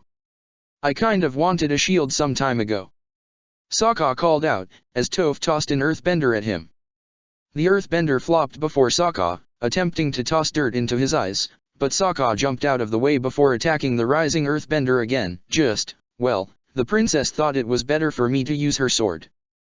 "That's charitable of her," said Ruan, grimacing as he shoved off his current opponent, keeping him at bay. An arrow shot off from the distance, and he leapt to receive it with his shield before it could hurt either Sokka or Toph. "We had no idea it could do what it does with fire bending back then," Sokka laughed. "She said a metal shield could be a problem at the slate, so not much of a problem if you have padding that serves as heat insulator," Ruan responded, using his Guandeo to capture an opponent's chain whip against the sand. With another harsh shield bash, the rival gladiator was down on the sand, his nose bleeding. "Heh, I should have thought about that," Sokka responded, amused as Toph wrapped their current opponent in a small hill of sand and smacked the back of his head quickly, chi blocking him into unconsciousness. Still, some of the first opponents were rising up now. They had been stunned, rather than knocked out, despite what they had originally believed, although some of them were unwilling to return to the battle by now and left the fighting area, outright. Most of them got back to business, though, groggy as they were. "They just don't learn, do they?" Sokka growled, as the same fire-bending girl from earlier lashed out at him again. Even though he held his own as best as he could, Ruan couldn't help but be amazed by what both Sokka and Toph could do. The blue wolf grew more inventive as his irritation increased, it seemed, for he was using his agility to rush towards his enemies unexpectedly, sometimes striking them hard under their chin, sometimes outright grabbing their heads and dunking them into the sand. On first glance, the opposite fighters hardly seemed to be trying to stand up to him, but they were. It was impossible for them to overpower the blue wolf now that his patience was wearing thin. But Toph was more remarkable yet. Ruan's eyes nearly fell out of their sockets when the small girl rushed up to two heavily armored gladiators and clasped their shoulders hard. With just that, the armors crumpled together, crushing their owners. The two men roared in pain, dropping their weapons and begging for mercy. It was as close to a surrender as she was bound to get from the two men, so Toph decided to toss them over the edge of the ring for good measure. It wasn't going to be much trouble for the healing teams to help the two men out of those damaged armors, or was it? Either way, they had much to worry about outside of contestants who were already out of the fray. It seemed that more and more fighters were throwing themselves at Combustion Man, hoping to outdo him and, unbeknownst to them, they were preventing him from fulfilling his task of keeping the Millennium Dragon at bay. The Millennium Dragon only had a few other rivals to handle before he could shift his focus to the actual fight that he had been told to deal with today. "That metal bending is truly remarkable," Zhao said at the stands, shaking his head as he watched Toph tearing off a man's chest plate outright. To think the blind bandit was already a menace as she was. "Well, gladiators are bound to gain new skills over time, said Iroh, smiling proudly at Toph. I have spent the last months helping her refine her metal bending, and it is an art with immense potential. Angela didn't respond to Iroh's flaunting of his gladiator's skills, though she still frowned in disapproval. Whatever Iroh might have done for Toph after returning to her in the slate didn't negate that he had abandoned her first and taken her for granted from long ago. The idea of helping her develop new skills hadn't crossed his mind until after she had discovered her metal bending by herself, as far as Angela could tell. Still, she wasn't going to meddle between Iroh and Toph.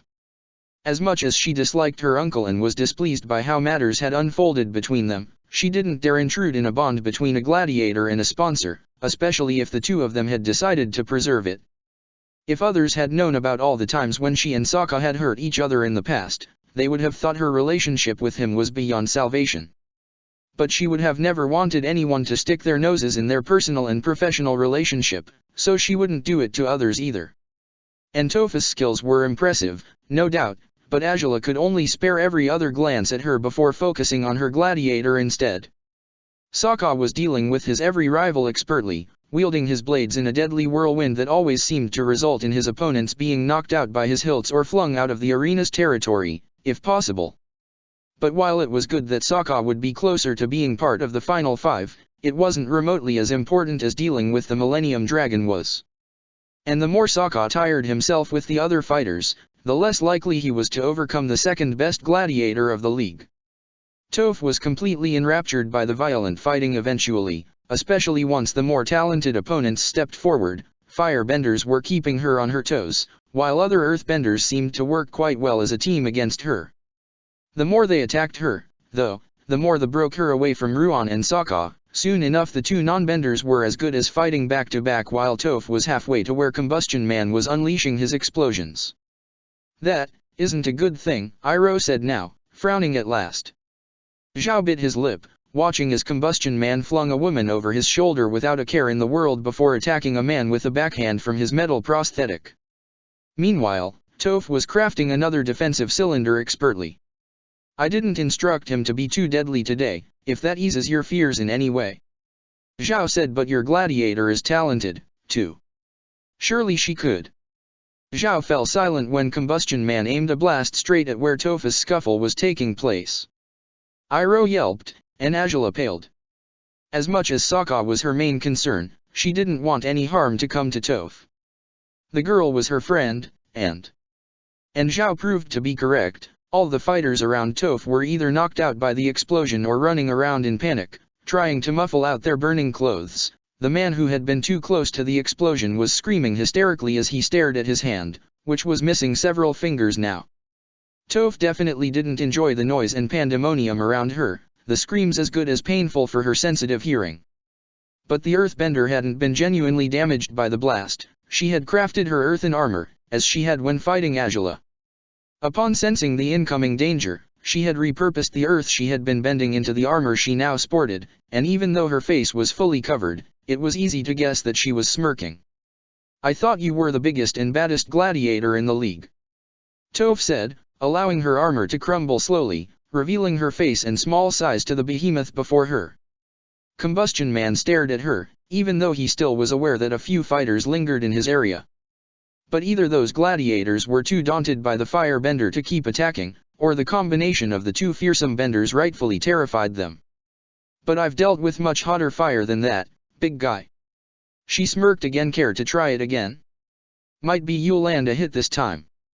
Iroh's jaw had dropped, and his eyes were wider than Angela remembered seeing them. Well, if she still feared that he didn't care for her, those fears had now been dispelled. Clearly, Iroh didn't want his partner going up against the deadly Combustion Man, let alone riling him up into fighting her. And frankly, Angela didn't want that either.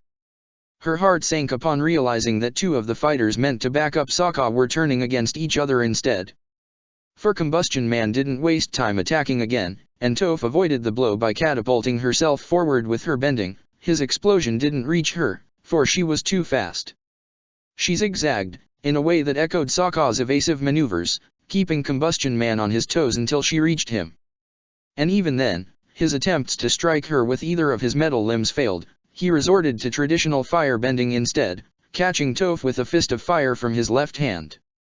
It might as well be the biggest showdown in the Gladiator League. Azula wasn't about to claim otherwise, but her attention had been drawn elsewhere now. Sokka was dealing with two powerful earthbenders, just when the Millennium Dragon was on his way to meet him in the sand pit. Next to her, Aonu seemed tense still, even though hope glowed in his eyes. Azula wanted nothing more than to crush it, but it wasn't in her hands to do so. All her attempts to craft alliances for Sokka had failed, and seeing as the Sentinel Knight wasn't as powerful as either Toph or Combustion Man, it was unlikely that he would be much help against the Millennium Dragon. Sokka fought hard, doing his best to outdo the two earthbenders attacking him now. His best solution was to pit them against each other. Rather than fighting them thoroughly, he unleashed his boomerang after sheathing Wolfsbane, and he worked on agility over power as he sought to trick the pair into fighting one another. It seemed to work after Sokka ducked to avoid a large boulder. It slammed into the opposite earthbender's head, knocking him out cold after the many wounds he had already sustained by Sokka's hand. The other bender was left to use streams of sand, but as he wasn't as talented as Toph with those, he failed to use them as dangerously as the blind bandit could. Sokka tossed his boomerang at full speed, and all the attempts by the earthbender to catch the projectile, or block it out of the way, failed him. The boomerang cut across his shoulder and left him to shout as he dropped on his knees, the pain excruciating and blinding. Sokka glanced at the Sentinel Knight, wondering how to help him shake off the firebender and non-bender attacking him, when a voice called out to him. "I guess the muscles aren't for show, then. Good to know." The blue wolf swallowed hard as he turned to face the Millennium Dragon. Renzi didn't look like a man who had just defeated around 15 fighters on his own, but he did seem a little ruffled, as opposed to his usual easygoing self. Still, he was ready to fight. And truth be told, so was Sokka. "You can just give up, you know. Make this easier on the both of us," said Sokka, putting away his boomerang again and unsheathing Wolfsbane once more. Renzi smiled. "You wouldn't give up, kid, so why would I?" he said. Sokka breathed deeply. "Well, you had your chance," said Sokka, with more confidence than he felt. Renzi breathed in as well, taking a bending position now. "I'm not holding back." "You mean you were holding back the first time, kid?" Renzi chuckled. "Then, do your worst, Blue Wolf." Sokka took another deep breath, and another. From what he could see, most the opposing fighters were already out of the fray. Toph and Combustion Man were entangled in a violent clash, and there were only a couple more scuffles left, aside from the Sentinel Knight's own. No one would come to his rescue, just as no one would interfere either. This was as good as it would get for a personal duel held in the midst of Gladiator brawl. He couldn't waver, though. He couldn't even spare a glance at his sponsor. Neither could Renzi. All they could do was build their resolve to fulfill their duty, and focus completely on the task at hand. Neither one would hand victory easily to the other, as was clear by the scowls on both their faces. Azula raised a hand to cover her mouth. Aonu fisted his own over his knees. And as they sat next to one another, the two men they had sent into battle rushed forward, weapons and fire-bending unleashed for the most meaningful battle unfolding within the Terra Jewel. Chapter 169, Gladiator Brawl 4. Condensed fire was supposed to be more suitable for defensive purposes, as shields or fire blasts to counter any attacks. Azula had used it defensively. She hadn't wielded it as an attack technique during Sokka's training, and even the Millennium Dragon hadn't been quite as aggressive with it back in the slate. It went to show, though, that the firebender's expertise with condensed flames were what allowed him to fight back against Combustion Man even if he had never defeated him. Sokka wielded Wolfsbane without fear, but even so, the condensed fire barrage unleashed by his opponent was as good as an impenetrable barrier, as well as an overwhelming attack. Flames rushed past him as his sword parted them, in a way that reminded him of Azula's deflection of Xian Long's fire back when they had first encountered him. Realizing that this man could have power enough to compare him with a legitimate dragon wasn't at all pleasant, though. Sokka had never fought against Xian Long, not for real. Maybe it was the sunlight, or the desert, or maybe the Millennium Dragon had strengthened himself over time too, but Azula nearly trembled in anxiety whenever Sokka vanished behind those walls of thick, bright flames. The man seemed stronger, perhaps because he was taking this fight far more seriously than their first. And while Sokka always resurfaced from the fire, he couldn't seem to find an opening, not even a slim one, to attack anew. It was always apparent that Renzi had extraordinary stamina, else he wouldn't be able to bend condensed flames so consistently and continuously, but this was more than that, this was the Millennium Dragon without any restraint. Aonu didn't seem to be feeling any better than Azula was, though. It seemed he would only relax once Sokka was knocked out, tossed out of the ring or dead. Witnessing his fighter's superiority wasn't reassuring for him, even if it was supposed to be, since that superiority was the main reason why he had believed he could get away with this. But the Blue Wolf should have gone up in smoke by now, for most other fighters would have. Sokka breathed out slowly, holding the sword in the best way he could to keep the flames at bay. Even then, they licked at his body at times, dangerously close to his skin even through his fire-resistant clothing. A shield forged by a dragon's breath suddenly sounded like a better alternative than another sword, he thought to himself, before frowning and focusing on how to get out of this predicament. He couldn't count on Renzi running out of firepower, for he wasn't likely to. No one was going to come to Sokka's rescue, and at this point, he found he didn't want them to. No, Sokka wanted to deal with this himself, on his own. If he stood his ground on his own, it would mean that Azula had built him into a better fighter than the Millennium Dragon was, an unthinkable achievement, and perhaps it was a dangerous mix of pride and hubris that guided him into wanting to prove his sponsor's success. Another deep breath, and another. Lifting the sword high enough would allow a break in the flames from above, wouldn't it? If Sokka could deflect the fire that was flowing over his head for a specific amount of time, he could use his boomerang. If it connected, the Millennium Dragon would have to lose some control over the flame cage he was crafting all over Sokka. If the man noticed it on time and tried to deflect the attack, he'd at least have to change targets for just a moment. Sokka sheathed Space Sword, released his boomerang and jumped. The break in the flames was just as he predicted, and he tossed his weapon powerfully, fast. It flew quickly at the Millennium Dragon, who indeed sought to repel it with one of his hands. In doing so, half the fire cage vanished. Sokka was free. And he used that freedom to lunge forward and toss a bomb at the Millennium Dragon. The smoke that poured out of it had to be the thickest to date. Azula's eyes widened, for it was such a dark screen that it seemed no light would possibly penetrate in it. An awful lot like Cephas's smoke, actually. Had Sokka inspired himself in the man's abilities to create a more effective bomb? She wasn't sure whether to be proud of him or to be worried about him potentially using the assassin as an example to follow. Still, his attack sequence was effective enough. The Millennium Dragon had stopped bending, caught in the midst of the smoke as he was. Sokka was within the smoke's range as well, but Azula guessed he would resurface at any moment. He had always handled his bum's smoke without a hint of a problem, so surely this time. A whirlwind of fire suddenly became visible in the middle of the smoke. It expelled the unwanted gas away from the Millennium Dragon, and he stood with his hands stretched out, breathing heavily and coughing on occasion. Sokka was caught under his foot, looking disoriented. Azula's fists clenched. What on earth had happened? Had the Millennium Dragon attacked him without fire? He didn't seem burned, so, had Renzi anticipated to Sokka's movements? Sokka hadn't really known why his plan had failed until seconds after noticing he was being held down by a large foot on his chest. Renzi had caught him, just as Sokka was reaching for his boomerang on the ground. Renzi had known he would use bombs, and he had known to stand near the boomerang, for that would offer him a chance to catch Sokka with his guard down. Bombs usually worked, but then again, Sokka didn't usually fight the Millennium Dragon. You really know how to make yourself a threat, kid? The Millennium Dragon growled, chest heaving before coughing again. Sokka could only grin guiltily as a response. Can't really help myself, he said, just as Renzi raised a hand, condensed fire accompanying his fist. It was clear enough that Renzi wouldn't hold back before, but now Sokka was seeing the truth of it up close. Still, even as every bit of common sense in his body screamed at him to be afraid of what this man was capable of, Sokka ignored it. His heart was racing, but it was with the same adrenaline that kept pushing him forward rather than urging him to back down. So, he clasped Wolf's Bane and swung it in a dangerous arc that would have cut cleanly across Renzi's neck if he hadn't jumped away from Sokka immediately. Not a lot of people in the stands had witnessed the Blue Wolf's most violent fights. He was as good as a pacifist gladiator, only resorting to chopping off limbs if he had no other choice.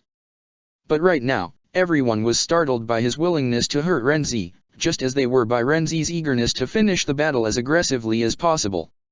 Still, the Millennium Dragon had mostly failed to deliver real damage to Sokka. The Blue Wolf, though, had left a red cut over the man's skin, dangerously close to a vital artery. "You're lucky it was the white sword," Sokka said, as he picked up his boomerang and sheathed it again. "The black one's a lot better at chopping people up, you see." "Oh, I remember," said Renzi, with a small laugh, as he touched his new wound. "You tore through the slate's metal like it was butter, didn't you?" Sokka nodded, moving to release another weapon now. But instead of space sword, he clasped his club. Renzi didn't lower his guard, though. "You've gotten better, kid," said Renzi, breathing out slowly. "Or maybe you just want it more this time, huh?" "More than ever," Sokka admitted, unthinking. He was far too invested in the fight to care about what Renzi could interpret from his words. Still, Renzi smiled again. "Good. Keep it up if you can, then." A large blast of condensed fire collided against Wolfsbane, and another, and then another. The attacks were like small bombs, not so different from what Toph was enduring a little further back. Combustion Man was struggling to catch her, but he was certainly causing the small earthbender more trouble than she'd faced since her own fight at the slate. The fire blasts by the top gladiator of the league were the most powerful she had ever dealt with, and while she had every intention of bending his metal prosthetics, she couldn't quite bend metal without direct contact yet. If she dared come close enough to bend the spiked foot, or the clawed hand, chances were Combustion Man would use them to cut her open before she could try to bend them at all. So she carried on fighting, losing her earth armor and rebuilding it, encasing Combustion Man in sand only for him to blast himself clear of it seconds later. She kept evading the attacks, paranoid about where he might come at her from next, or whether he would be able to predict her movements and attack before she knew it. It was difficult to sense people in sand, usually, but Combustion Man barely moved when bending. It was no lie that he could bend with his mind. Whatever his technique was, it was deadly and it kept Toph on edge, circling him and attempting to strike him down unsuccessfully. All four sponsors sat on the same bench, watching their respective fighters' battles while knowing they represented something much greater than it seemed at first sight. The newcomers were finally defying the reigning champions of the ranking on their own terms, by proving they were built of something sturdier than what their rivals were used to dealing with. For so long, the Millennium Dragon's only important opponent had been Combustion Man. All along, Combustion Man had never met an earthbender capable of evading his worst attacks in the way this slippery blind girl could. But today, the stakes were changing. Today, the Blue Wolf and the Blind Bandit were writing a new page in the superior Gladiator League's history by proving they could defy the leaders of the ranking. Sokka was no longer confined to a cage, for he kept running, racing around the Millennium Dragon and keeping the man on the move too. He could attack all he wanted, but Sokka was no longer pinned down with fire power alone. It seemed confusing that he would continue to hold the club with his left hand, the other still barring the fire with Wolfsbane, but it became apparent that he was getting ready to use it. Angela swallowed hard as she watched him loom closer and closer yet, without the Millennium Dragon's awareness. He was subtle, even when fighting his opponent directly. And that subtlety would pay off when he found the chance to duck under the fire stream and attack Renzi's legs. Renzi jumped away, but not fast enough to evade the blunt end of the club altogether. It struck his ankle, even though Sokka had been aiming for his knee. Still, that would help all the same. By now, Sokka had landed 2 significant blows, and Renzi had failed to do the same with his own fire. It dawned on Angela suddenly that Sokka was succeeding. Her gladiator was overcoming the impossible, in the face of his most dangerous fire-bending opponent yet. He was powering through the battle with the confidence he had lacked when he had first faced Renzi. Was it his motivation was far stronger than it had been back then? Whatever the reason, it was clear Aona could see it too.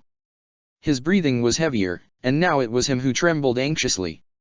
One glance at him showed Angela that he was mumbling something under his breath, but she didn't care to know what it was. The earthbender that sat beside her was fighting his own battles. She could respect as much, though it was hard to tell whether he was more worried about what this meant for his plans or about his partner right now. Still, she knew better than to take Sokka's victory for granted. One cut, one wounded ankle, weren't enough to push the Millennium Dragon to surrender, let alone would he be knocked out because of that. The man only shook his hurt foot slightly before pivoting on it to launch a fire tornado at Sokka. Sokka jumped out of the way, for the momentum of the attack would be too extreme for Wolfsbane to handle, but that he'd evade the attack only told Renzi that this was the exact kind of technique he had to use to overwhelm Sokka. The blue wolf's eyes widened, as the fire columns rushed at him one after the other. They always faded away shortly after passing him by, so he guessed maybe he could avoid them by running backwards, but they chased after him without fail, over and over again. The Millennium Dragon rushed forward with each attack, already using his foot as though he hadn't been injured at all, and with every step forward he kept pushing Sokka back. At this rate he'd end up crossing the boundaries of the fighting area. Topha's quick moves weren't bringing her any closer to defeating Combustion Man. She dodged his attacks and launched a few of her own, but earth, sand and even the metal armors she had removed from limp gladiators around her weren't enough to genuinely threaten the tall behemoth before her. While she was mounting a good defense through her aggressive attacking style, she painfully realized she couldn't pose enough of a challenge to the man as she was. She needed more what, exactly? The rocks she threw at him would shatter against the metal limbs, or were destroyed by his explosions. He was fast, agile, powerful and all around invulnerable. It seemed, she had yet to land a proper blow on him, even though he hadn't hurt her yet either. They were at a standstill, and it seemed it was likelier to break in his favor than in hers. Unless she chi blocked him. Obviously, his metal limbs were out of the question. But there were only two of those, right? She sensed he wasn't even wearing proper armor, and most his body was exposed enough that, if she could get close, she could hit one of his chi points and render him helpless. And if she did that, she barely even needed to get close. Hadn't she been taught to chi block at a distance, for crying out loud? A wild grin appeared on her face as her course of action became clear.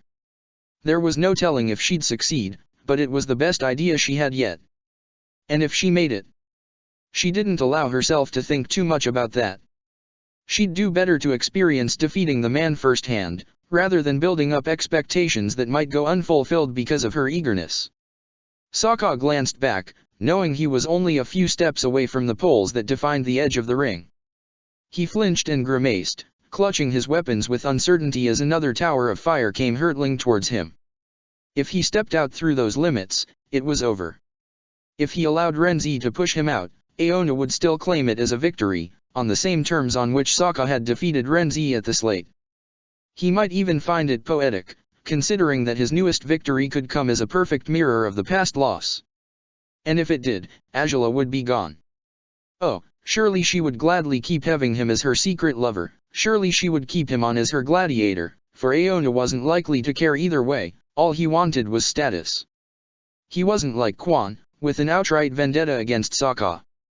But that wouldn't keep Sokka from watching Azula lose everything she had fought for. Aona wasn't a puppet, he wasn't a fool she could manipulate into doing her bidding.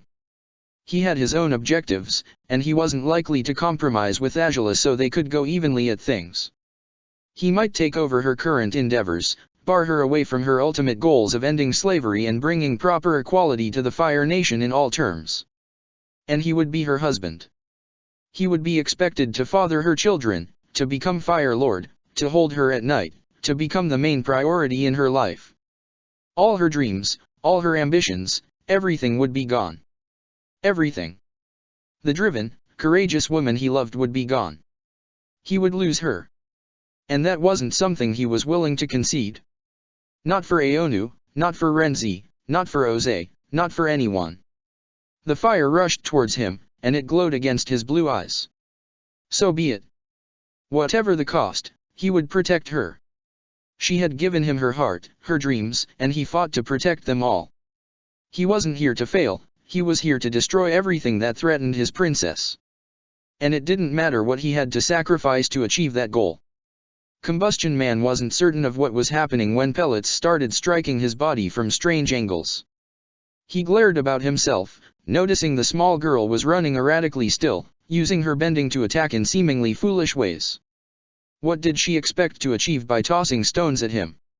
He couldn't quite notice them as easily as he noticed the bigger ones, but to a body as firm and strong as Combustion Man's, those pellets were less than mosquito bites. Still, the young earthbender carried on with her small stones, and Combustion Man was starting to grow weary of her games.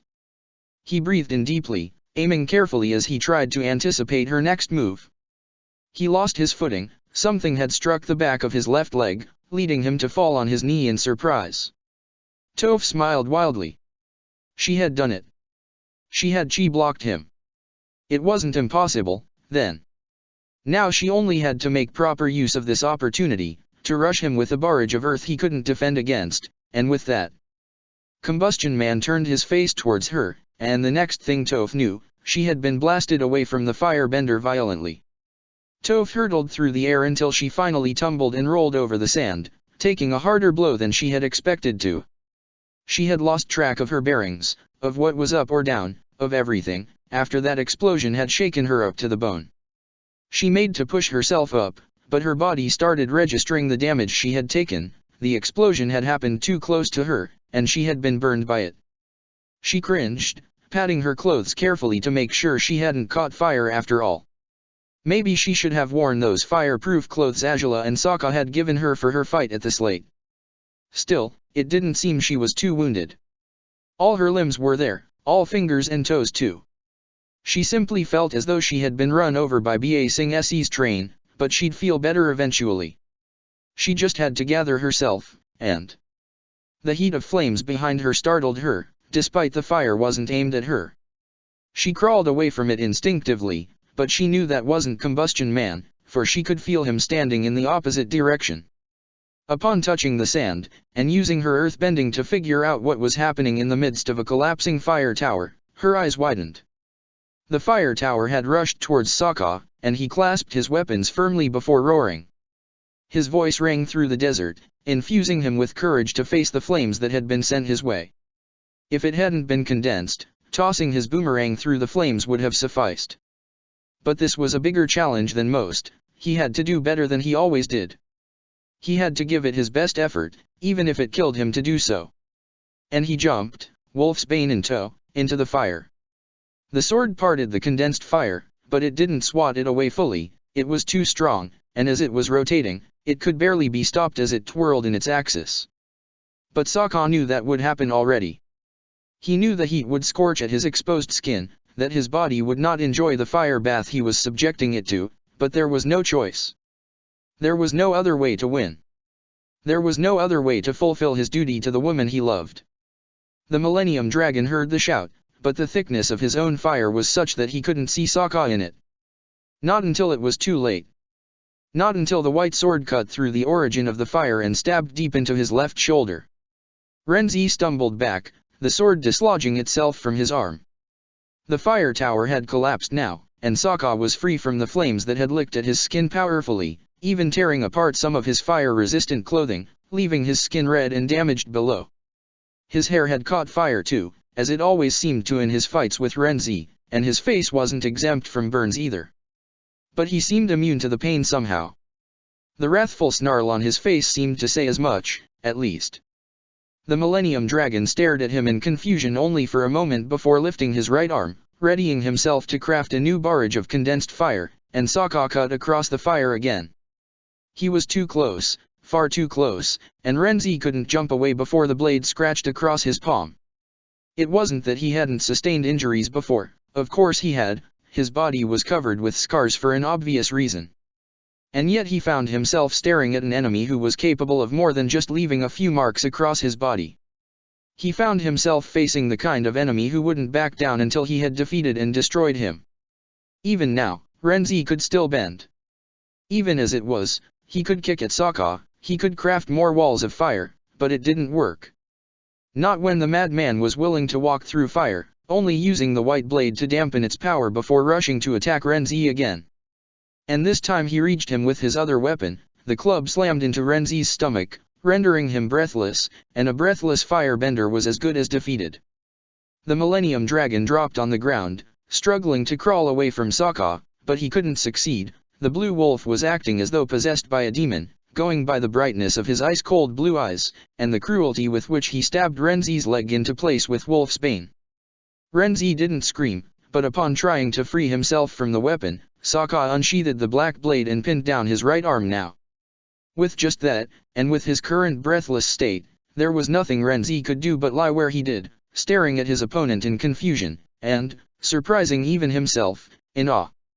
Yes, Sokka was relentless, and he had no common sense, and that meant he was capable of anything to win, it seemed.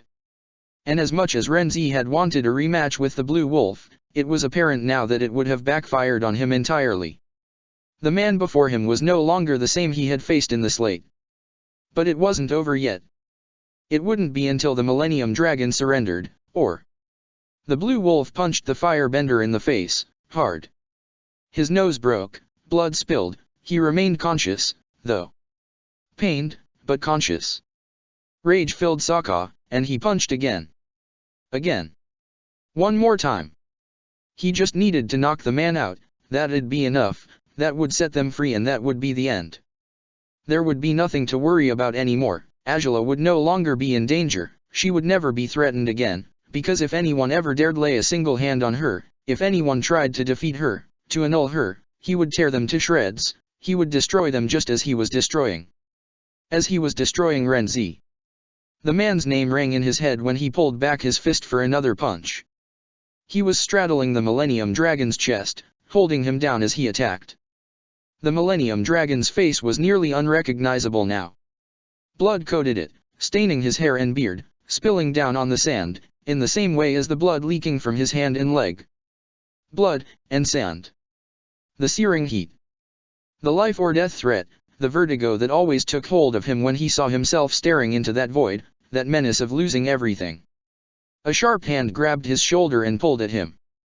He didn't know why he did it, impulse, instinct, paranoia, be it whatever it was. Sokka clasped the black sword that had held down his opponent and slashed at the newcomer, before knowing who it was. The hand released him, but fell in a heavy clutter on the sand right afterwards. A metal hand. Sokka's eyes widened as he stared at what was left of the prosthetic hand, the steel parts now in plain sight. The man it used to be attached to had inched away from him, cautiously, it seemed. Sokka's chest heaved, the realization of what he'd done over the last seconds cutting away at him in a vicious frenzy. His body shook, his mouth hung open, his entire body hurt. His head throbbed, and tried as though he might, he didn't seem to know how to catch his breath. Not anymore. Combustion Man stared at him in confusion. Perhaps he should have been indignant, for he had lost his metal hand, but he couldn't give credit to his eyes. The gladiator before him certainly did not look like the sort of man who could deliver that kind of damage to a man as strong as the Millennium Dragon, even Combustion Man himself had seldom hurt him to such extent. Dog! Toph called to him, standing further away from the fight than Combustion Man. She hadn't moved much from where the man had blown her away to. But she had sensed what was happening still, and suddenly her good friend was a lot more menacing than she had always thought he was. The wimp she had refused to kill in battle, who had been ready to forsake his life, he had become a genuine hazard to anyone who dared stand in his way, it seemed. What he'd just done, it wasn't anything she had expected from him. Sokka was a nice guy, wasn't he? He was the kind of guy who would offer her a helping hand whenever she needed it, who had trained her and been beaten by her countless times. Why had he never done this to her? If he'd always had it in him, did this mean he had always held back? Even the Sentinel Knight's fight had been interrupted, only one of his rivals remained at the moment, and they both had stared at the bloodied battle between the Blue Wolf and the Millennium Dragon in disbelief. Whatever rumors they had heard regarding the princess's gladiator and his extraordinary skills, nothing had prepared them to witness this. The stands were silent too, as were the staff members. The main sound now was that of Sokka's heavy breathing, as he willed himself awake. As he hoped to unlock his skills as a time-bender, so he could return to the past and avoid this. So he could find another solution, one that wouldn't turn him into what he'd been, when his life had been threatened. Into what he'd been during his fight against Jet, during his stay in the amateur league. He had killed men, just like this, just like. He couldn't have killed Renzi too, or had he? It's been over 10 seconds. Said the megaphone man, and the Millennium Dragon has not risen, so it seems, it's over. Over. Sokka repeated, raising his eyes towards the man. What? Only 5 fighters remain, said the megaphone man, gesturing at them. Combustion Man, the Sentinel Knight, Twist of Shadow, the Blind Bandit, and the Blue Wolf. With this, the brawl is concluded. Perhaps there should have been cheering, but there was nothing. Shocked silence reigned in the arena, even as the staff members rushed in to help the wounded fighters who hadn't been picked up yet, including the Millennium Dragon. Sokka swallowed hard and helped immediately with removing Wolf's Bane from his leg, his hands trembling as he did. What on earth had he done? How could he do something like that to a man like Renzi? This fight had nothing to do with Renzi, he wasn't supposed to pay for Aonu's actions. But it had happened again. Sokka's wild, dark side had been triggered, after years and years of keeping it at bay. Even at his worst, he had kept his most violent tendencies in control. He had always managed to overcome insurmountable odds, and he had always been fully conscious whenever he had done awful things, such as the hands he had cut off from the notorious Stingray and Sands of Time. But right now, he had seen red. He had forgotten himself, just as he did in the amateur league. And he had attacked, without caring for the consequences, as long as it meant he'd survive. As long as it meant he'd succeed. As long as he could continue to fight another day.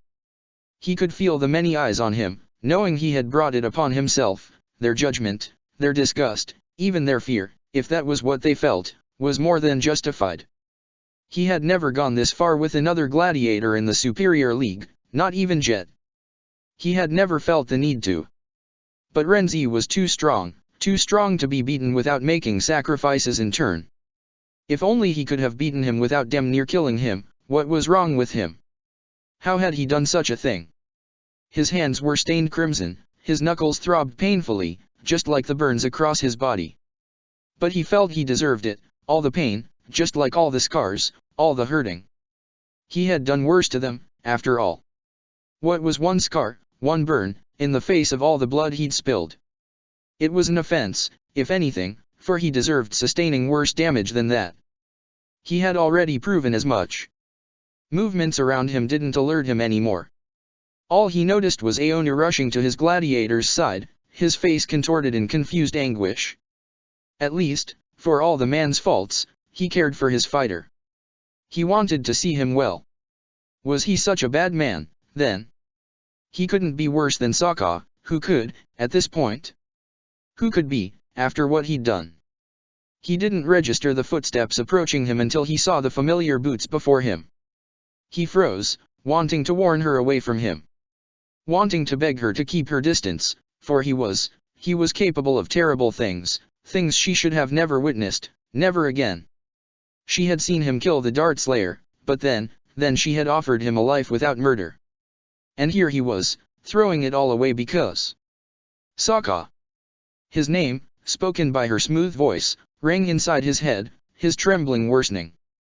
He didn't dare raise his eyes to meet hers, not even as she knelt down in front of him. "It's done," Azula said, squaring her jaw, "so, you can ease up now. It's over." "Is he? Did I kill?"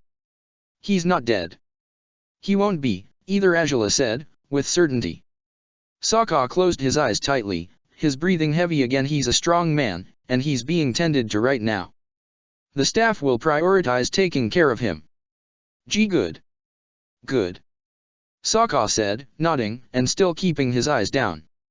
Azula swallowed hard. "I'm sorry," she said. He gritted his teeth and shook his head. "It's not your fault that I..." "It is," she said, simply, "but it may be better if we talk about this later, you know. You need hydration after all this. And, well, a change of clothes, too. Probably a haircut as well." "I don't. I'm fine," he said, shaking his head. "Everyone else, they matter more. Tend to them first, and..." "They're being tended to first, yes," Azula assured him. Sokka gulped. "I could demand to be prioritized, but I won't. You wouldn't stand for it, and I know it. So, I'll keep you company until you decide to go back to the airship. Even if you don't want me to." Sokka said, eyes darting up to look at her at last. Her heart seemed to break at the sight of him. Never had she seen him show that kind of expression. He had shown fear before, she had seen it, but nothing like this. Nothing like what he was experiencing now. The worst of it was that she understood it. Her chest hurt as she longed to hold him, to look into those blue eyes with contracted pupils, to tell him he was wrong, to tell him he was not a monster. But she knew those words would ring hollow to his ears right now, as they had to her own, back when he had first said them to her. It was hard to believe otherwise when the ugly, distorted truth seemed to stare you in the face instead.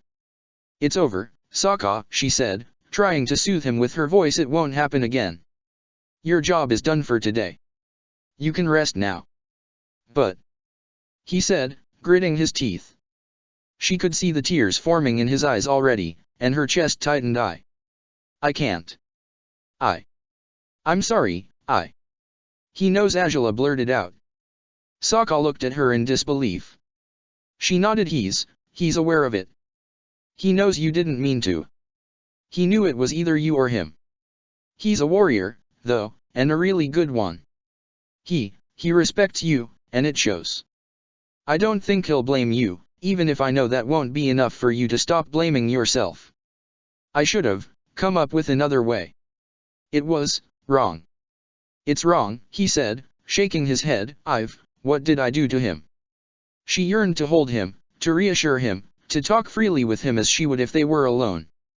But it was impossible right now, under the scrutiny of so many people. It was unthinkable, when the other sponsors were standing nearby, receiving their awards for sponsoring one of the 5 remaining fighters in the brawl. She was supposed to be there, too, but she hadn't come here for awards. She hadn't come here to become noteworthy. She was here to defend her right to marry whoever she pleased, and it was apparent now that she had underestimated the seriousness of her quest. For it wasn't that she regretted avoiding marrying Aonu, for she never would.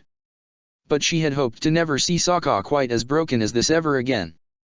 That dark night in the Northern Air Temple returned to her, the words he'd spoken, the shame, the guilt, the insecurities that had done away with his strength and left him unwilling to live. Was this the same situation?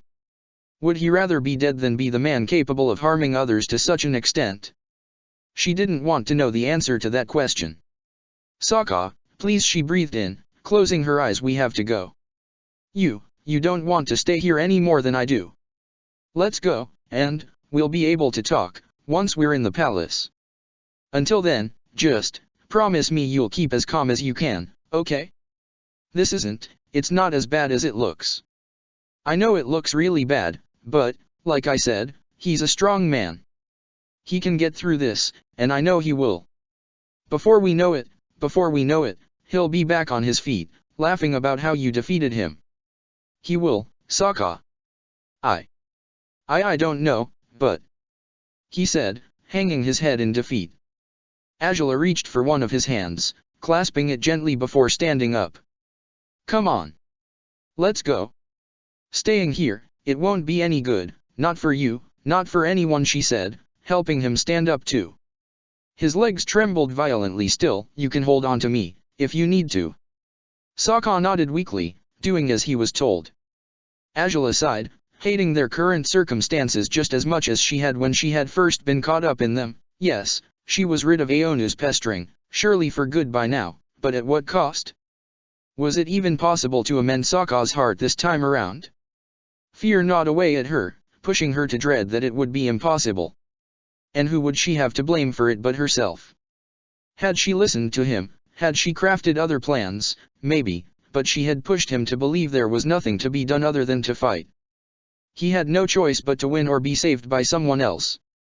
And no one had come to his rescue, so he had no choice. She had pushed him to give his best, and now she found that the consequences were worse than she could have anticipated. So now she had to stand beside him, ignoring the many eyes upon them. Ignoring the blood that Sokka was staining her with. All else mattered little when she had to find a way to help Sokka, to bring him back from his darkness, just as he always did for her. Don't you have to? He said, his voice still anguished. Angela's hand rose to his forearm, squeezing it gently. Whatever protocol they have can wait, she said. Sokka shook his head, though. The sooner it's done, the sooner the airships will be on their way back to Ba Sing Se and they can treat him better there, he said, gritting his teeth. If Aonu can't afford it or anything, maybe we can ask Song to. The League's physicians can handle it, Sokka, Angela said, sighing. Don't beat yourself up over it anymore. Like I said, it's over now. He's in good hands. Sokka didn't answer at first, but he nodded eventually and sighed too. Azula urged him to move now, though, gazing up at his hair with concern. That he hadn't said a single word about his burned hair, when that had been such a source of concern for him after his first confrontation with the Millennium Dragon, spoke lengths of how deep Sokka's misery was. But she couldn't help him deal with it right now. Truthfully, she wasn't sure she'd be much help at all. She felt guilty, to an extent she hadn't experienced in a long time now. She could feel the reckoning upon her, the moment of truth when she'd have to face, truly, what she was constantly asking and expecting from the man she loved. When she would have to acknowledge that, as much as it hurt to accept it, there had been a speck of truth in her father's words after she had confronted him over Cetus. Sokka couldn't seem to lift his eyes, walking as though in a trance as he followed Azula near blindly. She accepted the honors from the event's organizers, a small trophy and a cash prize, before guiding Sokka to the airship. Most people had already boarded it, and the first airship had already set out, carrying the gladiators with the most serious wounds for better treatment in the city. You should get checked, if just quickly, Azula told Sokka, once they were inside the metal contraption. Sokka tensed up, gritting his teeth. I know, you're not as wounded as others, but I can bear with the pain, he said. I deserve to. You don't, Sokka. If anything, she whispered, but he shook his head. Not this time. This isn't on you, he said, raising his eyes to look at her sadly. I'm sorry, Azula. I'm sorry you had to see that. What was the true source of his remorse? Azula couldn't seem to pinpoint it, and her heart sank as he turned around and walked away from her. Maybe Sokka didn't need to be around her right now, even if her entire body was burning with the urge to hold him against her chest while telling him he had only done his job. While assuring him that this didn't mean a thing, that he wasn't a worse person than he had believed. But could she do that? Could she pretend she understood the anguish he was experiencing? Was it over having pushed a man to the edge of death? Was it because he liked Renzi, and the guilt over hurting him so badly was destroying him? Or was it because he had thought this side of himself no longer existed, and today's fight had proven otherwise? She merely stood where she was for a moment, lowering her gaze, letting him go. She'd go back to him later, if he wanted her to. It hurt like knives to imagine that he wouldn't, and yet it seemed inevitable. All the love she could give him wouldn't compensate for the countless scars deeply etched across Sokka's heart. He didn't walk very far before dropping on the floor, his back against a wall. The corridor he'd just entered was empty, so he felt safer there. He felt alone, and that was what he needed right now. It was what he deserved. There was no reason to make friends in the amateur arena, for everything would have been worse if he had tried to bond with any other fighter. But even if that hadn't been the case, even if Huang Li hadn't been as cruel as he was, Sokka wouldn't have tried to bond with anyone. Much as he was doing now, he would always isolate himself. He would sit at a distance from everyone, he would close his eyes, and he would relieve his latest kill countless times, enough to drive him mad with grief, because that was what he deserved. He wasn't strong, he wasn't better than them, he simply clung onto things harder than the others did, and that was why he had nearly killed Renzi today. Azula could say Renzi was too strong to die because of that, if she truly believed so. She was probably right, too. But she didn't quite understand that Sokka's worst side didn't care for strength or weakness. All he could do was attack repeatedly, without caring about whatever wounds he sustained, as long as whoever was trying to destroy him was destroyed first. That, above all else, was why he never had deserved to survive this long. It was why he should have never been able to kill all those men he had faced in the arena. For it wasn't honorable to kill anyone in this way. It wasn't right. It wasn't fair. Heavy footsteps approached, footsteps that didn't belong to Azula. Some part of him wondered if she feared him after what she'd just seen, some selfish part that wanted to crawl to her feet and beg her to believe in the best of him, even after she had just witnessed the worst. But he wasn't weak enough to succumb to that impulse, not after what he'd done. If Azula decided to keep her distance, it was all the better for her. Sokka certainly didn't feel worthy of being around her right now. But it seemed Zhao wanted to be around him, and going by how he sank to sit beside him, without asking for permission, he didn't particularly care whether Sokka wanted him there or not. The admiral breathed deeply and stared at the windows that allowed them to gaze out at the landscape, while Sokka remained with his knees flexed, arms folded atop them. "What you did out there was brutal," Zhao said. Sokka flinched. "I realize it may not be what you want to hear, but I'm quite astonished. I never thought you had it in you to do anything like that." I don't want to have it in me, if that makes you feel any better," Sokka muttered, his voice trembling. Zhao smiled a little. "Well, it might make me feel better, but I doubt you really think so," he said. Sokka huffed. "Why you think I wanted to do that? You think I enjoyed hurting someone to the point where I could barely hold back from killing them?" Sokka asked. Zhao shook his head. "Certainly not. You're a civilized, intelligent, rational man. This irrational side of yours is, no doubt, something you can't control. Something dangerous that you must abhor completely," said Zhao, sighing. "Still, without it you would have lost. You realize that, don't you?" Sokka froze, staring at Zhao in disbelief now. Zhao stared back, with clarity glowing in his brown eyes. "The Millennium Dragon isn't a better fighter than you," said Zhao, curtly. Sokka's skepticism and irritation were only increasing. "No, that was disproven today. If anything, I believe I owe you an apology for my behavior back when I first watched your fight against the blind bandit. Now, it's clear you were holding back." No. I wasn't. You hadn't reached your full potential yet?" "That's possible. All the same. You've got it wrong, okay? I'm not better than him, in no way," Sokka said, shaking his head violently. "Not because I could beat him does it mean that I know you mustn't want to hear this, but as comforting as it may seem to wallow in your misery and self-loathing, you're blocking out truths simply because you're afraid of embracing them," Zhao said. Sokka gritted his teeth, tempted to get up and walk away. But even when his legs trembled with the urge to leave, he didn't do it. "This wild side of yourself, it's you. It's just as much part of you as the part of myself that killed those soldiers, the crime that could have had me executed when I was but a child." Sokka's anger dimmed when he heard those words. There weren't a lot of people he knew who had killed others without wanting to. Who had done it in a burst of power that seemed inconceivable, unnatural. But Zhao was one of them. And perhaps that was why he was one of the few people who could understand what Sokka was going through right now. "I spent years mulling it over, you know," Zhao said, with a small smile, wondering what sort of monster could do what I'd done.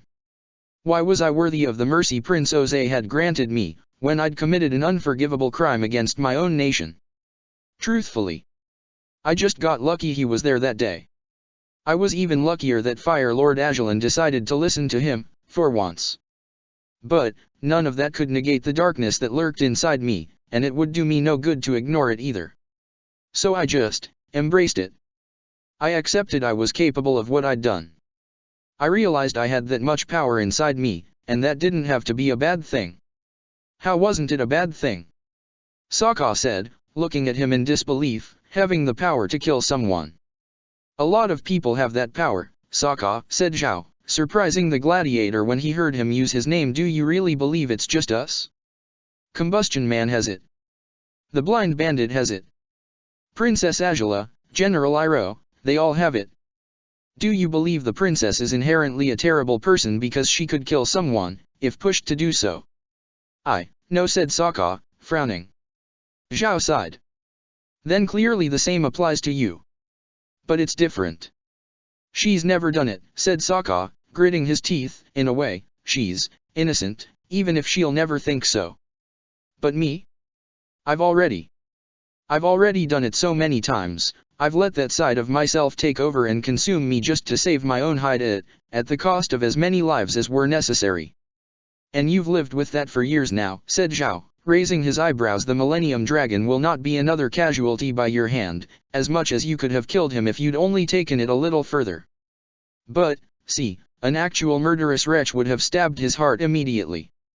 You immobilized him instead. Even when your instincts were as violent as they weren't inherently murderous. No doubt, it's not a pretty picture, but it could be much worse.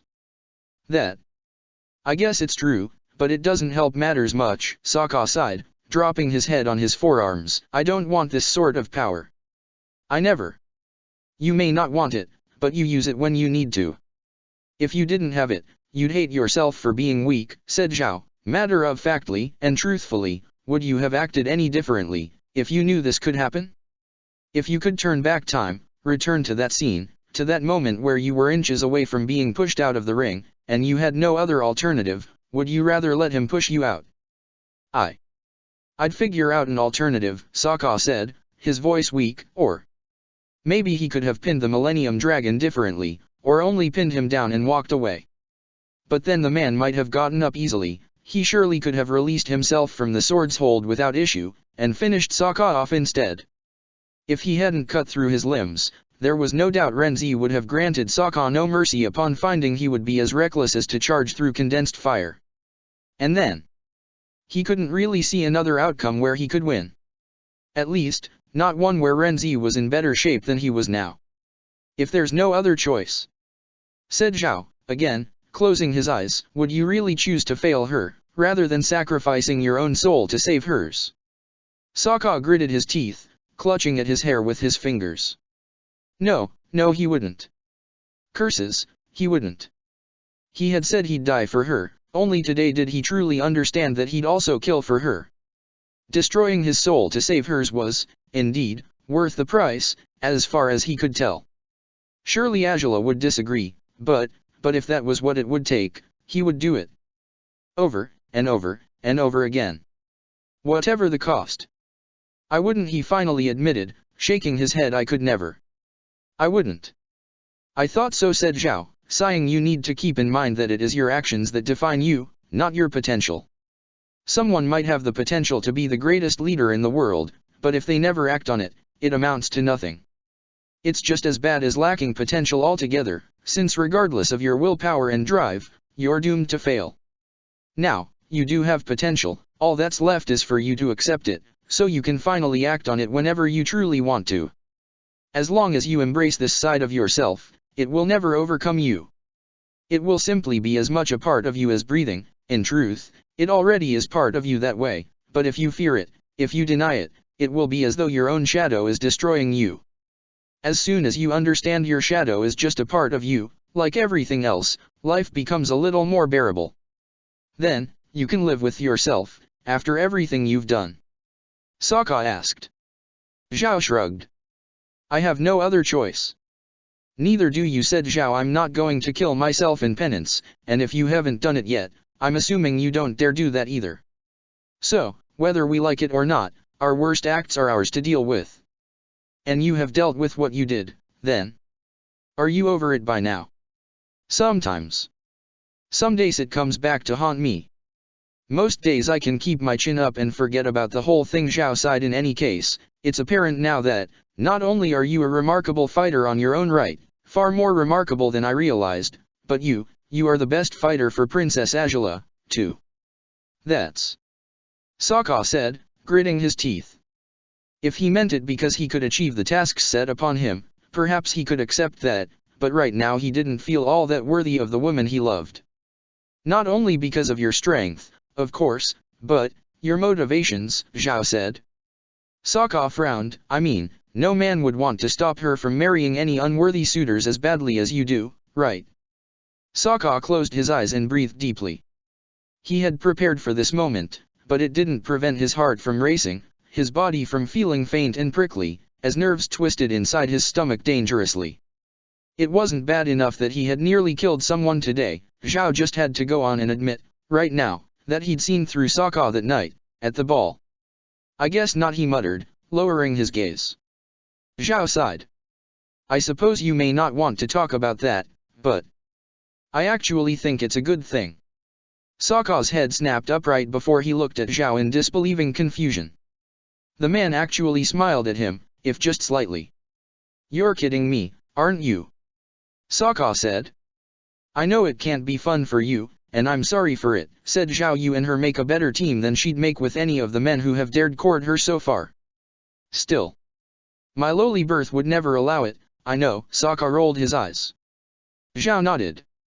Nevertheless, that you care for her in a deeper level, rather than exclusively professionally. It works in her favor just perfectly, said Zhao, shrugging. It makes you the right fighter for her because she can trust that you will keep her safe from unwanted marriages.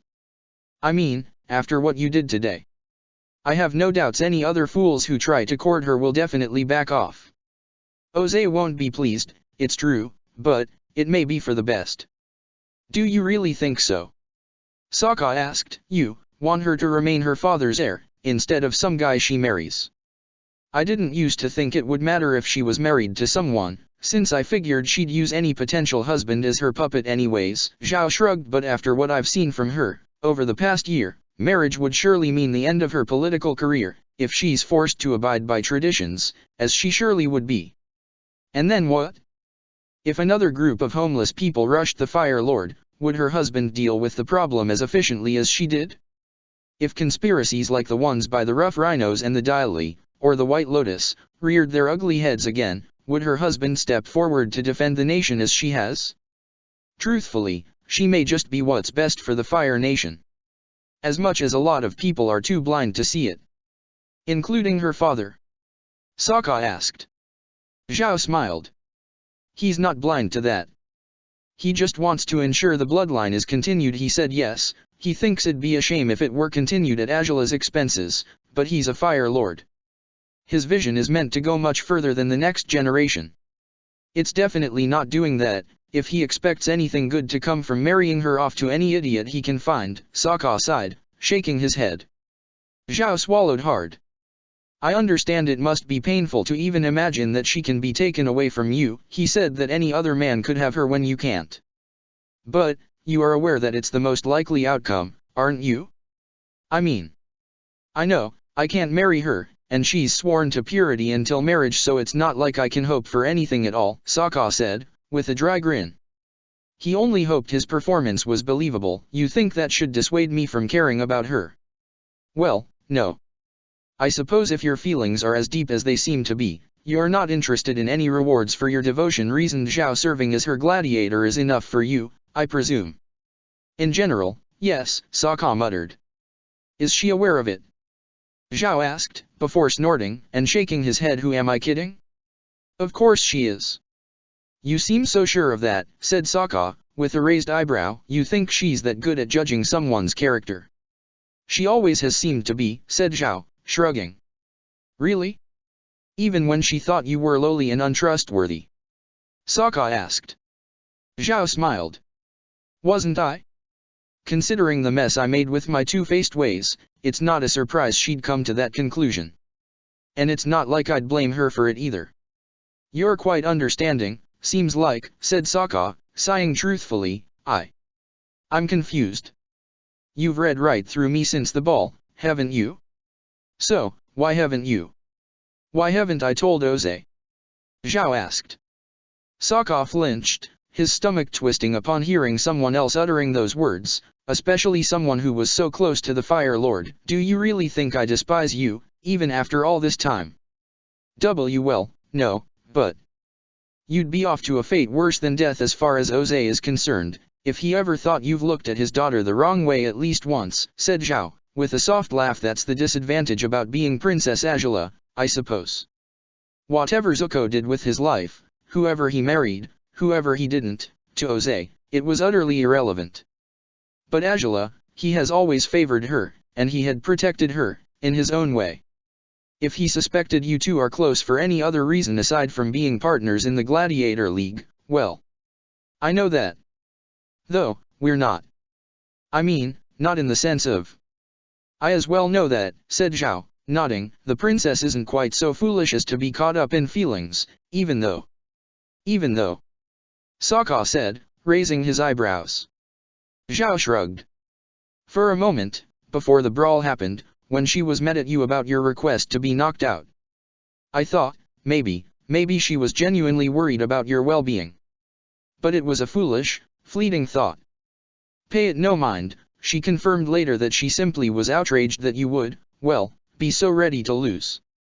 Of course, said Sokka, and to his surprise, he smiled a little. It was a sad smile, but a smile all the same. Azula had been angry, and he had been so certain it meant they would have a terrible argument later on, after the brawl was over, but after what had happened. He breathed deeply, Zhao's earlier words carving their way through him now.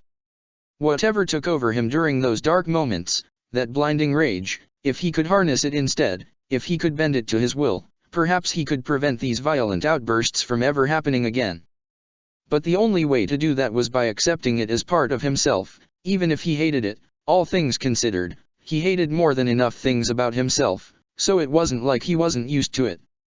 "I'm sorry about Combustion Man's hand," Sokka said. To his surprise, Zhao chuckled. "I'm not. Imagine if you'd gotten the other hand instead." He said he'd be down to 3 prosthetic limbs. "So, if anything, I'm glad you got the metal one." "I meant, though," said Sokka, looking at Zhao with uncertainty, "wasn't he just trying to help?" "Yeah, somewhat," said Zhao. He had been dealing with the blind bandit, struggling more than he should have, but when he saw you charging into the fire he seemed to remember his original mission was to help you. So, yes, I guess he was on his way to fight the Millennium Dragon at first. So I really shouldn't have. Well, I guess not, but there's always a silver lining to that, said Zhao, smirking and standing up. Sokka frowned with confusion as he looked at the admiral. A silver lining? To having cut off his hand? He asked again. Zhao nodded. You're the first person to do that, you realize? He said, turning to look at Sokka from above. Sokka's eyes widened. He blew his own arm and leg off when he was a child, incapable of controlling his powers. But ever since, he simply would switch prosthetics to suit him as he grew older. No one has ever broken them, let alone sliced one clean off him before today. The most he got were a few dents, I suppose. But cutting his hand off? That's unheard of. I get that, but that's good how? Sokka asked. Well, you've certainly proved to him that he underestimated you, entirely, said Zhao, looking at Sokka earnestly. The Blue Wolf's confusion only increased, and even though he underestimated other fighters, he usually deals with them thoroughly long before they can land a decent blow. But today, the blind bandit Chi blocked him, if just briefly. And you? You outright cut off his hand. He has never faced enemies who could genuinely hinder him, and today he did. He faced 2 of them, at once. And while he managed to hold his own against the blind bandit, he failed entirely when it came to you. What are you trying to tell me? Sokka said, an awkward smile on his face now. Zhao smiled too. That Combustion Man had never taken any gladiator quite as seriously as he will you. He said he's seething right now, as we speak. I wouldn't be surprised if he was scared of you, even. That's absurd. Sokka exclaimed, eyes wide-eyed. I couldn't have scared him. I mean, I'm sorry that I hurt him, but I'm nowhere near as strong as... I think you need to circle back to the beginning of our conversation, said Zhao, with a lopsided grin. You, Sokka, are a bigger threat to the top tier than anyone realizes, even you. Truthfully, the only person who seems to have understood your true potential from the start was the princess. So, from being the man we all scoffed at, who we looked down on, today you rose above everyone else in Gladiator Brawl. Yes, it wasn't on the terms you wished to do it, but you've done it indeed. And now you're a true threat to the rest of us. Perhaps the truest threat of all. Sokka's disbelief was only fed further by Zhao's words. No doubt he still found his actions abhorrent, but had he painted a target on his back with them, too? Was that a good thing, or a bad one? If he looked beyond his conflicted feelings, what did his defeat of Renzi mean in the long run? Now, then. I understand your apprehension, and perhaps I shouldn't have said all I just did, Zhao said, with a soft chuckle, but I'm sure the medical teams must be less occupied by now, and you certainly could use a health check already, right? I guess so, Sokka said, swallowing hard and pushing himself up. His legs still trembled, though he wasn't sure of why anymore. Was it because of what he'd done, or because of Zhao's very disturbing words?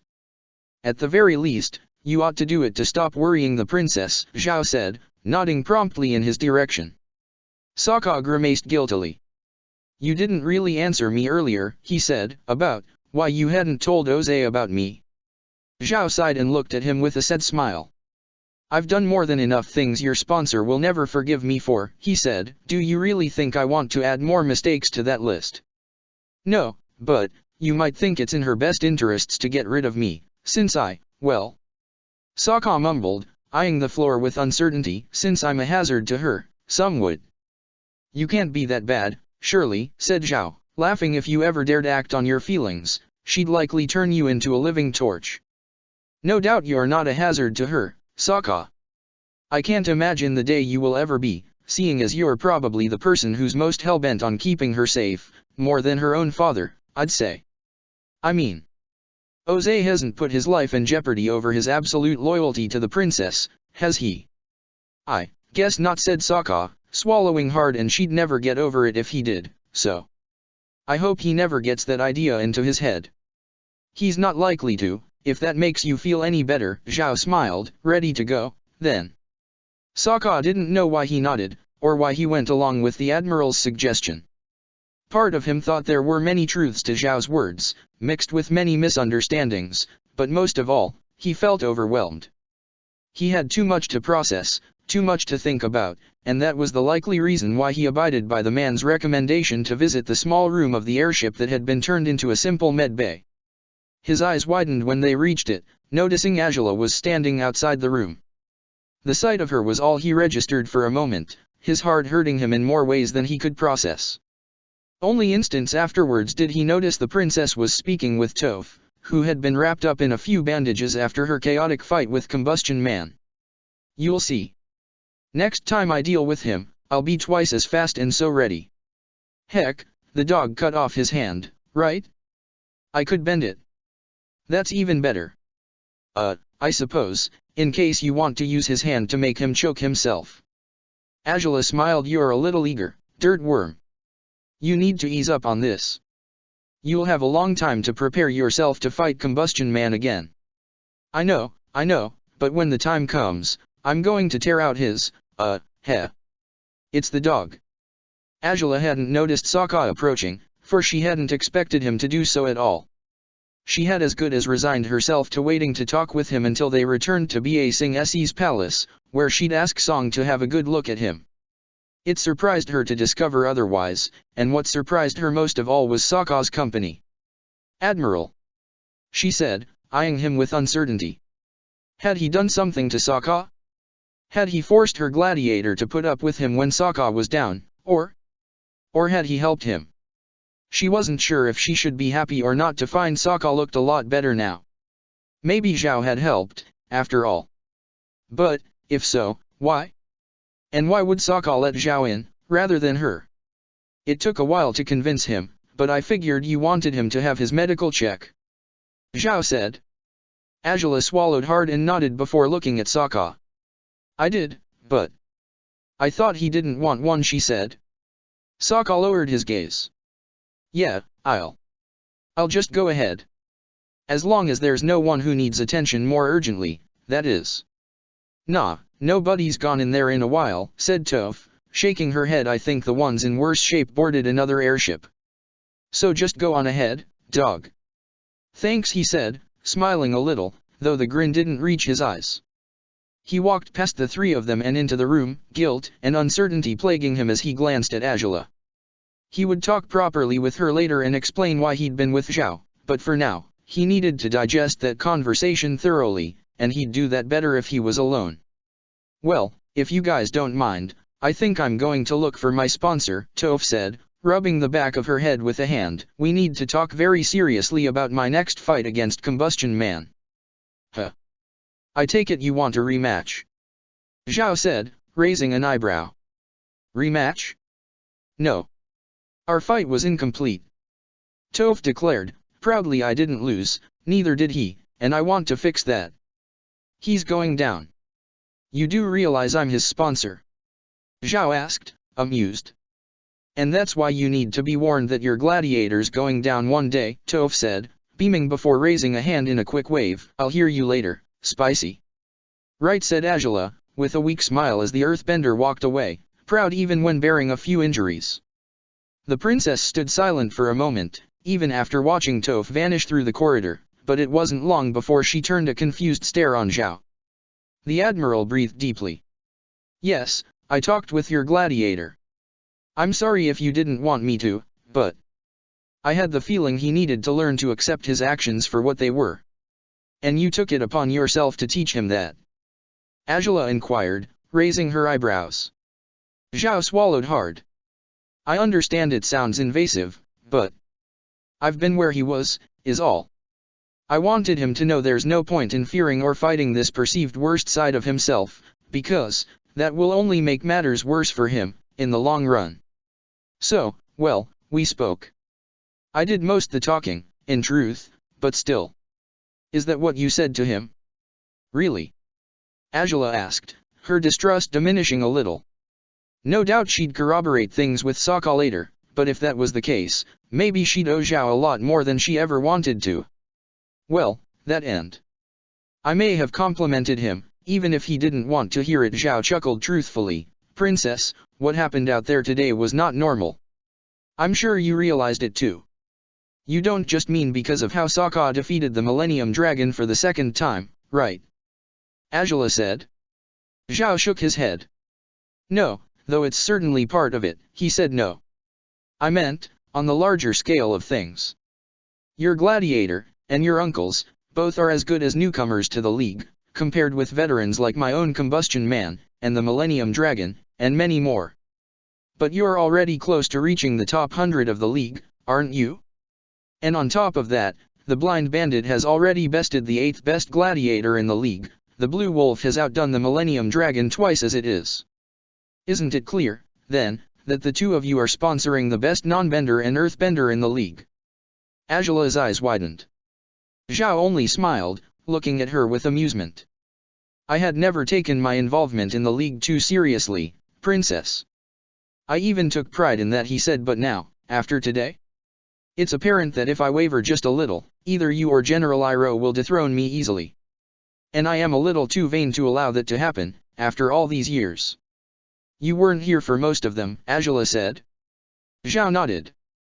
Exactly, which means I scarcely enjoyed the benefits that come from sponsoring the top gladiator, he smirked. I will say, though, what your gladiator did today, as gruesome as it may have seemed to many, it was impressive. Outstanding. I've never seen a non-bender fight that way. In the gladiator business, you mean? Angela asked. Zhao shook his head. Ever, he determined. Angela nearly gasped in surprise. He's more than just a common gladiator. And I was quite foolish for not seeing it back when I first watched him fight. Truthfully, he's a force to be reckoned with. I'm as good as looking forward to the day when you'll finally challenge me. Now, it's bound to be Combustion Man's best fight yet. That's something to strive for, yes, Angela said, with an uncertain smile. Still, the Blind Bandit was giving him quite a hard time too, wasn't she? She was, but not hard enough. Had your gladiator genuinely wanted to kill mine, he could have succeeded at it today, said Zhao, but rest assured. Combustion Man isn't taking him lightly again. Not after this. He's taking him seriously, then. He's regarding him as a worthy rival, perhaps? Angela asked, with a raised eyebrow. He is. Even if he's not aware of it, Zhao said, smirking, and naturally. I am regarding you as one, too. Just so you know. That does seem fitting, in truth, Angela answered. Zhao chuckled. I've sought to be acknowledged all along, so, it's good to know I've succeeded. It's just more worrisome to hear that my very much breakable gladiator has pushed yours to regard him as a significant opponent, but I suppose it only means I need to work him into being less breakable, right? Indeed, though that would be terrifying, Zhao laughed, if this wasn't his full potential yet. I am daunted to imagine what's next. Then be daunted, if just preemptively, said Angela, smiling. I can't guarantee anything, but I hope this isn't the full extent of his growth. Things would get boring if that were the case. No doubt. But as far as I can tell, you and him never do get bored. Zhao laughed. At any rate. I'm sorry I wasn't much help today either. You may have made amends for it, if you really talked my gladiator out of shutting himself in as he often does. Angela sighed. Thank you, both for warning us about Aonu and, well, whatever you just did with Sokka. If need be, I can pay for Combustion Man's new prosthetic hand. No worries, said Zhao, smiling and shaking his head. It's the first time I have to make an effort to get my gladiator back into shape. All things considered, no sponsor demands for others to make amends for their broken gladiators, and I shall not do so either. Well, considering we were supposed to be allies today. Considering my gladiator didn't abide by our agreed course of action, I don't think you owe me anything, not a hand nor anything else, Zhao said, chuckling. At any rate, I ought to track him down. He's surely fuming somewhere. As long as he doesn't fume by blasting holes into hovering aircrafts, we should be fine, Azula said, with a crooked smile. Zhao laughed again. Indeed we should. I'll see you later, Princess, he said, nodding in her direction before following the path through which Toph had left earlier. A prickly sensation on the back of her neck told Azula that someone was watching her, after Zhao was gone. She glanced at her left, at a corridor that had been vacant so far. It wasn't anymore, though, and upon recognizing the man standing there, she couldn't help but wonder if he'd been lurking around the corner while eavesdropping on all her conversations.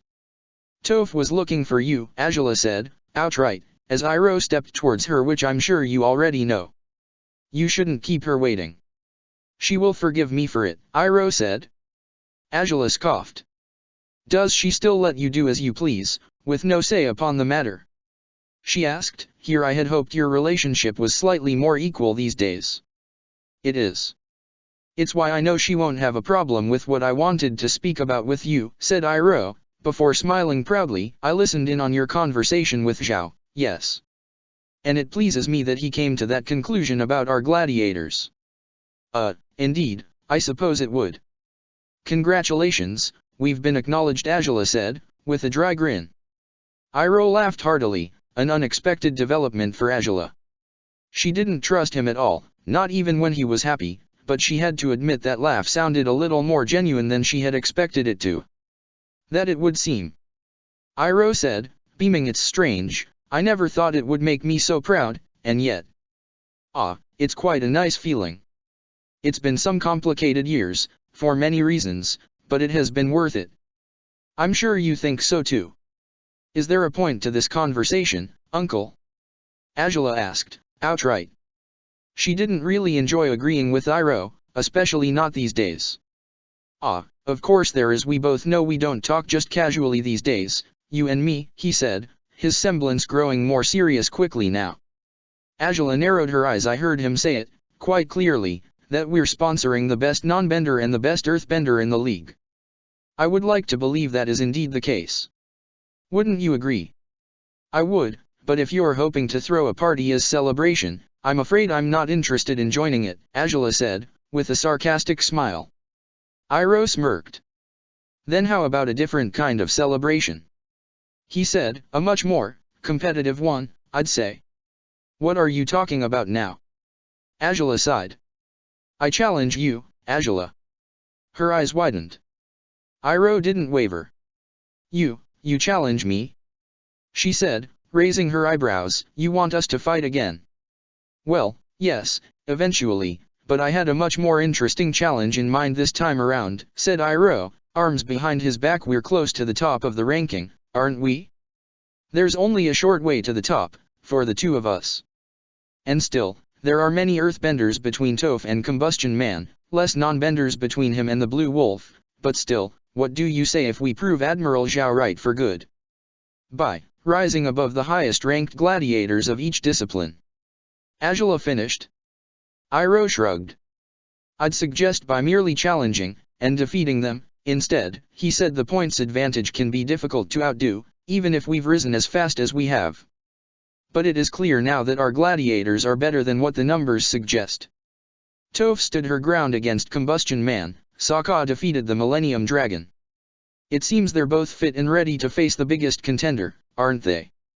I'm not quite sure that's the case, at least not yet, Azula admitted.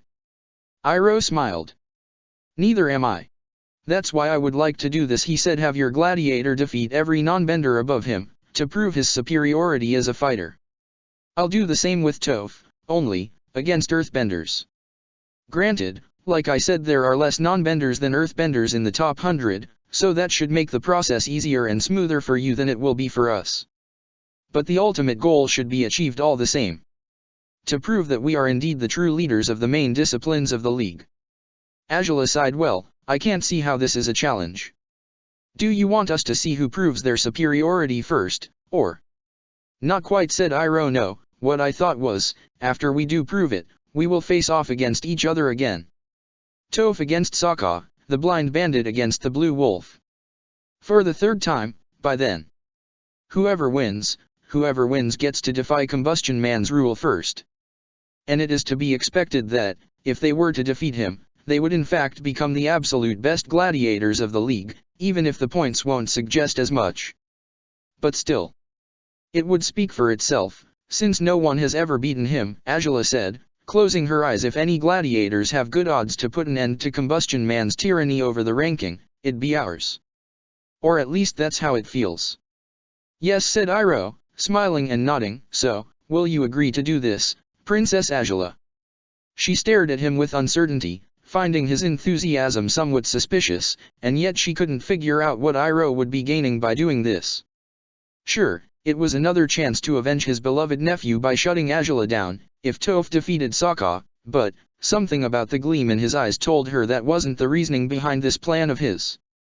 At least, this time it didn't seem to be the case. Why exactly are you so stoked about doing this, if I can ask? She said. You've never taken the ranking seriously, or at least, not as seriously as many others do. So, if you don't mind me asking, why now? Must you question my reasons? Iroh said, smiling. Here, I thought you'd like this idea. I'm certain it will make things more interesting for all of us. Right. That's what this is about, Angela replied, staring at her uncle skeptically. Well, you are free to do as you please, said Iroh, shrugging. Ultimately, you're not obligated to defeat me and Toph to reach the top of the ranking, and yet you know that, if you achieve that without ever having defeated the blind bandit, a lot of questions will arise. Whoever reaches the top position in the ranking should be capable of fulfilling the current role of Combustion Man, after all. And that means our records will have to be just as irreproachable as his. Really? Angela scoffed. If you hope to have Toph known as Combustion Man's replacement, that's on you. As far as I'm concerned, he's not an example to follow, he's just another enemy to defeat.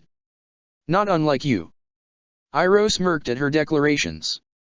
While the words were poised to attack him, he sensed their ulterior meaning. He had swayed her after all. Then will you prove it by accepting my prolonged challenge? Iroh asked. It may take some time for our two gladiators to become the undisputed leaders of their disciplines, but that will only build up the anticipation for our eventual fight. Don't you believe so too? I suppose that's true, Angela said, glancing at Iroh. And, after the best of us fights Combustion Man, what happens with the other one? Well, they could challenge Combustion Man too later, said Iroh, shrugging. Who knows? Maybe your gladiator could still defeat the fearsome Combustion Bender, despite falling apart when faced against Toph. It's unlikely that he'll fall apart so easily against Toph anymore, but I suppose it makes sense for the loser to still fight Combustion Man, Angela conceded, nodding. Then, we have ourselves a strange deal, if that's what this is. Indeed, Princess, said Iroh, nodding in her direction. Now, if you'll excuse me, I have a dangerous earthbender to find before we reach land once more. You do? Angela nodded as well. Iroh smiled. We'll meet again in time, he said, hopefully, to fulfill today's promise. Possibly, Angela said, as Iroh stepped away slowly, but with his characteristic confidence all the same. Had this last conversation been a mistake? Many things seemed to be mistakes, when they concerned Iroh. But Angela's skin was tingling in a strange way. Iroh's words, his certainty about what he'd spoken of, had given rise to a strange feeling within her. The path to the top had always seemed so vague, so difficult to climb that sometimes she would forget the goal she was aiming for, in fear she'd feel overwhelmed by her ambitions and the unlikelihood of achieving them. After speaking with Iroh, though, everything she'd dreamt of when she first joined the league had burst to life again inside her.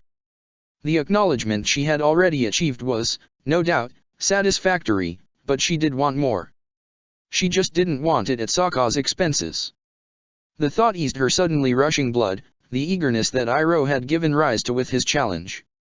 Her eyes narrowed, wondering if that had been his intent, if he had merely done this to stir her into sending Sokka into further danger, into more situations that he would hate her for. Was that it, then?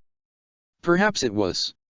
She closed her eyes, knowing both that her uncle should not be underestimated, while also keeping in mind that she had always suspected him of plotting cruel ploys she could never prove he was the mastermind of. Whatever Iroha's intent, Sokka's safety was hers to prioritize, and she was certainly planning on doing just that. All the same, the road ahead looked a lot more straightforward all of a sudden. The end seemed to be in sight, even if it was still far from her reach. Vertigo shook her for a moment as she wondered if, after all this time, they were closer to achieving their goals than they ever realized. The top 100 was, indeed, the most difficult level to overcome, but reaching it already meant the bulk of the journey was behind them. Maybe they still had years ahead of them, who knew? But as it was, Princess Azula would continue to chase the ambitions that had set her on this path in the first place. And she intended to do it without putting the man she loved in a line of fire she couldn't save him from again.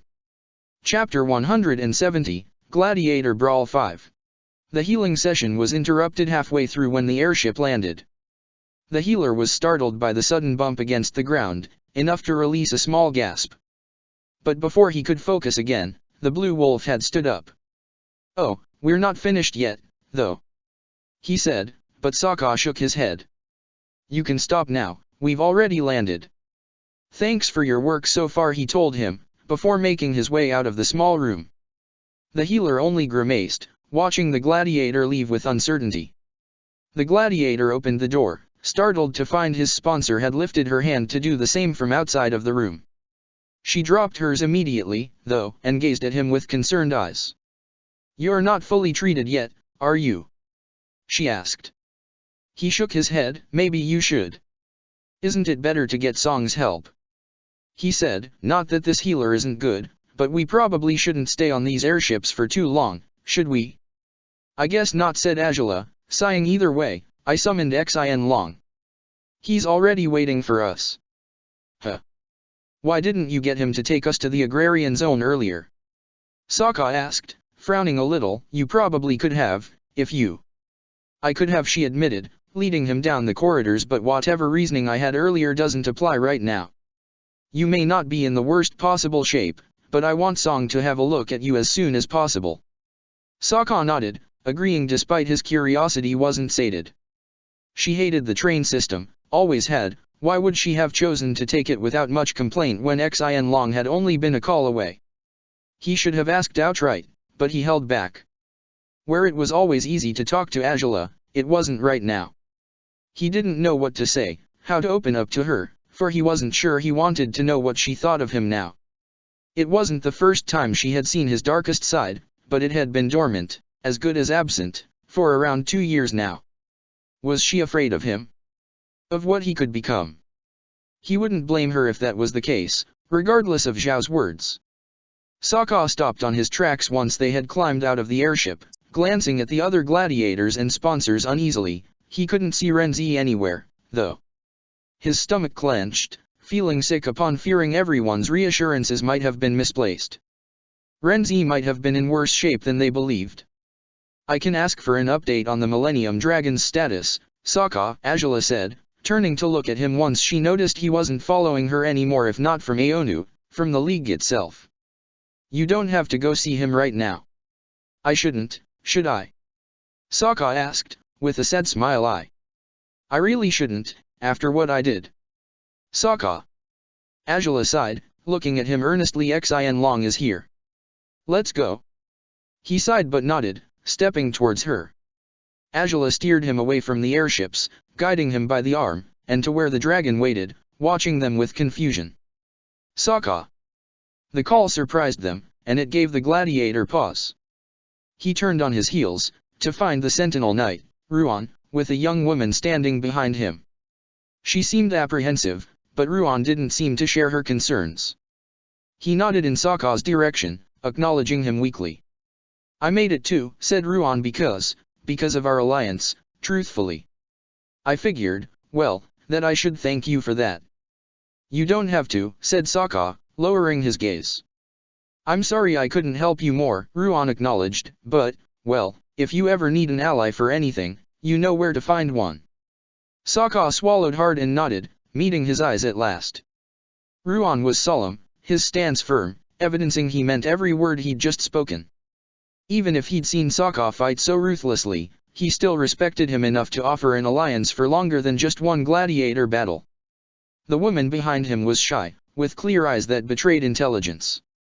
She seemed perplexed, but she didn't interfere in their conversation. Sokka guessed Azula seemed equally puzzled behind him. "Thank you. Good luck with your next fights," said Sokka, nodding again. "I'll see you around, maybe." "Maybe," said Ruan, smiling weakly. "Goodbye, Sokka." "Goodbye, Ruan," Sokka said, before turning towards the princess. He found her already sitting on her dragon's saddle, watching him intently with unreadable eyes. Sokka climbed behind her, trying to ignore the gazes of the gladiator and his sponsor, who watched them reverently from the ground. Azula nodded towards them in acknowledgement, surprising the young woman, before Xianlong dashed into the sky.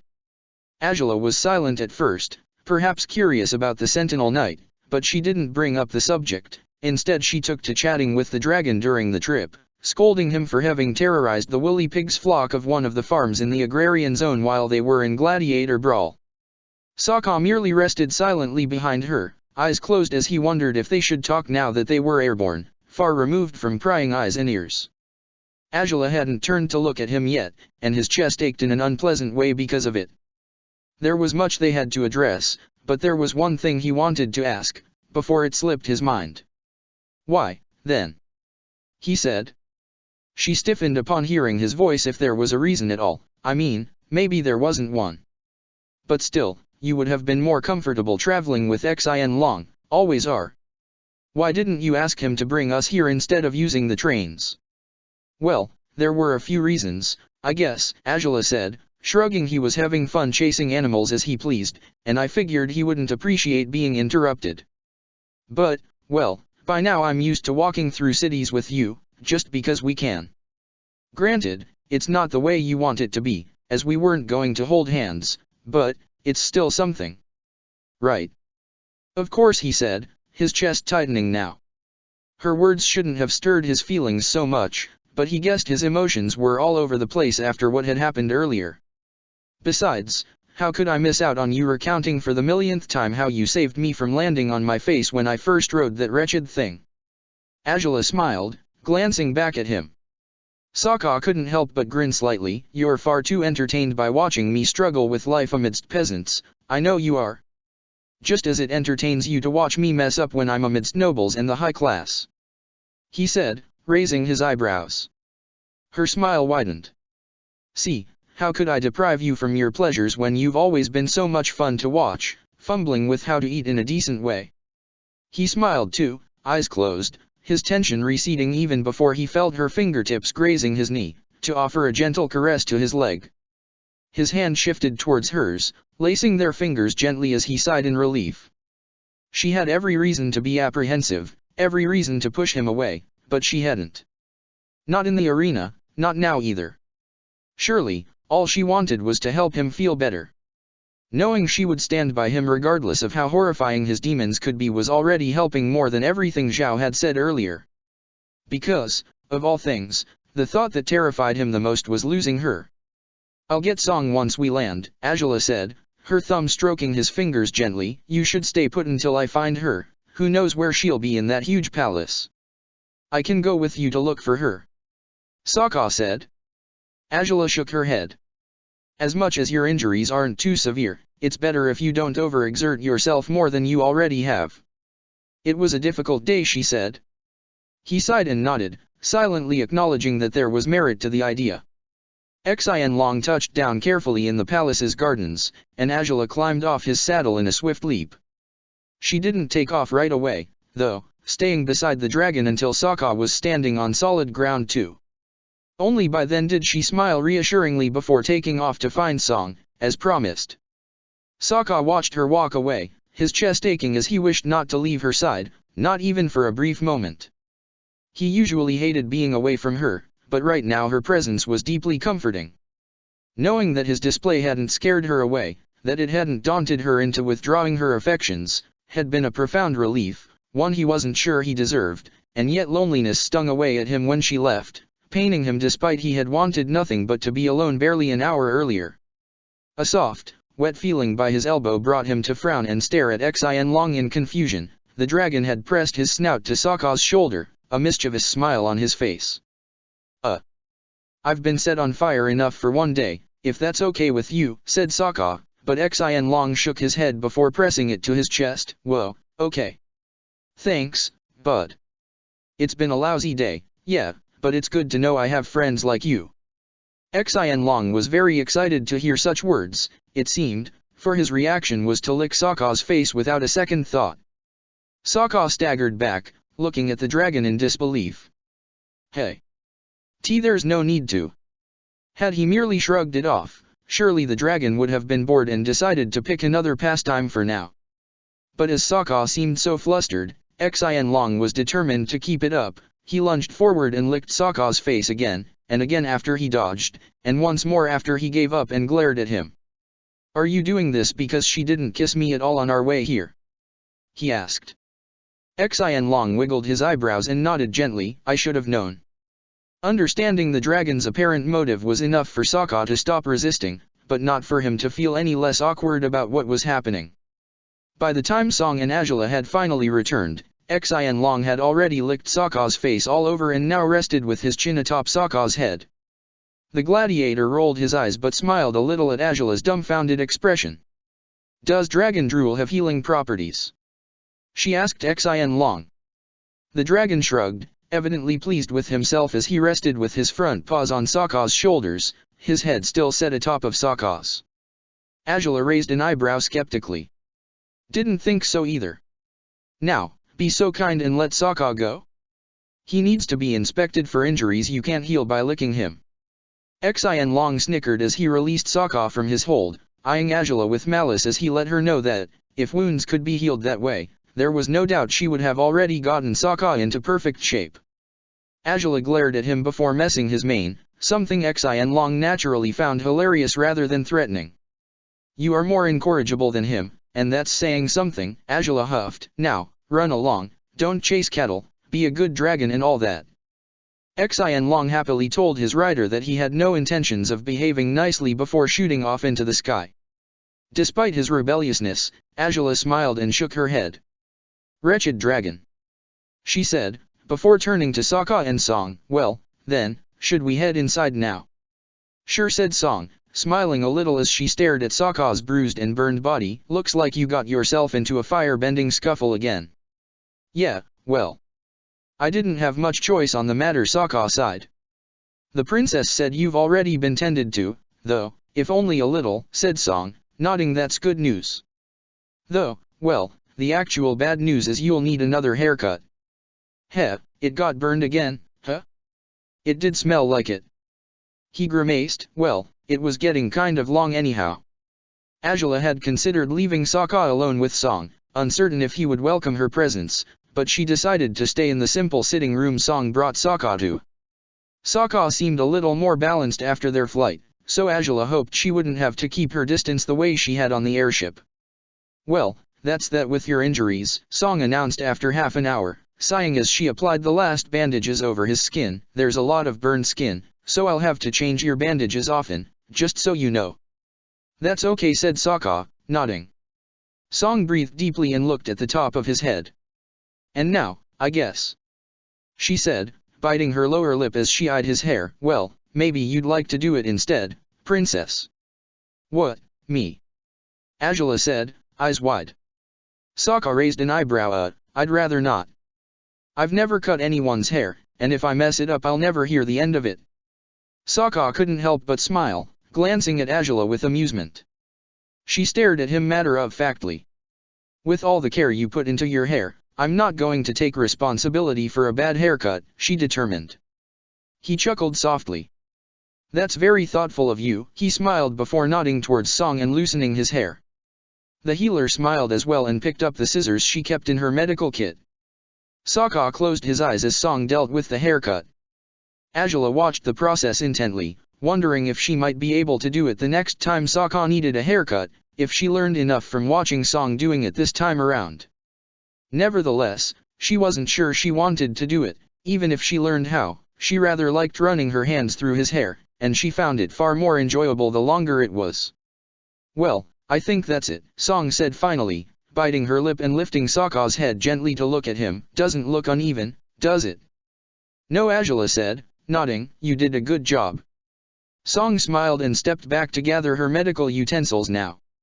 Sokka closed his eyes and remained where he was, the smooth couch as good as inviting him to rest on it for the rest of the day. A hand caressed his hair tenderly moments later, and even before opening his eyes he knew Azula had approached him, with a reassuring smile. "Yes, you're still looking unfairly handsome. Maybe I should give you a bad haircut after all, make you look less appealing instead." "Why on earth would I want to be less appealing?" he chuckled. She grinned too, stroking his cheek now. "Because that way I won't be tempted to do stupid things I shouldn't do to you at the wrong moments, naturally," she said, her fingertips trailing over his warm skin gently. Her touch was welcome, even though she withdrew it when Song spoke again.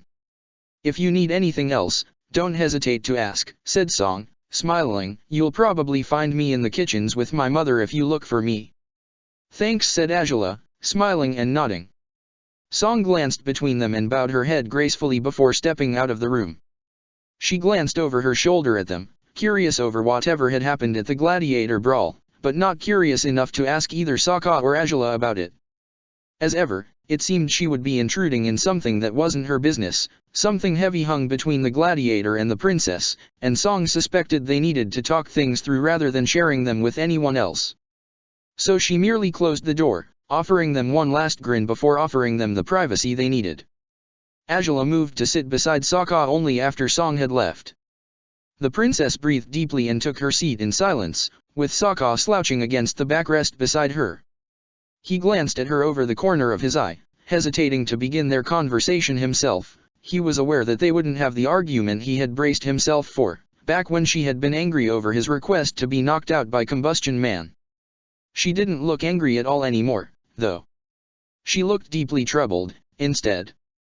"Well, I guess you already expected that we'd need to talk about several things," said Azula, swallowing hard, "but I think it will be for the best if I start, if you don't mind."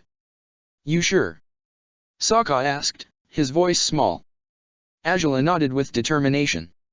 "Something a bit absurd happened after you went for your medical check," Azula said, closing her eyes. "I had a chat with Zhao." "I did, too," Sokka said. Azula nodded. "I'm aware," she said, eyeing Sokka matter-of-factly. "I wasn't too pleased for it at first, but I guess he may have had better things to say to you than what I could have said myself, but that's beside the point right now anyways." "It is?" Sokka asked, raising an eyebrow. "Thing is, Zhao said a few things that I was surprised by," Azula admitted, "one of them being that he had underestimated you, and that you were a much better fighter than he believed." "Yeah, he said that to me too," Sokka nodded. "But on top of admitting he had misjudged you, he outright said you might be the best non-bender in the league," Azula said. Sokka frowned, looking at her in confused surprise. "He said Toph might be the best earthbender too, and I guess that seeing Combustion Man was kept in check by Toph, and then outdone by you, has brought Zhao to consider both you and Toph as worthy rivals for his Gladiator." Okay," said Sokka, swallowing hard. "I guess that's a good surprise, right? I mean, I didn't think he'd ever acknowledge us as competition at all, but if he is, isn't this what you wanted?" "I guess it is," Azula said, but her tone gave away that she wasn't as convinced of it as she ought to have been. "That's not really the problem, though. Turns out that Iroh was eavesdropping on our conversation, and once Zhao left, he approached me with, well, a long-term challenge, so to speak." "A long-term challenge?" Sokka repeated. "How does that work?" "In short, he wants us both to ascertain that Zhao is right to say our gladiators are the best at their respective disciplines," Azula said, running a hand over her hair. "So, he believes we should defeat every non-bender above us, while he and Toph defeat every earthbender above them." "That's, said Sokka, eyes wide now. "I mean, I guess that could prove we're really better than the others, but that's not going to give us enough points to outdo whoever's the highest non-bender in the ranking." "Iroh doesn't seem to believe points matter that much," said Azula, shrugging. "Either way, it's not like this challenge is going to boost us officially or anything. It has more to do with the battles between sponsors outside the ranking, if anything." I guess that makes sense, said Sokka. Still, what is his goal? I mean, does he want to see which one of us can beat everyone above them faster? Because, we'd have a huge advantage over them, if that's how it is. I'm pretty sure there are more earthbenders than non-benders at the top of the league. There are, but that's not really his purpose, Azula said. Indeed, I imagine we'll finish our share of the challenge far sooner than he and Toph could, but what he wants is for you and Toph to fight each other again once you've successfully proven to be the best non-bender and earthbender, respectively. Oh. That's not a comforting thought, Sokka said, eyes wide again. Azula nodded. And the reason he's after that is, he wants the winner between the two of you to challenge Combustion Man afterwards. You know, as though to prove who's the ultimate gladiator in the superior league, or so. Really, now? Said Sokka, blinking blankly. And you agreed to it.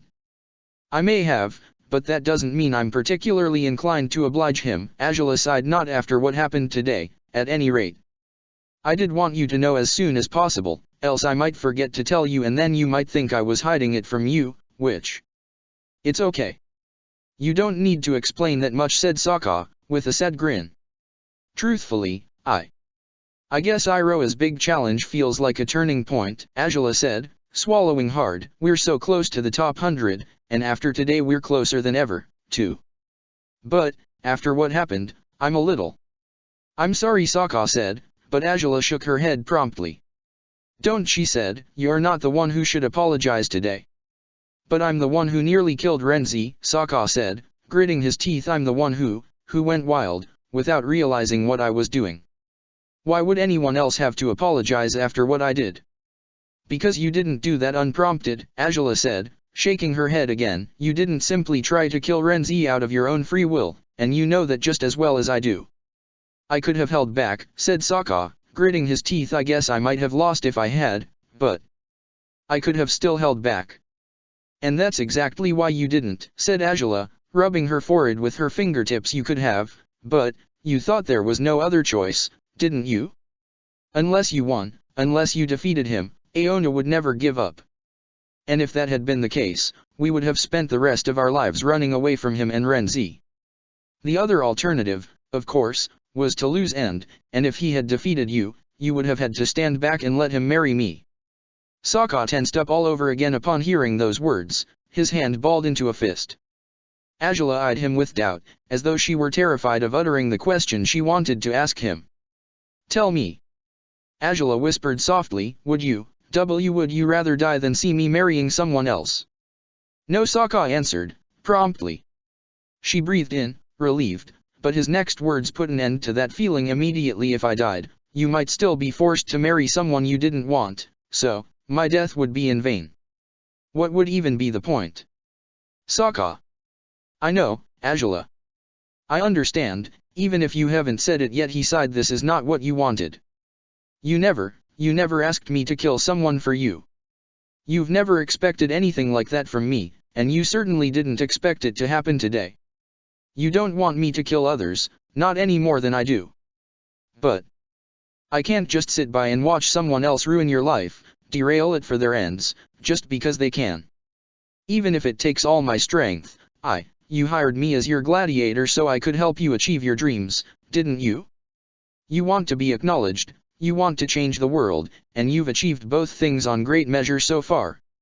How would I be fulfilling my job if I allowed someone like Aona or Quan or anyone to just ruin everything you've worked for?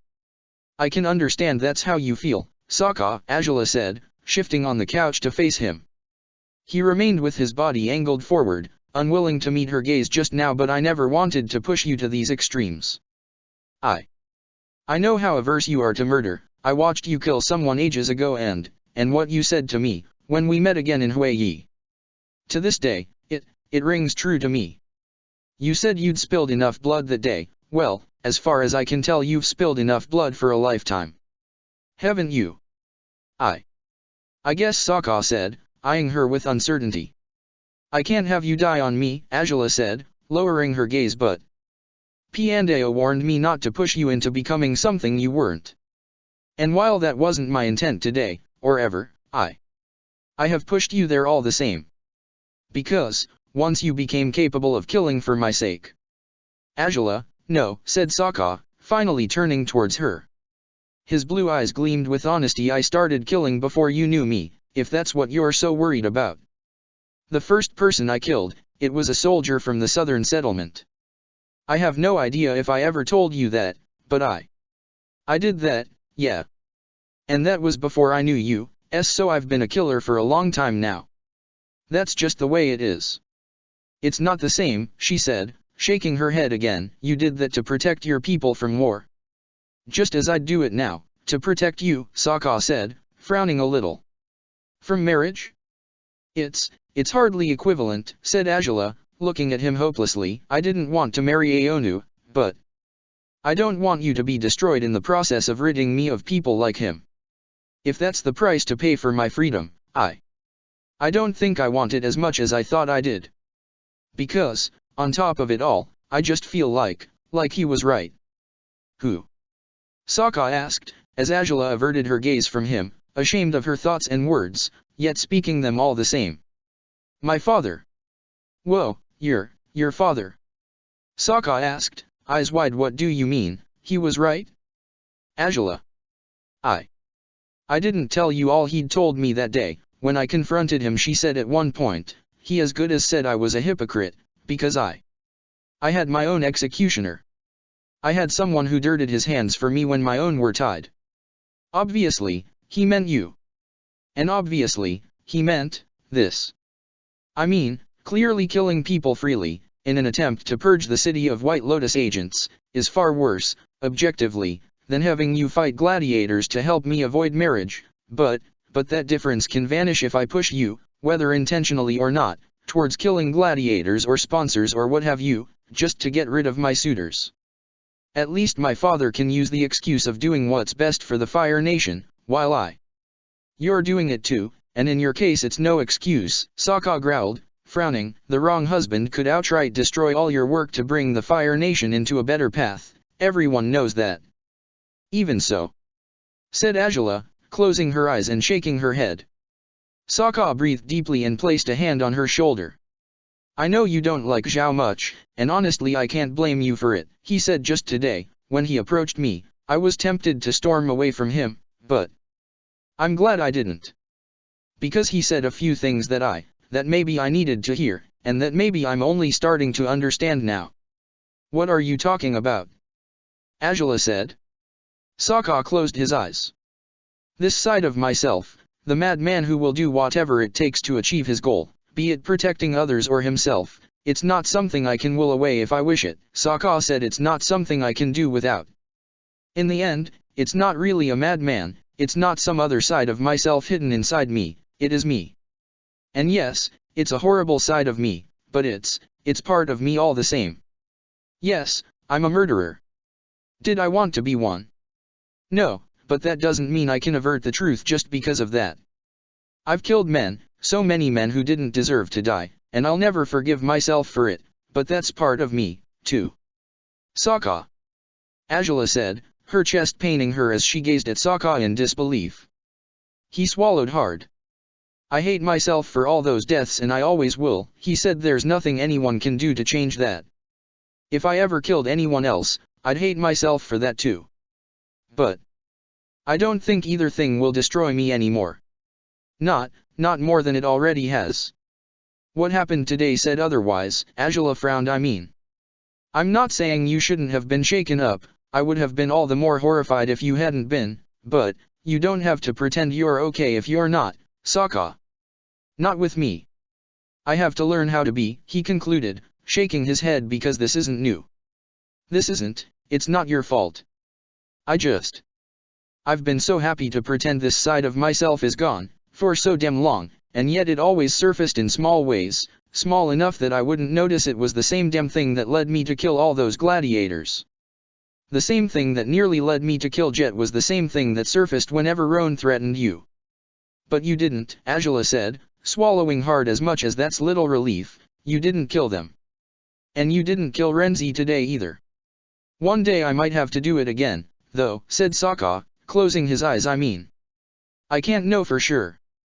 But if I ever run into a bigger obstacle, if things ever do reach a point where I can only kill to save you, I won't hesitate, Angela. And I know, that may make me a monster, but if it does, said Angela, a hand reaching for the one he'd placed on her shoulder. Sokka thought she was going to push him away, but she merely squeezed his hand with her own. Then I guess we'll be monsters together. You're not. I've wanted to help you, Sokka. To give you a chance to have a better life than you did before, she said, clenching her jaw, but I guess I've failed in many ways, and it should have been obvious since ages ago. I haven't saved you from having to kill people, not when I threw you into another gladiator league upon finding you. You saved me from having no choice but to kill them.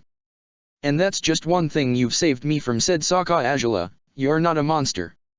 You've never been one, you're. If that's how it is, neither are you, she said, her chest tight, because your heart is much better than mine. You're a good man, the best I know, and if you're a monster, everyone else is. Especially me. Curses. He said, shaking his head and sighing. Then maybe none of us are monsters, and this is just how messed up human beings can be. How about that? I suppose that's more acceptable, Angela said, though she didn't seem particularly pleased either way. I know you blame yourself for most the strife I've been through, and I know you'll do it regardless of what I think of that, Sokka said, but you've made me the happiest I've ever been. You've saved me in ways you probably don't understand. You've saved me from myself when I was at my lowest points, and you're trying to do it again now, too. The only reason this side of myself has been kept at bay, the reason why it hasn't resurfaced and brought me to do worse to my enemies than I did today, is because of you. I had nothing good to live for back in the amateur league, but I do now. You've been motivating me for years now, Angela, giving me hope when I had lost it all. And I can understand if this side of myself is terrifying, if it's unsightly, if you want it gone, because it terrifies me too. But if I could do away with it, I don't think I would. I guess that's the worst part of it all, huh? Are you still sure I'm that good a man? You only want to keep this side of yourself because this way you can protect others better, right? Angela asked, sighing. Sokka grimaced. Or so you think. Well, maybe that's the case, I don't know anymore. But, is this what Zhao wanted you to do? To accept this as part of you? Yeah, just as he accepted it about himself, Sokka said, sighing. I'm capable of terrible things, Angela. That's the truth of it. But I don't want to do them, not unless I have no choice. And I know you feel it's your fault, that you shouldn't have pushed me so hard that I'd kill or die for you, but it's not you who pushed me into that. Had you ever ordered me to kill others, back in the day, I probably wouldn't have ever grown to love you as I do. And I guess that's the problem, isn't it? Angela said, with a sad smile. Sokka frowned. What? Love, she said. Sokka sighed. Okay, I guess we really do need to return to the subject of your father. I don't know how many times I'll have to tell you that he's wrong to believe love is a waste, but... No, Sokka, Angela said, shaking her head this time, it's not my father's skewed, shallow interpretation of love what I'm talking about. This time I'm talking about actual love. The real risks that come with it, rather than the nonsense people always talk about so vaguely. What do you mean? Haven't you heard the wretched phrase that love is pain? Angela asked, raising her eyebrows. For a long time I thought that was nonsense. Then I thought it made sense for people like Tai Li, who were always heartbroken by whichever fool had hurt them. Later, when I fell in love with you, I guessed it was true because we couldn't be together, and not being with you was devastating, even if in a subtle way. But when we were together properly, when our relationship truly began, I thought my first impression was right, all over again. Because it felt so right, it felt amazing. Loving you was better than anything I'd ever experienced. I felt fulfilled, and I still do, in countless ways. So how could love be pain? I didn't understand, until the pain finally arrived, and the illusion broke. Some would. You mean, our fights? Sokka asked, uncertain. Or our fights by then were over small problems, petty things, Angela said, shaking her head. They were utterly meaningless, compared with the fear of losing you. Sokka gritted his teeth. Angela's hands clasped brought his to rest on her lap as he started to understand the direction their conversation had taken now. I thought you might die in the slate, and it was terrifying, Angela said then. When I found you in the Northern Air Temple, I was so mad until I saw how pale, how cold you were. Whatever reason I had to be angry, it vanished in the face of seeing you in such terrible shape. And then, in the forest, when Zhang Zhang tried to... Angela. Sokka said, reaching up to cup her cheek in one hand. She gritted her teeth and turned her face into his touch, relishing in it despite the bandages that were wrapped across his hand and fingers. In short, I have been the happiest I've ever been, but also the most vulnerable, the most fragile. And every single time it looks like I might lose you. She said, gritting her teeth. Every time it happens I feel like dropping everything, like forsaking all that I thought was important, because nothing matters more than keeping you safe.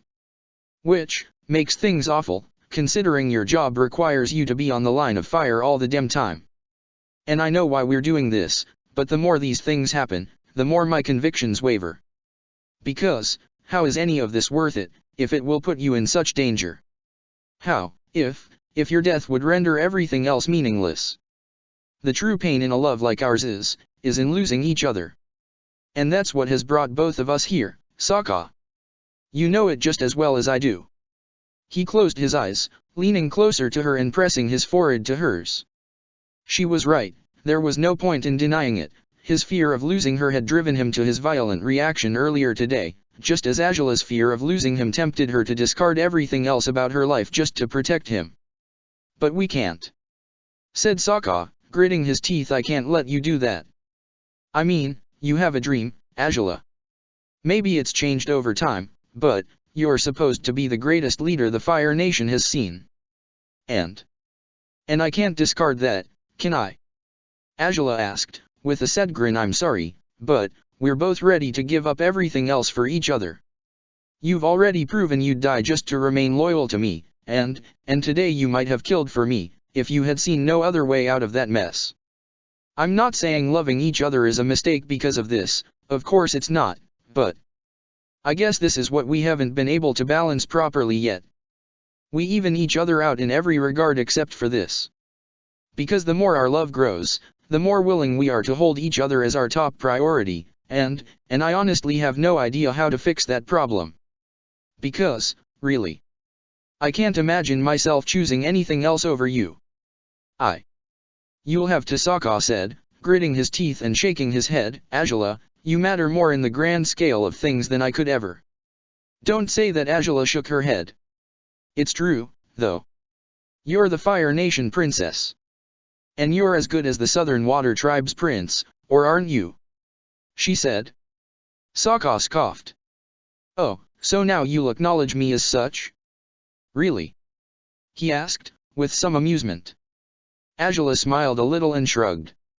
It seemed convenient to do so, she admitted. Sokka laughed softly. You have no notion of how different things would be without you, huh? You really think, to this day, that you're expendable? Even after I told you otherwise, well over a year ago?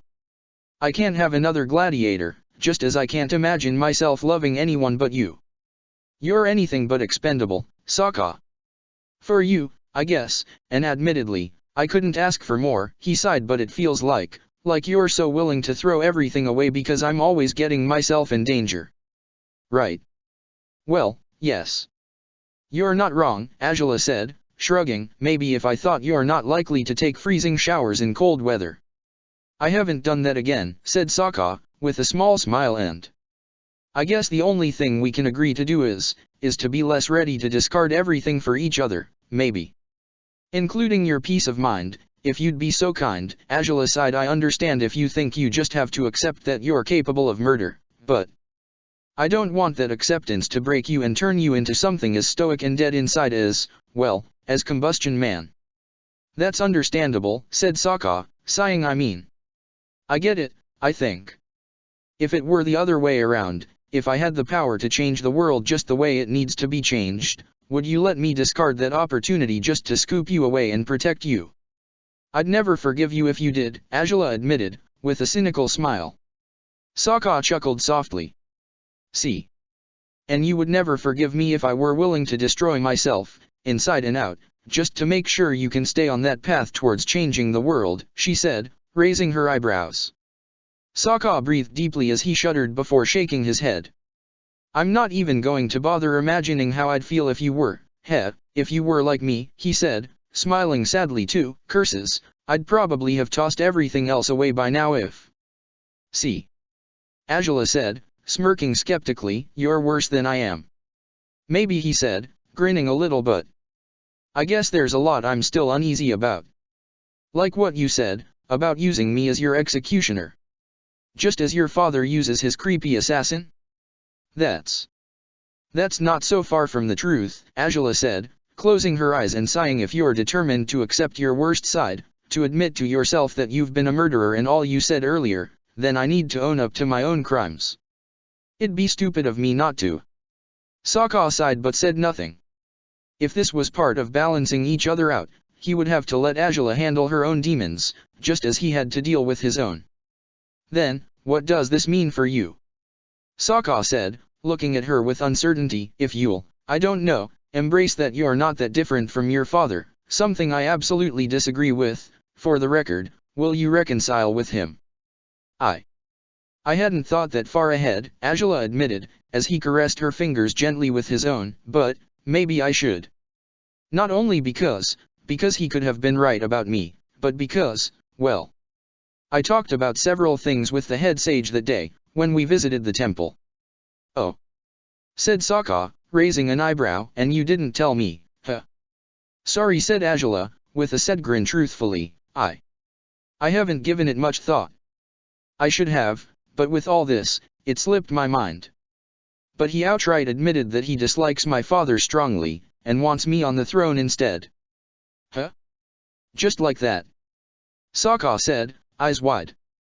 Yeah, well, my father apparently asked him if he'd seen me lately. Angela sighed. That led him to finding out that there's a rift between us, and he encouraged me to mend it. Not because he wants my father to regain his peace of mind, but because he doesn't want me to endanger my position as crown princess. He's convinced that the fire-bending skills I possess are some sort of divine gift or whatever, and he thinks I'll be a much better Fire Lord than even Angeline, whom he admires as much as he does, so. Goes without saying that you'd be better than that bastard, said Sokka, grimacing. But, then, will you abide by his advice? You'll go home. I'm home now, she said, lifting a hand to touch Sokka's heart. He swallowed, closing his eyes as her words touched him deeply. It wasn't as though he hadn't known she felt that way, but hearing her say it outright was still overwhelming. And I always will be, as long as you're by my side. But, will I go back to the palace, once we're in the Fire Nation? I guess so. I'm not going to forget what my father has done, and I'll still look for Cephas all the damn time, no doubt. But you'll go back anyways, Sokka sighed, before nodding. It's bound to be for the best, I guess, but it's not going to feel that way. It's not right for you to live someplace where you'll always feel unsafe. It's a small price to pay so I can rule the Fire Nation one day, I suppose, said Angela, sighing and shaking her head. If I don't fix things with my father, I might just throw away all our hard work, and I think that's what you said you couldn't allow me to do, right? Right, said Sokka, though he didn't seem too convinced. Well, you should still come to my place as early as you can every day. Right after breakfast, maybe. Gladly, said Angela, sighing and cupping his face carefully between her hands. How are you feeling now? Physically, not much better. Emotionally, relieved, at the very least, he said, pressing his forehead to hers. This trick of talking things through can be surprisingly useful, huh? Yeah, we'd figured as much by now, said Angela, smiling gently. Still, what we talked about, it wasn't easy, not for either of us. And we've agreed that we need to find another kind of balance, but it doesn't have to mean our relationship will change much, right? Sokka asked, looking at her hopefully. Because I don't want it to. I mean, it always has felt like we're getting better and better every day, so. I know, said Angela, before leaning close to press her lips softly to his. Sokka sighed, answering the kiss gently. I don't want any distance between us either, but if you feel it's necessary at times, you can step away. As hard as I may try, I can't understand everything you've been through, not as well as other people might, so you do your best to understand, no matter if you haven't lived the same experiences directly, said Sokka, closing his eyes. That means more than you may realize. You're sure about that? Said Azula, doubtful. Sokka smiled. We've always been different in many ways, Azula. The key to our partnership is, we allowed our differences to bring us together. We bridged our distance, until we found common ground. That's why our bond is like no other, I believe. One of the reasons for it, if anything, said Azula, caressing his chest. Still, I just want you to know I won't hold it against you if you ever need to confide in anyone else. In the end, I just want you to be as safe and happy as you could possibly be. That's all I need. I want the same for you. Funny coincidence, said Sokka, kissing her forehead. Azula dropped her head on his shoulder, gently at first, cautious of his wounds. Her arms wrapped around his waist, and their fragile embrace would soothe her as much as it could. Sokka's arms slipped around her body as well, pressing his face to her hair, taking in its scent. It had been a complicated conversation, but a necessary one that they probably should have had earlier than this. Azula felt she understood herself, and him, better than ever. I love you, she whispered softly. Sokka sighed, his grip tightening around her. I love you too, he said, and he paid no mind to how his voice cracked slightly as he spoke. I'm sorry I worried you today, but thank you for this. And I'm still feeling awful about what I did to Renzi, it's true, but in a way, you're relieved? Azula finished. Sokka nodded gently. Yeah, because you still want me by your side even after what I've done, he said, swallowing hard. I'll do my best to rein in my wildest impulses, I promise, but, for now, at least. For now, we just stay together, Azula said, nodding, and sliding her fingers through his smooth locks of hair. There's no need to worry about anything else right now. Just relax. It's behind us now. Yeah, he agreed, despite his conscience was scolding him for acquiescing as he had. At least this should be over. She pushed herself up delicately, looking at him with a warm smile. Sokka returned the gesture before leaning in for a chaste, subtle kiss. And from now on, will we do what Iroh challenged us to? He said. I'll do it if you tell me to, you know how it works. I'll have to ponder it some more, she said, but don't worry. We'll do it on our own terms, if we decide to. We have time, like I said, so, let's leave that aside for now too, okay? Okay, he said, smiling a little. Azula clasped one of his hands with hers, bringing his fingers up to her lips for soft kisses. For now, you need to rest and heal after all those burns, she determined, and Sokka nodded. Really, now? Complacency, rather than rebelliousness? You're low on energies, huh? Sokka chuckled again and embraced her, his lips pressed softly to her shoulder. Azula closed her eyes, holding him intimately.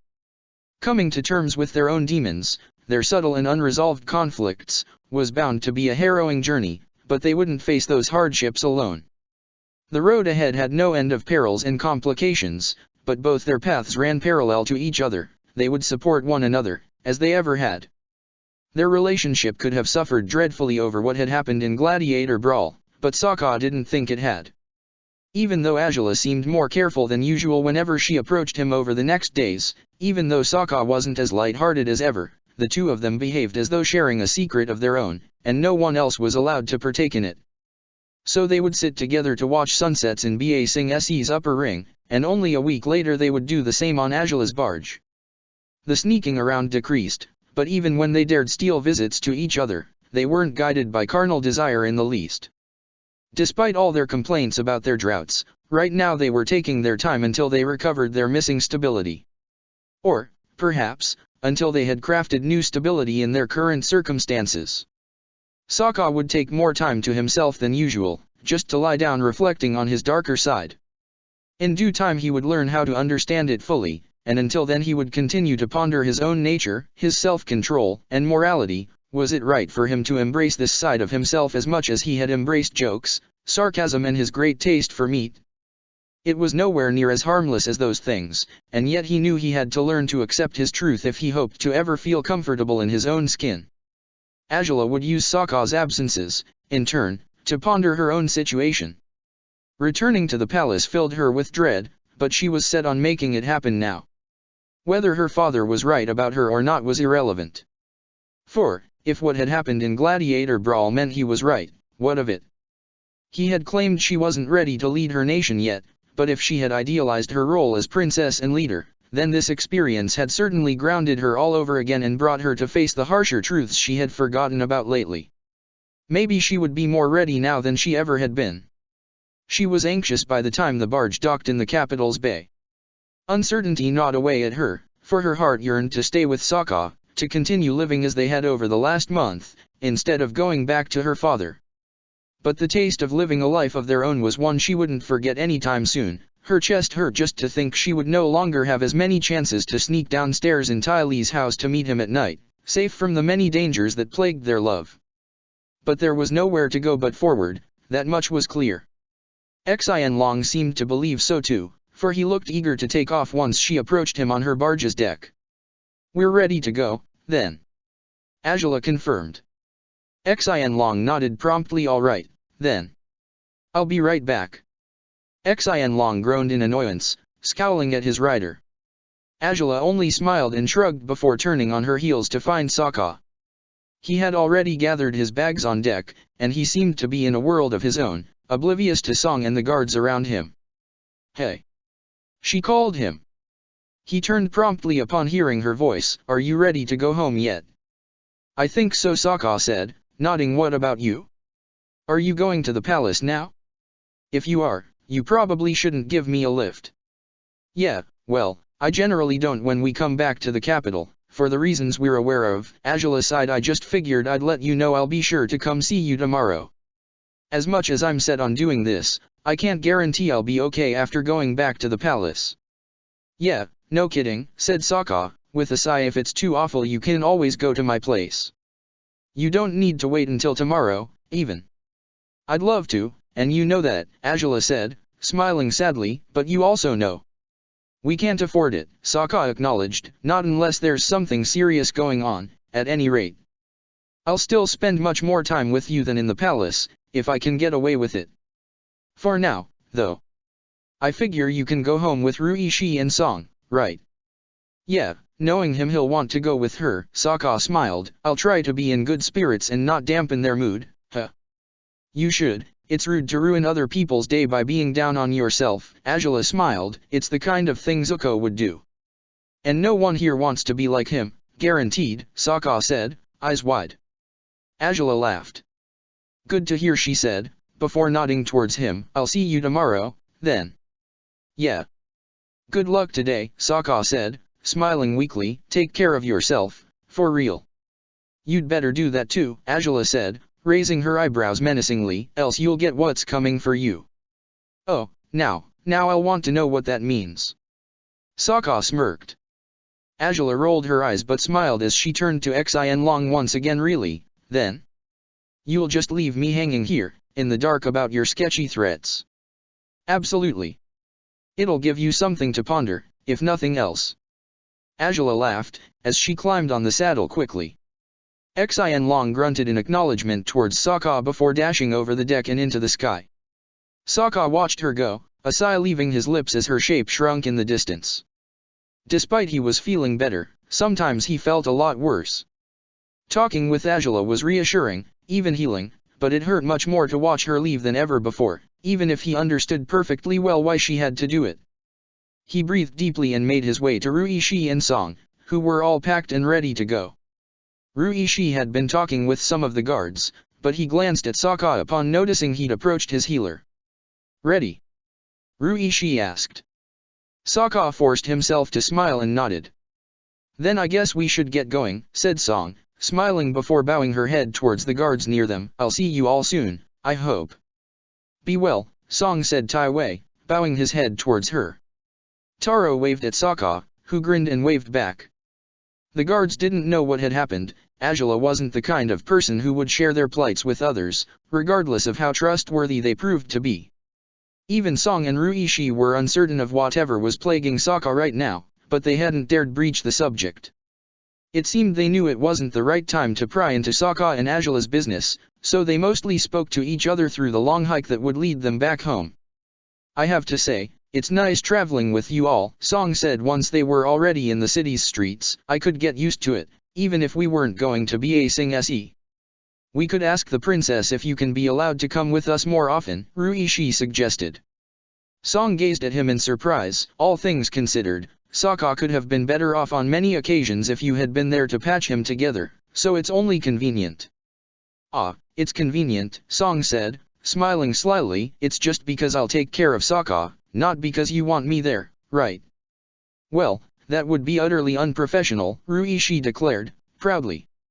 Song laughed. "And if someone can't be accused of being unprofessional, it's Ruishi," she said, smiling still.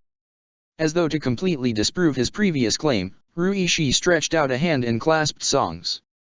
She giggled softly, gazing at him with amusement as he smiled at her, even if his helmet wouldn't let her see his face. "At any rate, bringing up the suggestion to the princess wouldn't be so terrible," said Ruishi. "That is, in case you would like to come more often, of course." "You should," Sokka chimed in suddenly, surprising them. Yeah, I heard the whole thing. I'm only a couple steps behind you." Song glanced over her shoulder and smiled apologetically. Sokka grinned too, speeding up just enough to catch up with the pair. Ruishi gazed at him over Song's head, hoping to assess whether Sokka was alright yet or not. If anything, at least he was making efforts to join conversations, and that counted as an improvement. "You think she'll be fine with it, though?" Song asked. "I'm just a slave, I mean." "Oh, come on," said Sokka, with a weak smile. "After all these years, you really think that's how she sees us?" "I guess not, but I still am one," said Song, swallowing hard. "And you guys already are doing too much for me by letting me reunite with my mom, so I wouldn't possibly ask for more." "Heh, well then, maybe I'll be the one to ask," Sokka said, shrugging. Ruishi chuckled while Song looked at Sokka apprehensively. "Heck, it's not that weird for a gladiator to want his preferential healer accompanying him on trips. If anything, Ruishi isn't wrong, we should have been doing that since ages ago. Considering the kind of chaos that tends to unfold around you and the princess, maybe it wouldn't have been the safest thing to have Song there for every trip," Ruishi said, smiling weakly. "I can't begin to imagine how things would have turned out if she had been with us when you two vanished in Ba Sing Se the first time, or the second time, or the last time we went to Udeo. Oh, now, she would have been safe. I don't think we would have taken her with us for the chaotic parts," Sokka said, smiling and waving a hand carelessly. Ruishi grimaced and gazed at his girlfriend. "Perhaps you really ought to think again about this arrangement after all." "Hey!" Sokka retorted. Ruishi's chuckle was expected, though it still compelled Sokka to pout in response to it. "I'm not going to put you in unnecessary danger, Song. But really, think about it. Aren't you always bored out of your mind whenever we go traveling? You have no one to talk to, no Ruishi to hold hands with." "Well, yeah, but I'm used to it," said Song, with a weak smile. "I won't make a fuss about having to stay at home while you're abroad." "Clearly you wouldn't, since you haven't for all these years," said Sokka. "I'm just saying, Azula considers you a friend, Song, not just a slave. She'll probably agree to this if we ask. So the question is merely whether you want us to ask her to let you come along or not." "It's probably safer if you're the one to ask, actually," Ruishi commented. "You've managed to persuade her of the most unexpected things over the last years. Surely you have a better chance of convincing her of this than I do." "Heh.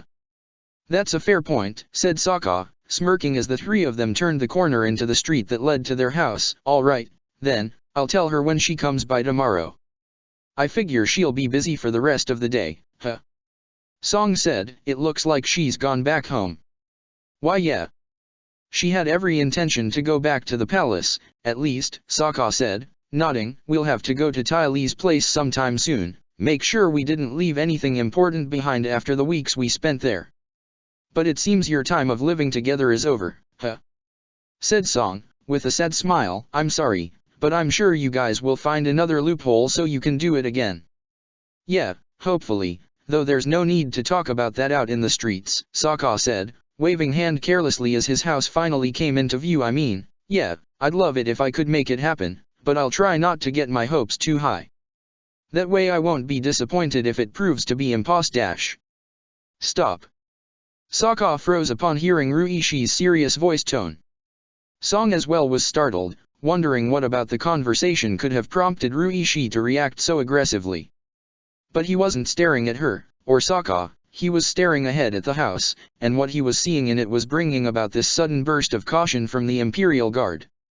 It took a moment for Sokka to notice it, and by then Ruishi had already set down Song's bags, which he had been carrying for her. He placed a hand on the young woman's shoulder. "Run back, stand by that house," Ruishi told her. Song's eyes widened. "If anything bad happens, run inside the nearest shop and hide inside it." "Wait, what's going on?" Song said, but it was Sokka who answered. "The front door is ajar," he said, his body feeling cold all of a sudden as he glared at his house. "This could not be good. We left everything closed when we took off, didn't we?" I think so," said Song. Sokka swallowed hard. "Listen to Ruishi. Go hide for now, we'll get you once we deal with whatever this is," Sokka told her. Song grimaced. "Be careful, both of you," she said. Ruishi squeezed her hand and nodded before urging Sokka to follow him to the house. The two men moved stealthily, not unlike how they'd snuck through Azula's barge on the day before arriving in Ba Sing Se. Ruishi stared at the door intently, watching for any signs of intruders within the house. Sokka surprised him by clasping his shoulder suddenly. "I'll take the back door," he said.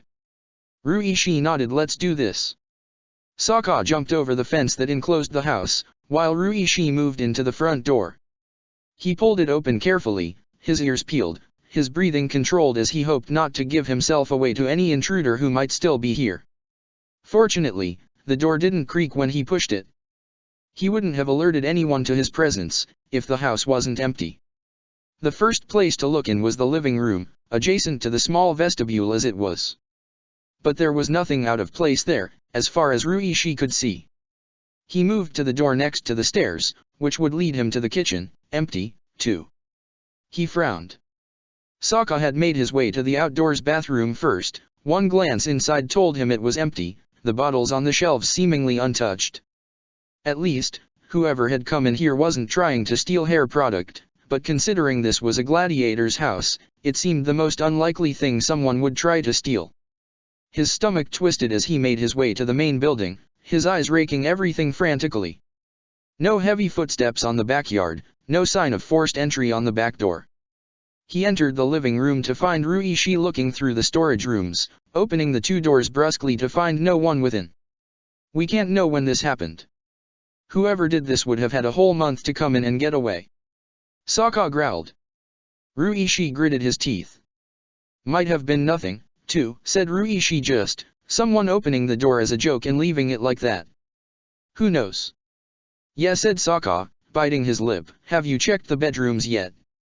"No," said Ruishi, glancing at him warily. "We should both do that, though. If someone was there, we'd have a better chance at catching them if we try together."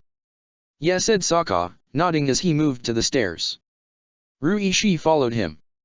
Sokka stopped at Song's room first while Ruishi remained by the stairs, hoping to block the path of anyone who might be hiding there. The gladiator opened the door, and it swung inwards, to reveal there was no one inside. Sokka swallowed hard, glancing at Song's belongings with uncertainty. He couldn't say for sure that nothing of hers had been taken by whoever had broken in.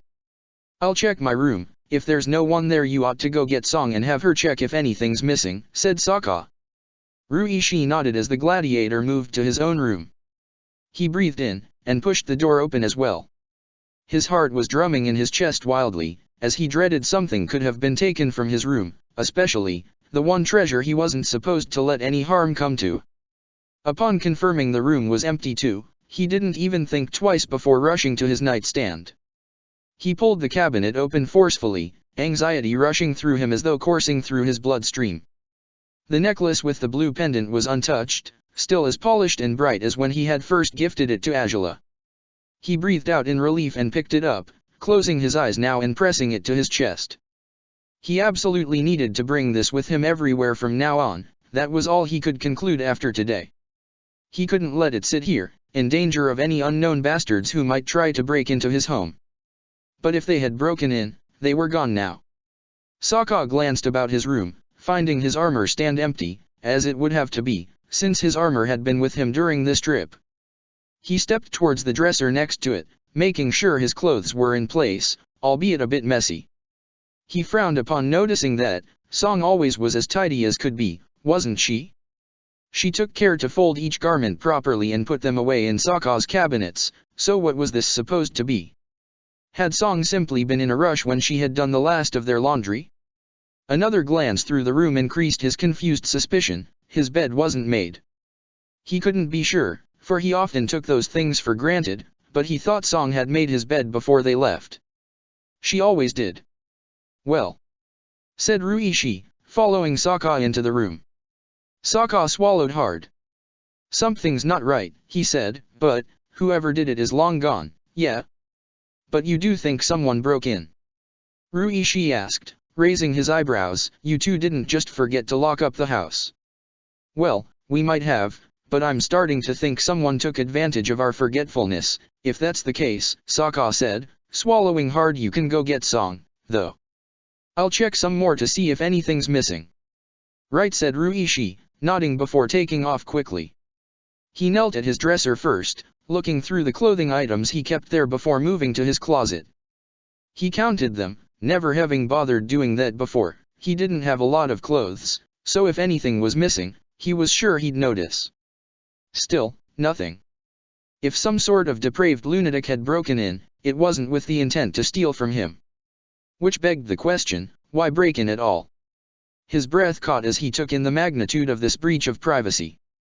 He understood Azula's feelings about her home better than before. After this, she couldn't feel safe in the palace with her father's assassin lurking invisibly, just as Sokka suddenly felt unsafe and violated in his own room. The feeling was sickening, and he wondered if he really wanted to discover the truth behind what had happened or not. Whoever had done this was bound to be a genuinely unhinged person, rummaging through his bed and clothes as they had, and while he generally wouldn't want anything to do with someone like that, common sense dictated that he should figure out that person's identity either way. Knowing your enemy was the first step towards defeating them. Sokka heard Ruishi and Song's voices before long. They would come upstairs soon enough. He had been putting away his clothes again by the time they reached his room. Found anything yet? Ruishi asked him. Sokka shook his head. No, but... He started, but Song stepped towards Sokka's bed with a frown. Whoa, was there anything suspicious in your bed? She asked. Sokka grimaced and glanced at her. It wasn't me who messed up the sheets like that, he said. You did make the bed before we left, right? Of course I did, said Song, looking at him uneasily. I always do. Then this wasn't your doing. No, it wasn't me, he said, standing up. But Ruishi and Song looked at him with wide eyes. That's my biggest clue so far. Well, that and that my underwear drawers were inexplicably messy too. I didn't do that either. You seriously now? Said Song. Ruishi grimaced. Sounds like. He started, looking at Sokka warily. The gladiator sighed and nodded. Like we've got an actual pervert on our hands, he grumbled. Still, I think they didn't really take anything. Whatever they did to my clothes is disturbing, surely, but, at least they're all there. So it wasn't theft. How nice. They're not bad enough to be thieves, they're only the sort who break into private property to ruffle through clothes and beds. Song said, unexpectedly sarcastic. It seemed she was outraged to see her home's privacy and safety in jeopardy. Sokka swallowed hard. Song had already had enough of watching others invading her safe spaces back in the Earth Kingdom. To break in just to play around with Sokka's sheets, apparently, said Ruishi, grimacing as he gazed around the room. Is there really nothing else out of place? Any messages, maybe? I don't know, said Sokka, biting his lip and glancing at the bed and nightstand again. He had left a book on the nightstand, a collection of maps Song had procured for him. But beneath it, Sokka frowned as he made his way there again. He had been too determined to ensure the necklace would be safe to remember checking the nightstand thoroughly. Sure enough, upon removing the book he found a flat paper, one he hadn't left there before. His stomach sank, and Song gasped behind him. "Brilliant," said Sokka, setting the book down again as he stared at the paper. There was ink on the underside, a message waited for him there. He grimaced and inched away from the nightstand, looking at Song and Ruishi with a desperate expression on his face. "Do you guys think this sort of stuff happens to other people too? Or is it the universe just wants to torture me beyond measure? Considering you're carrying out a secret relationship with a princess, I suppose the universe does want to torture you," Ruishi convened. Song looked at him reproachfully. "I mean, maybe it thinks it's only fair. Then the universe sucks a lot," Sokka grunted, shaking his head. "Shit, I don't want to read that. I really don't. Whoever did this, I don't care why, I just want them to not do it again. That's all." "Well, the best way to figure out how to stop them would be by reading that letter, or whatever they left for you," Ruishi said. Sokka huffed and shook his head. "I'll do it after I fix this," he said, pulling out the sheets from the bed. "I can't be level-headed when I think anyone, was doing whatever the hell they were doing on my bed. Hell, I ought to get a new mattress all over again, with how disgusting this is bound to dash." A piece of cloth fell out of the crumpled sheets Sokka was pulling from his mattress. All sets of eyes stared at it as it fell, and horror dawned upon them when they recognized what it was. What the?" Ruishi said. Song covered her mouth with a hand and looked at Sokka in panic. Please tell me the princess decided to leave her underwear in your mattress as a joke for you," she said, nearly pleadingly. But Sokka's horror-struck expression spoke for itself. Ruishi and Song looked at him in chagrin. Sokka shook his head slowly, feeling sick. Someone, a woman, going by that cloth, had broken into his house, rummaged through his clothes, potentially slipped inside his bed and removed her underwear there. The bed he had shared with Azula so many times, suddenly it felt tarnished, stained even if its defilement wasn't apparent on sight. For no one else was allowed to be there, no one but himself and his princess. "You need to read that letter," Ruishi said, shaking his head. Sokka gritted his teeth now. Despite his disgust was only certain to increase once he followed Ruishi's indication, Sokka dropped the sheets on the floor, so they'd hide the unwanted clothing item from sight. He breathed deeply and returned to the nightstand, picking up the letter carefully. Upon turning it around, he found all he needed to know. I have to go," Sokka said, shaking his head and pocketing the letter. Ruishi and Song stared at him in surprise. "Go?" Ruishi repeated. "Go where? Don't we have to do something about this mess?" I guess we should," Sokka said, with gritted teeth. Hesitation gleamed in his clear eyes. He would have loved to set it all on fire, it was clear, but common sense was holding him back. "But not yet. Leave everything as it is. I have to see Azula, now." "Whoa, but, do you think it's a good idea?" Song said, grimacing. "Isn't she just going home today?" "She is, but I know her. She'll lose it if I don't tell her about stuff like this immediately." Sokka huffed about the sheets and that thing. "So please, don't do anything yet. I don't know, maybe Azula will have a smart plan on how to deal with this mess effectively. We shouldn't act on this impulsively." "You'll consult her first then," said Ruishi, biting his lip. "Very well, then. Song and I will stay here, keeping an eye on the place. If this intruder returns." "I doubt she will," said Sokka, swallowing hard. "But thanks, Ruishi." "This is horrible," said Song, eyes wide. "Do you think this would have happened if I had still been here? Maybe that person did it because I wasn't. If anything, I'm glad you weren't here," said Sokka, grimacing. "This girl, she's proven she has no boundaries now. If you'd stayed, maybe she would have tried to do something to you to get you out of the way just so she could finish her shitty stunt, so." "Oh, goodness," said Song. Ruishi wrapped an arm around her shoulders and pulled her close to his chest. "You'll be safe," Ruishi whispered. "No one will be able to harm you while I'm protecting you." Yeah, said Song, nodding as Sokka breathed deeply. "Check if there's anything else she did, or took, or whatever," said Sokka, shaking his head. "I have to go." "Good luck," said Song, and Ruishi nodded towards Sokka as the gladiator made his way to the door again. It was outrageous, distressing, and it was absolutely infuriating. It was especially infuriating to read that letter, the smug tone, the pretentious calligraphy. She was proud of what she'd done. She had done every bit of it to send a message, to let him know she would stop at nothing before getting him. But Sokka wasn't about to be daunted by the disturbing whims of a pampered noble girl. She'd breached his boundaries for the very last time, and he wasn't about to let her get away with it this time. He knew for sure that Azula would feel the same way. The palace seemed both daunting and welcoming again, and Azula sighed as she gazed at it from Xin Long's refuge. The dragon prodded her shoulder with his snout, and she turned her gaze on him, if just to caress his hair gently. "I've already resonated. I've done it since we were airborne," said Azula, smiling a little. "Doesn't look like the sick fire is anywhere nearby. Still, I trust you'll keep resonating to make sure of it, right?" Xin Long nodded promptly, and Azula patted his head gently. "Very well, then. I'm off now," she said. Xin Long sat down promptly, letting her know he'd stay nearby in case she needed any help. She smiled at him. "That's a loyal partner indeed." "Thanks, Xin." The dragon seemed proud of himself after hearing her words, and Azula laughed before walking out of the refuge.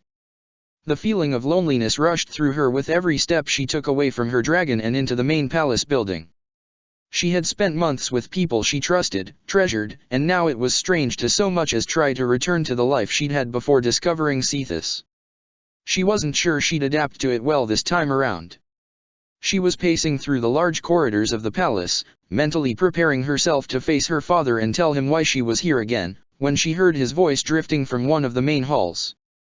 She frowned and followed it, noticing he seemed to be in a bad mood, though whoever he was talking to sounded far more exasperated than the Fire Lord did. "This is outrageous, Oze. How is it even possible that I'd come home to this mess? And he's just acting like it's not his fault, like he didn't do hell knows what to REI and..." "Please, Zhao, calm yourself. I understand the situation is unpleasant, but... there are no more buts to be had, Oze. Not a one. I'm absolutely sick of that bastard by now. I should have drowned him properly as soon as I realized I'd failed the first time." "Zhao," said Oze, with a heavy sigh. Azula finally turned around the corner to find the two men, and she raised an eyebrow as she assessed their heated argument carefully. Zhao had taken off to the capital a few days ahead of Azula, so it was no surprise that he had arrived first. Whatever he'd found at his estate upon his return seemed to have triggered his temper badly, and it was well known that Zhao's bad temper was not something to be trifled with. The man might have lost some of his edge as a firebender, but none of his raw power. It wasn't a good idea for anyone to cross him. And yet it was clear that it wasn't Oze who had angered the admiral. No, Oze was merely receiving Zhao's complaints, which was strange indeed. A man like Zhao, when angered to this extent, wouldn't be likely to stand by lawfulness and ask his Fire Lord to deal with his problems for him. His words had already hinted at what the problem was, though. Azula frowned, hoping to listen to their conversation for a little longer, if she could. Just long enough to ascertain that the source of Zhao's complaints was the arrogant northerner who had failed to earn the admiral's respect entirely. "Do you still give any credit to his claims that he knows secrets we absolutely need about the north?" Zhao asked, looking at Oze in disbelief, because the longer this goes on, the clearer it becomes that this disgusting freeloader is only trying to buy himself a place in nobility, a place he scarcely deserved in his tribe and that he certainly does not deserve here. "I understand your reservations, but I believed you had brought him here because you made something of his claims," Zhao, Oze said, rubbing his forehead with his fingertips. "Are you saying now that you take it back? You no longer believe he can offer us anything of value?" "I may have been foolish enough to give him credit once, but not anymore. He is but a fool, an opportunist and..." Oze sighed again, but upon letting his eyes wander slightly to his right, he noticed someone was standing down the corridor. He raised his gaze in astonishment, but he held back the gasp of surprise that he might have let out if he had been alone. He couldn't allow Azula to notice how much it affected him to see her home once more, even if she was only likely in the palace to report the result of her trip. "Azula," he finally said. Zhao frowned before glancing to his side, finding the princess not too far from where they stood. "Oh, you're back now." "Good," said Zhao, looking at her with unexpected hope. You surely have enough sense to agree with me, don't you? I don't know that I do, considering I'm utterly confused about whatever's happening, Angela said, with an awkward smile. I'm assuming this has something to do with Han, but I don't know what he's done to upset you so much. I came home to find Rei was. Rei, my serving girl, Zhao clarified. Angela nodded in acknowledgement. She's nowhere to be found. She fled. She must have done it weeks ago, once we were abroad. I had always left her to look after the estate and never had she failed me, but suddenly she's missing. And Han, that vile scum, dared pretend he had nothing to do with it. Nothing. As though I was ignorant of how he's been leering at her ever since I first brought him here, merely a month of being alone with him and she fled. He did something to her, I know it. And the rotten bastard refuses to admit it, lying through his teeth and pretending he's innocent. I swear. Well, that's certainly sickening, Angela admitted, stopping next to the two men, though still at a safe distance from them both. But, well, do you have reason to suspect he could have committed serious crimes against your serving girl, perhaps? I have no idea if he'd stop anywhere short of that. Zhao growled. I certainly don't trust him to. That disgusting fool, who's to say he wasn't raised like this? That his putrid culture didn't encourage him to take advantage of women just because he could. There, Zhao said, Jose, breathing deeply. We understand your plight. But you must be aware, we never intended to keep Han around for good. As soon as we knew what he was hiding. At this point, what does it even matter? The bastard can easily be lying when he claims that he has knowledge of any secrets from his tribe. Zhao roared. Angela swallowed hard. No offense, but it didn't sound like a lie, she said. Not everyone's as good a liar as you can be, Admiral. Her words gave him pause, but they didn't change his mind. Zhao looked at Jose sternly all the same, his chest heaving. If you want the truth from him, if you want to unravel whatever he's hiding, be my guest. But I'm done hosting him. He's created nothing but trouble and he deserves to pay the price for it. You mean, you're going to send him here? Jose asked, eyes widening. Curses, Zhao. You're the one who wants to figure out his nonsense. I'm done bothering with him altogether, growled Zhao, shaking his head. If you don't want him at all, then I suggest we send him back to where we came from. His tribe is bound to be more civilized when executing him for treason than I'd be, at this point. Zhao didn't even bother saying his farewells before turning on his heels and storming down the halls. Jose watched his friend leave, surprise and confusion plain on his visage. He turned towards Angela before long, though, finding she was still watching Zhao shrink away in the corridor. The Admiral arrived yesterday, Jose told her. Angela raised her eyebrows before nodding. He said you were successful in your event. That your gladiator chopped off his fighter's hand, too. That was a bit of an accident, said Angela, with a grimace. I offered to pay for a replacement, but Zhao laughed about it. He seemed so unaffected by that, and yet now. I didn't peg him for the type who'd defend a serving girl to that extent. Perhaps she's more than a serving girl to him, said Jose. Angela raised an eyebrow. What do you mean? Oh, I don't know. Not truly, anyhow, Jose said, with a weak grin. At any rate, I'm glad your trip was fruitful. It would appear you're more successful at the Gladiator League every day. Well, I certainly try to be, Angela said, nodding. What are you going to do with Han's situation, though? You had asked me to get information from him, but... You've been otherwise engaged, said Jose. Angela grimaced, growing tense at his words. The friction between them was far from amended, even if she had decided to put it behind her for the time being, and you scarcely had opportunities to see him, too, so.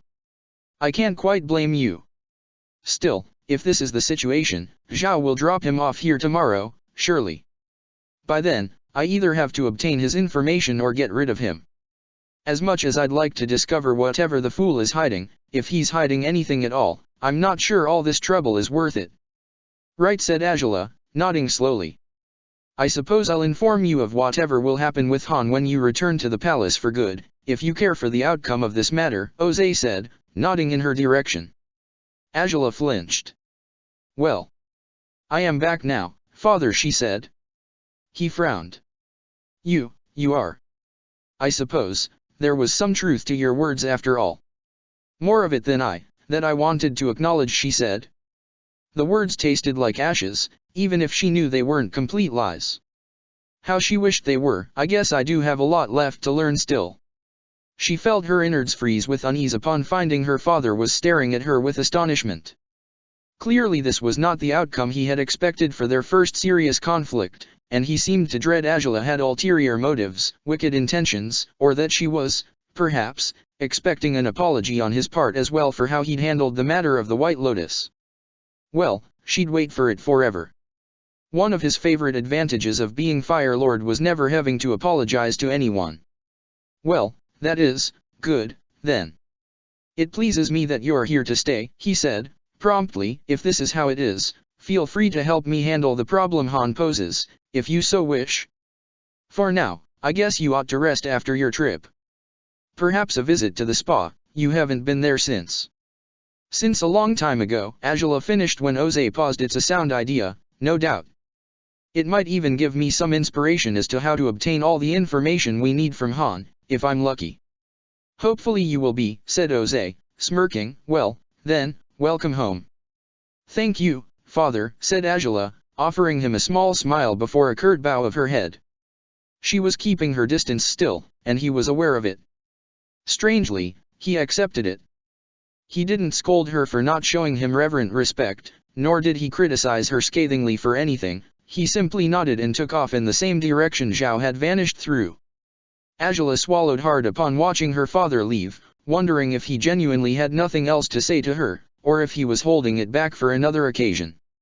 No doubt she hadn't expected him to acknowledge his faults, for in his eyes they weren't faults at all, but it was strange that he wouldn't try to rub his apparent victory in her face upon having the opportunity to do so.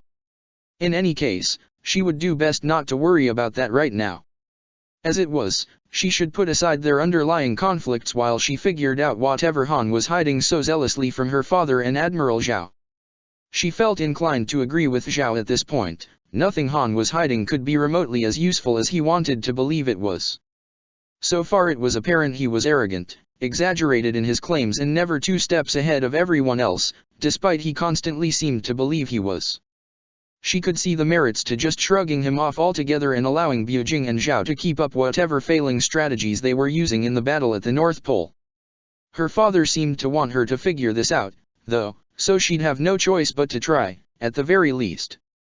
Once she had enough evidence that Han was lying about this matter, she'd be free to forget about him and the problem he'd posed for the Admiral. She mulled over her thoughts as she relaxed in the royal spa, allowing the servants to pamper her thoroughly.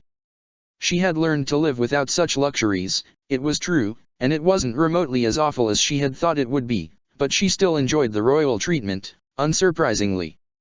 Whether because her father hadn't been particularly upset, or because Han was bound to be easy to unravel, she felt much lighter than she had in weeks, and that might be why she was sitting back and relaxing as her hair was combed to perfection. She couldn't relax too much, though, or for too long. She needed a plan, a course of action now that Han was bound to end up in the palace once Zhao kicked him out. What was the best way to make the fool talk? As far as she could tell, he'd remain clamped down unless he was tricked into believing Angela would genuinely marry him. But perhaps she could trick him, make him think he'd have a chance at it. The thought made her cringe as she walked back to her room, draped in her usual gown. She shook her head promptly, deeply appalled by the idea. While she saw the value in misleading Han, she knew he wasn't innocent, regardless of how foolish he appeared to be. He had already married one princess before. Promises of future affection and glory would mean nothing to him. He wouldn't be appeased and comfortable sharing his secret unless she genuinely married him, or she gave him substantial, believable proof that she was committed to marrying him in the future. And that wasn't something she'd ever do. The mere thought brought bile to her mouth.